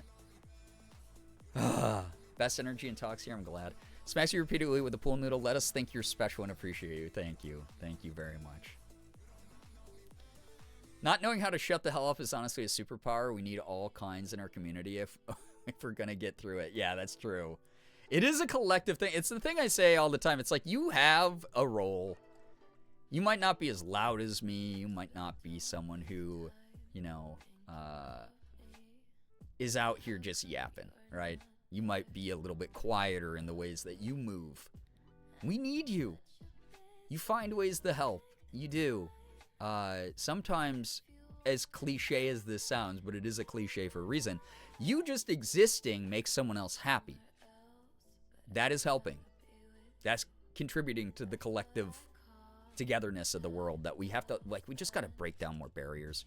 We got to get to the point where we treat each other like humans again. Because it's getting real fucking weird out there, I gotta say.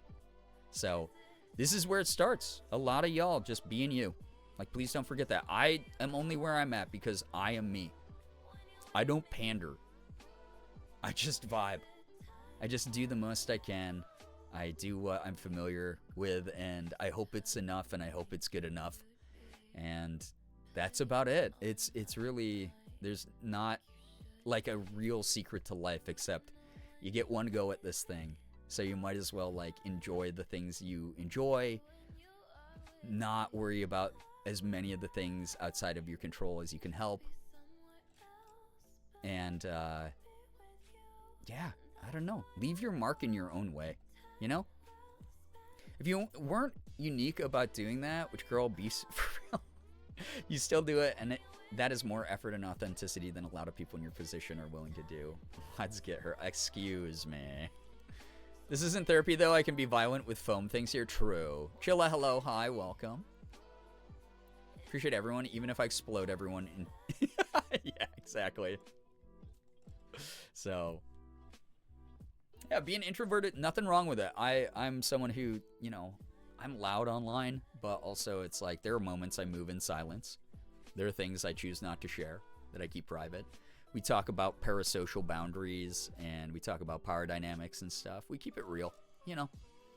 It's a powerful thing about being authentically yourself. It inspires bravery in others to do the same. I hope so. You know, like, I hope this helps, but at the same time, I'm not going to ever, like, pat myself on the back because, again, I worked towards this, yes. I know that this is, like, a foreign thing for some people or a scary, anxiety-inducing thing to make waves in your own way. I wasn't always this way. There have been various moments in my life where I pandered or I placated or whatever. So it was work. Yeah, absolutely. I'll acknowledge that part of it. But it also feels like the natural endpoint that, like, everyone who's unhappy that I know, deep down, if they didn't have to worry about money, if they didn't have to worry about other people's opinions, you would probably be here. You would probably be doing the thing you want to do. You'd probably be like, oh my God, I get to paint all day long. Or I get to write a book at my own pace. Or I get to develop, you know, learning a foreign language. Like, you'd find something that fulfills you and makes you feel like something that you're doing matters. Like, I think that's the natural endpoint. Everyone wants to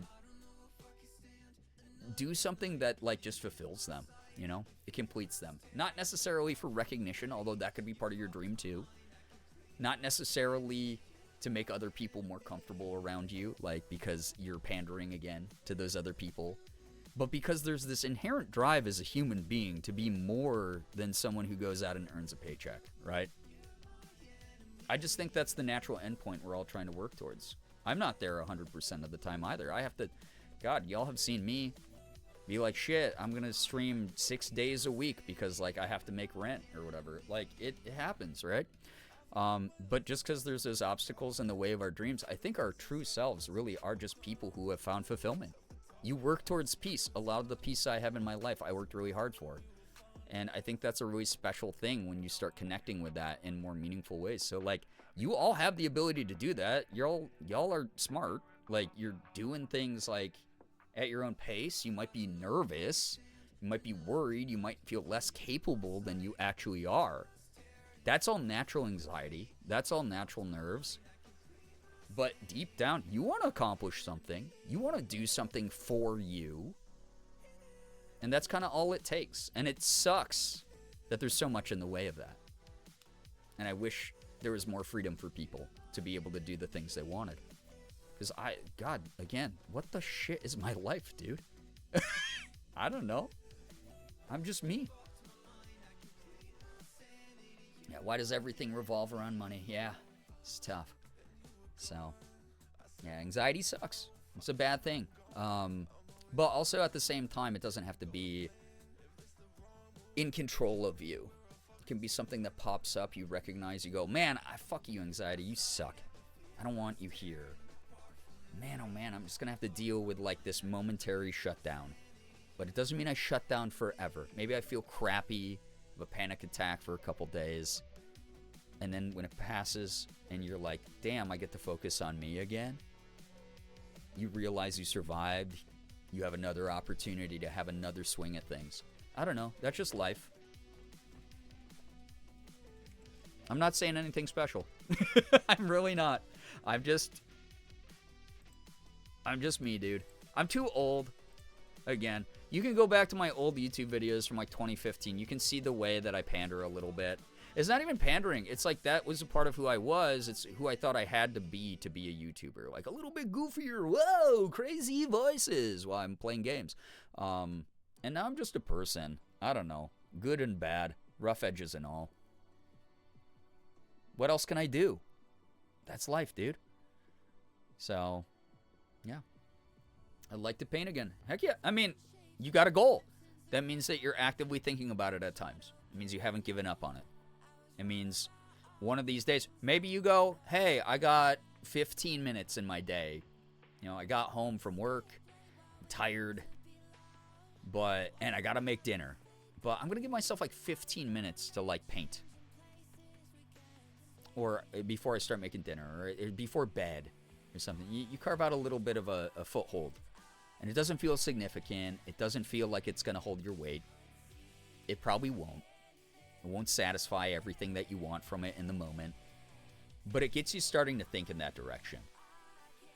And that's kind of how I got to where I'm at. It's why I refuse to be addicted to social media.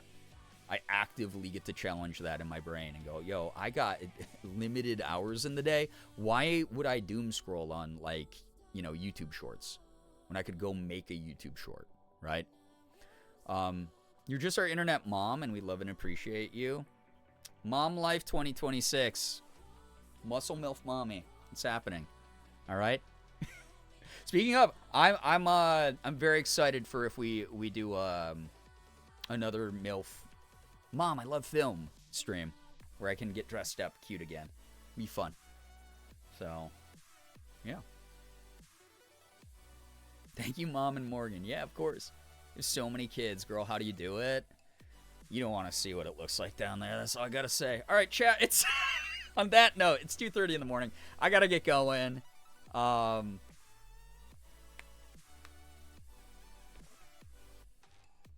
Mins. Exactly. Right. When you visualize it that way, seeing that someone replaced doom scrolling with counting rice because they have the same effect ultimately was like real. Yeah. Being like, oh my God, that's literally minutes, hours of my day being ticked away on a nothing activity. Been a delight. So glad I stumbled into the stream. Thanks for joining. Appreciate everybody. New faces who came from Damien's raid. Y'all are beautiful. Thank you so much for hanging out here. Hope you enjoy. I'm not always in this mood. I'll warn you. Again, flaws and all, rough edges and all. Sometimes I'm a little lower energy. Sometimes I get a little sassy with the chat. I love some good banter. Sometimes chat goes a little bit more cursed in some of the humor. Sometimes I can't talk because I have been buried in gifted subs and tips. And whatever is going on screen is sensory overload, and I can't even get to the thing that I wanted to do in the night. Sometimes my ADHD takes the wheel, and instead of playing Hollow Knight like I planned tonight, I look through an entire carrier of old CDs and just hold them up and go, do you remember Sticks and Stones by Newfound Glory? I don't know, dude. It happens. So, just a heads up. I think I'm very ADHD. These vibes won't always be the vibes, but if you enjoy even the trial version of what you got, thank you for the follow. Really appreciate having y'all here. Thank you for joining the community if you did so from the raids. Us? We're perfect role models all the time. Yeah. I'm normal? What do you mean? Yeah. Thank you, everybody. Y'all are great. Let me... Well, first off, thank you for 10 subs. I get double-digit subs very rarely in a stream, so huge thank you to everybody who resubbed, or thank you, Chaos, for gifting subs. You're probably sleeping, but if you see the VOD, thank you. Really appreciate that a lot. Getting us a little bit closer to our goal. Thank you for hanging out here, spending some time. As a fellow ADHD gender fluid person, I'm here for it. I get sassy sometimes. You'll have to stick around and see it. Yeah, I mean, with that cocktail of things that you just mentioned, yeah, sometimes the brain gets a little bit fuzzy, right? It's been an odd lived experience, especially as like a POC in America. A POC that wasn't born here, which, good God, bro, I am tired. I really did enjoy this. I love music yaps, even if I don't recognize all the artists. Hearing your perspective and your music background is interesting and cool.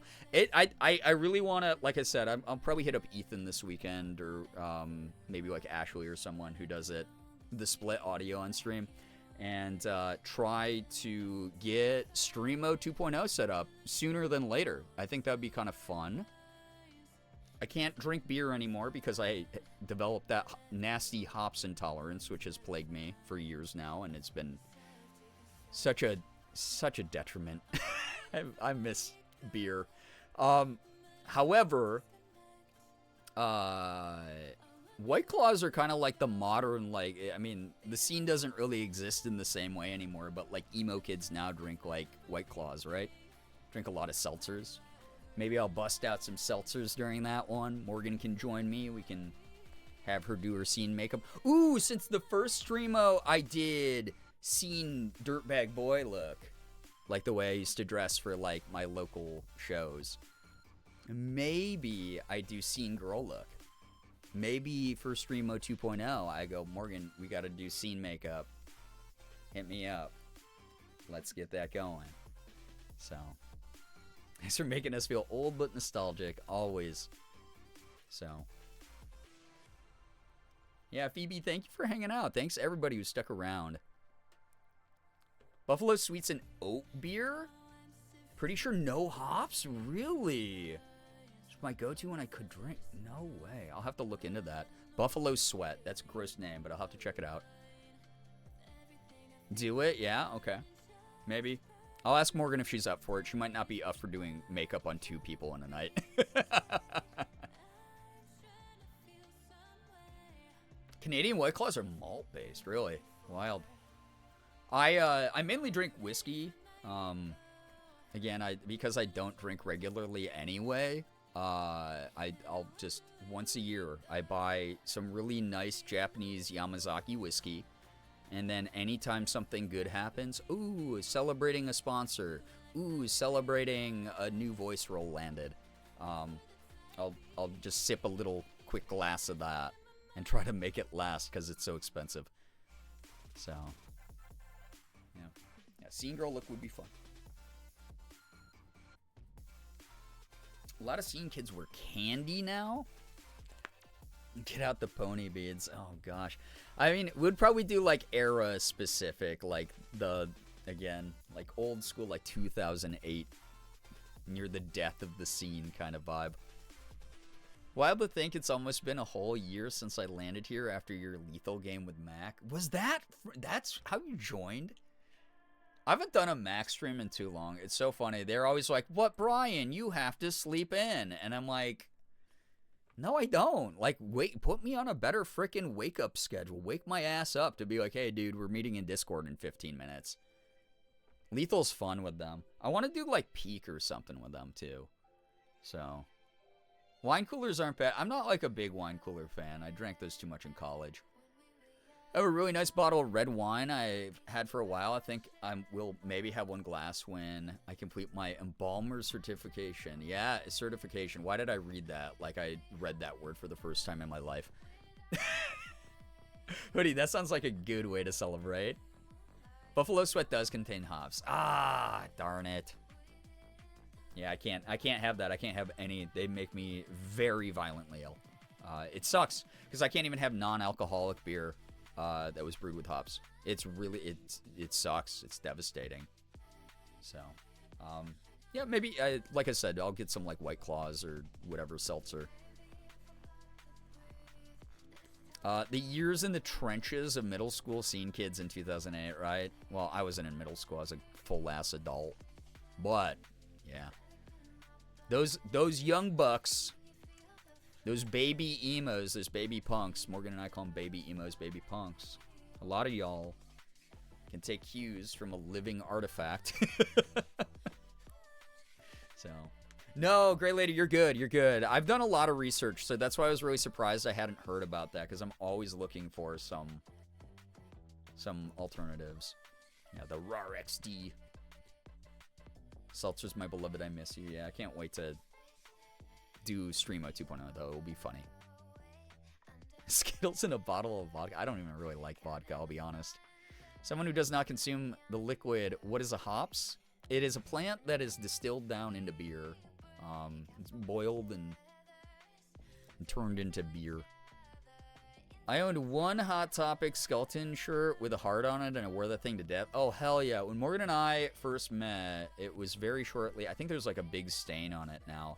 But I had this white zip-up hoodie that was a woman's hoodie because it was long before I was out. But, you know, the scene was kind of cool because dudes could wear like nail polish and makeup and wear their hair long, and a lot of us wore girl jeans, or I would go shopping for like girl hoodies and girl t-shirts and be like, yeah, whatever, dude, like it's just what you do on the scene.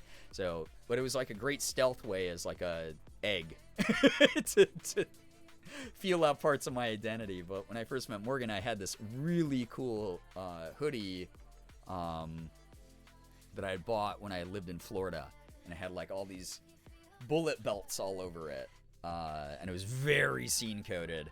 It was like one of the really cool things, like one of the very, very cool things that I owned at the time. So, yeah.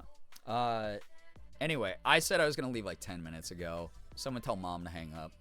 Chad, thanks so much for hanging out. Let me say some good nights. Thank you everybody for letting me go down memory lane. I've been, I don't know, like 2026. It's a shitty year, right? There's a lot going on. We don't have to make it shitty here, like we already talked about, right? Like we haven't been talking about like the really heavy stuff. It's been more of like, how can we help?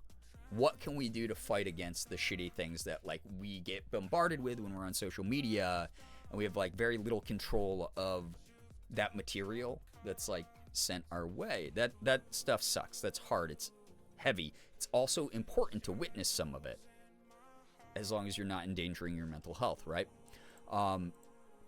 There's a limit. Rest when you can. Again, as someone who's been talking about human rights for like 18 years publicly now, you got to take some breaks every now and then. You got to remember the whimsy. That's why I've been doing movie reviews again and music album reviews and stuff like that. You got to keep some whimsy. Yeah, Mom, you hang up first. Mom, I'm fine. I'm an adult. You don't need to check in on me. But yeah, I do like that a lot of the times we do center our approach on how can we help. It's not even February. I know. But look at it this way. We're almost through January. We are almost through a month. A month that some people are like, yo, I don't know how the fuck how we're going to get through this without all collapsing, right? So, we're going to do our best here. If you want to help out, ! MN will lead you to a comprehensive list of ways to help people who need legal representation for their immigration status. It will help you find people who need funding for groceries, people who need rent help, immigration rapid response teams, all sorts of things. Ice Watch, really, really great resources in that. So, feel free to, even when I'm offline, use ! MN. help out. And if you don't have the money, that's a free link, that link tree. Just copy paste it, share it on your socials. Remind people that if they're feeling powerless right now, it's better to do something than nothing. So, great way to give back right now. And fuck ICE. Why not? Yo, welcome. Hope you enjoyed your time here if you were here for a while. And if not, thank you so much for saying goodnight here as I wind down. Yeah, fuck ICE, fuck Trump. Y'all know my mantra. We're doing the best we can. Fuck the bootlickers that enable them. There's more of us than them. We're stronger. We're better. And like I said a moment ago, you have that human heartbeat. That's what makes you better. You haven't given up on the human species and wanted to destroy other people because you are filled with this bigoted, fascist rage. You're a human being working towards your goals. You want to make yourself happy. You want to make other people feel welcome in your spaces. That's so important right now. There's way more of us than there is of them.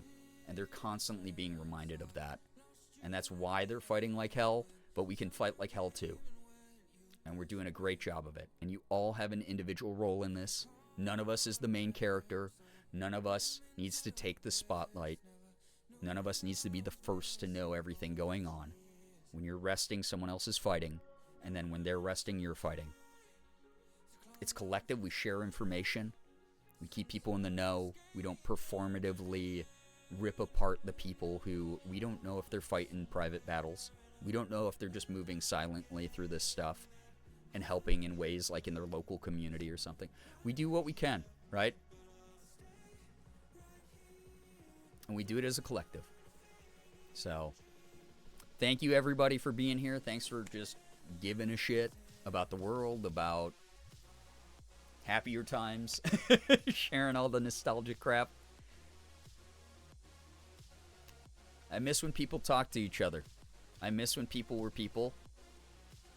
We've always had hateful jerks. We used to, like, isolate them, ostracize them, diminish them so that they didn't enter spaces and hurt other people. And we're back at this point where it's just, like, so strange to see them be really loud voices in rooms. We're going to do our best to drown them out, though. I promise you we will. So, don't give up. I need you here. We need you here. Thank you. Like, truly. Like, this shit's... It's never been worse. It's stuff you should worry about. But don't let it kill you. Please. Push your hardest. Fuck ICE. Take care of yourselves. Thank you for the follows, bits, subs, resubs, gifted subs, tips. Y'all are great. Oh, shit, I should have turned off raids. Nicole, thank you for the raid. Welcome on in. Please feel free to share what you were up to tonight. I was about to get out of here. You are great, though. Anyone who raided in, go scatter to your next favorite streamer. Go watch them. But thank you for supporting a friend of mine. Nicole, feel free to share what you've been up to lately on stream. If y'all don't know Nicole there in stream, please feel free to drop a follow. We were chatting, talking strike stuff, and baking cookies. Fuck yeah. Yeah, I'll see y'all on Saturday. Again, I ain't gonna be around for Friday's general strike stuff, so Saturday we'll reconvene. We'll do something fun. I'll probably start like a new game, or maybe do Hollow Knight like I said I would. I don't know. Who knows? I have no freaking idea. Y'all are great. Thanks for believing in the human spirit, and those of you who attentively pay attention to this stuff and take it seriously, you're great. Thank you, thank you, thank you. We'll see what happens Saturday. Saturday, Sunday. Yeah, Goose. I know. I missed the game. It's fun. I was going to do it because it's like a relaxing game for me, but we'll see how I'm feeling Saturday. I might be feeling antsy. I might want to start like a new scary game or some shit, and then maybe save it for Selfish Sunday. But sometime this weekend, I would love to return to Hollow Knight. It's a great game. Anyway, if you're new here, by the way, also please read the rules if you decide to stick around, just so we don't have to time you out or anything. And I hope you're having a great night. And if you don't know me, my name is Brian, aka Girbeagly. I'm a Korean American, full-time Twitch partner, YouTuber, voice actor. I do everything. I play AAA games. I play indies. I open up Pokemon cards. I do cosplays. You name it. Variety stuff. I'm ending stream now, so I'm not doing any of those things. But I'll be back Saturday. So if I see you then, we'll do it. Yeah, I do not know if I have the right vibes right now, game. Absolutely, Goose. I'm such a vibe gamer. Where it's like, oh, do I like feel the vibes for this right now or not? And it's like, I want to attend the Hollow Knight. I love it. I want to give it my attention, right? Anyway, chat, again, thank you so much for everything you do for me. Thank you for keeping my lights on and paying my internet bill so I can keep broadcasting myself through this camera right into your brains. Thank you so much for your chats, your lurks, all of your energy tonight. You spent a limited resource, time, here with me and all these wonderful people. Thank you so, so much. Truly. Y'all are great. I hope that you all have a wonderful morning, afternoon, evening, night, whatever it may be for you. And I'll see you Saturday. Finger hearts as usual. Thank you so, so much for being here. Thanks for being great. Again, yes, autism, but me, autism, but you and me. Tarzan. Clayton. You're the best. I'm so glad people like you exist. No, you. Oh, my goodness. Thank you for carving out the corner of the internet that you got. Truly. Me autism, but you and me say, fuck ice! Alright, see you later, everybody. Goodbye, everybody! Goodbye! I'm heading out. I'll see you Saturday. Enjoy your Fridays. Please participate in the strike how you can. Don't feel bad if you absolutely can't. But also check out some of those resource guides on how you can participate, whether it's giving a little bit of money to a good cause, or spreading word about stuff, raising awareness, supporting later in the weekend if you can, doing whatever it is that we give back to our communities. It's really important. Anyway, see you around. Thanks for tonight. It was great. Bye.